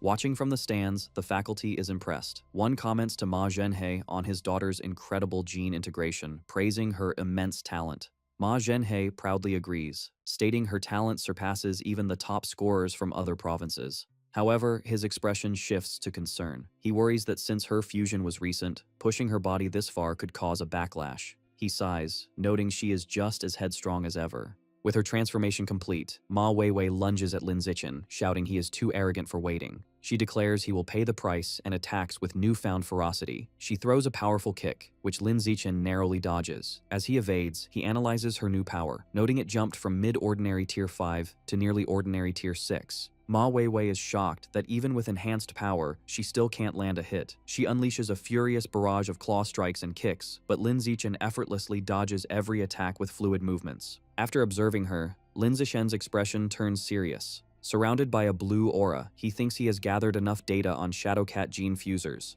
Deciding not to waste more time, he prepares to counterattack. As she lunges again, Lin Zichen meets her with a single devastating punch to the face. The force is immense, sending Ma Weiwei flying backward. She crashes hard into the pile of defeated students, knocked out cold. The other students gather around her, remarking in disbelief how her beautiful face is now a swollen mess from his punch. Ma Weiwei sits up, crying and holding her face in pain. Her father, Dean Ma Zhenhe, rushes from the stands to console her. He turns to Lin Zichen, furiously asking if he's a man for hitting a girl so hard. Lin Zichen calmly replies that on the path of evolution, there is no distinction between men and women, only between the strong and the weak. From the crowd, Li Moyu agrees, stating strength is all that matters. Seeing his chance, he dramatically leaps from the stands onto the stage. He lands with a powerful impact, and the genius class students erupt in cheers, calling him their only hope to avenge Ma Weiwei. Li Moyu addresses Lin Zichen, acknowledging he is also skilled at hiding his power, pretending to be ordinary only to reveal himself as a provincial champion.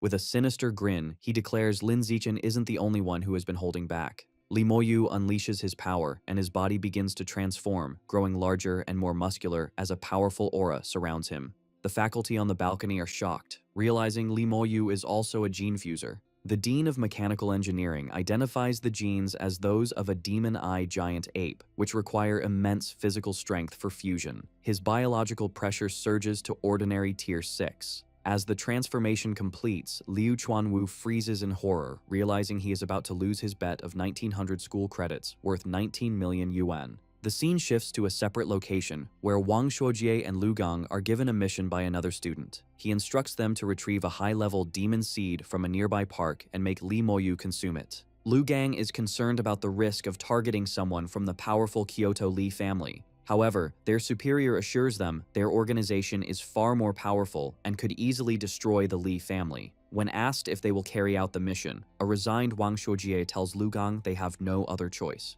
The battle between the two top freshmen begins. Li Moyu explains his transformation, boasting that the demon-eye giant ape maximizes strength and defense. Though it is usually slow, his power level is far superior, creating a massive gap between them. He taunts Lin Zichen, wondering if he can remain as relaxed now that he faces a true genius. Instead of replying, Lin Zichen immediately attacks, charging forward with a punch. As they clash, Li Moyu reacts to the attack, leading Lin Zichen to note that his opponent's reaction speed is decent enough to dodge a blow controlled at ordinary tier 6 speed. Deciding to push harder, Lin Zichen increases his output to test ordinary tier 7 speed. This increase is too much for Li Moyu, and Lin Zichen lands a heavy, direct punch to his face. Li Moyu stumbles back, angrily accusing Lin Zichen of a sneak attack. Lin Zichen calmly analyzes that the beast's defense is indeed strong, comparable to a high-level ordinary tier 6. Furious, Li Moyu regains his stance, vowing Lin Zichen's fists will not touch him again. Lin Zichen continues his offensive. However, he internally notes that although his speed is superior, he has not yet managed to inflict any significant damage. The battle intensifies as Li Moyu blocks a barrage of attacks. Lin Zichen analyzes that while Li Moyu is slower, his high defense gives him a large margin for error, whereas Lin Zichen cannot afford a single hit, making it seem the winner is already decided. Testing his limits, Lin Zichen engages in a rapid exchange, dodging Li Moyu's heavy punches. He decides the test of reaction speed is sufficient. Lin Zichen leaps backward to create distance. He prepares himself, deciding it is time to test the final attribute, strength. Li Moyu smiles menacingly, admitting he underestimated Lin Zichen's speed, but mocking his strength as too weak to cause harm, declaring that Lin Zichen is destined to lose. Li Moyu announces it is his turn and winds up a massive, energized punch. As the giant fist descends, onlookers scream for Lin Zichen to dodge, but he stands completely still, ready to receive the blow. On the viewing balcony, the deans place their hands on Liu Chuanwu's shoulders in pity. Convinced Lin Zichen is about to be crushed, the dean reminds a weeping Liu Chuanwu not to forget the 100 school credits he wagered. Back in the ring, a massive impact creates a shockwave as Li Moyu punches Lin Zichen's face directly. The result is shocking. The bones in Li Moyu's hand shatter instantly on impact. He collapses to the ground in agony, clutching his hand and screaming that it has been broken. The audience is left in absolute shock, unable to process that Lin Zichen has apparently won. They mutter in disbelief, finding the outcome too bizarre to be real. Standing over his defeated opponent, Lin Zichen analyzes the situation. He realizes that while the Demon Eye Giant Ape fusion granted Li Moyu immense strength, his body wasn't durable enough to handle the recoil. Essentially, Li Moyu hit Lin Zichen so hard that the impact shattered his own hand, because Lin Zichen's defense was superior. Lin Zichen calmly calls out to the medical team, informing them that Li Moyu has likely suffered a comminuted fracture and needs immediate attention. The stunned medics awkwardly agree and rush onto the stage. Suddenly, a figure descends from the balcony. It is Mo Dongji. She lands gracefully and orders Lin Zichen to step aside. She examines Li Moyu's arm and confirms the diagnosis. The entire right hand is shattered. She deduces with shock that this was caused by the rebound force of hitting Lin Zichen's face. She takes out a glowing golden pill and feeds it to Li Moyu. As she does, she can't help but wonder just how hard Lin Zichen's face must be to cause such damage. Suspecting there is more to him, Mo Dongji unleashes mental power to probe Lin Zichen's strength. Sensing the intrusion, Lin Zichen immediately activates his skill, Natural Camouflage, hoping to hide his true level. Mo Dongji analyzes him closely. Because of his skill, she perceives him as having a biological level of ordinary Tier 6. She notes his skin, bones, and muscles possess a density far exceeding that tier, but finds nothing else unusual. She wonders if that physical toughness is his only secret. The other faculty members gather around her, eager for her assessment. Mo Dongji reports her findings. Lin Zichen is simply at ordinary Tier 6 with exceptionally high physical durability, and there are no other abnormalities. Hearing this, Lin Zichen maintains a stoic expression, but internally breathes a sigh of relief, glad his camouflage successfully deceived them. Meanwhile, the pill Mo Dongji administered takes effect instantly. Li Moyu sits up, amazed. He exclaims the medicine was miraculous as he has recovered safely. He flexes his hand and smiles, confirming his injury is completely healed. With the battle concluded, Lin Zichen decides Li Moyu no longer needs to be on stage. He calmly tells him he can go down now and delivers a casual kick that sends the newly healed Li Moyu flying out of the ring. Humiliated, Li Moyu shouts from the floor below, vowing that once his gene fusion progresses, he will return to defeat Lin Zichen. In the stands, a heated argument erupts between the ordinary and genius students. The ordinary students mock the elites for having losers act so self-righteous. The genius students retort that Li Moyu lost to Lin Zichen, not them, but the ordinary students drown them out, claiming Lin Zichen's victory as a triumph for their entire class. On stage, the timer completes its countdown. A notification declares that 1 minute has passed. The announcer officially proclaims Lin Zichen of Martial Arts Class 1 as this year's new king. The ordinary students cheer wildly for Brother Chen, celebrating the glory he has brought them. However, Lin Zichen is not finished.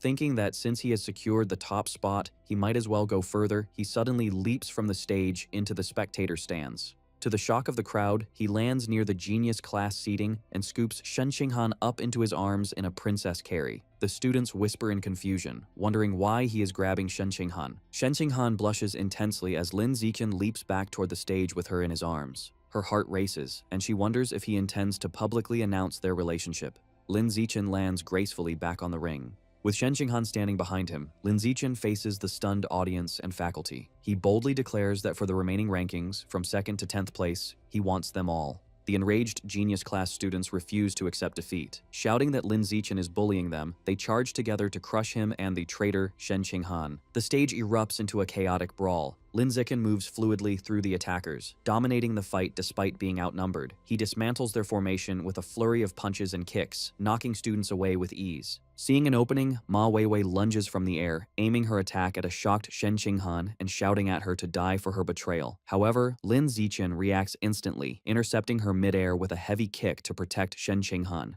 The force of the blow sends Ma Weiwei flying off the stage. From the balcony, her father, Ma Zhenhe, screams as he watches his daughter crash violently onto the floor. With the genius class wiped out, Lin Zichen stands triumphantly over the defeated students. Immediately, a notification announces that Shen Qinghan has officially secured second place in the trial. She looks pleasantly surprised. Lin Zichen then turns to the ordinary students and outlines his plan. He offers them the remaining spots from 3rd to 10th place, on the condition that the school credits awarded for those spots belong to him. The students are ecstatic, cheering for Brother Chen, eager for the chance to be in the top 10. Chu Rui calculates that the top 10 spots yield a combined 550 credits. He Yu adds the participation rewards, bringing the total to 559 credits with a grin. On the balcony, Ma Zhenhe is furious. He yells at Mo Dongji, arguing that Lin Zichen's actions are improper and questioning how the new king is allowed to control the entire top 10. A voice calmly interrupts, asking how it violates the rules. Liu Chuanwu steps forward to defend his student, challenging Ma Zhenhe to point out where the regulations forbid such a strategy.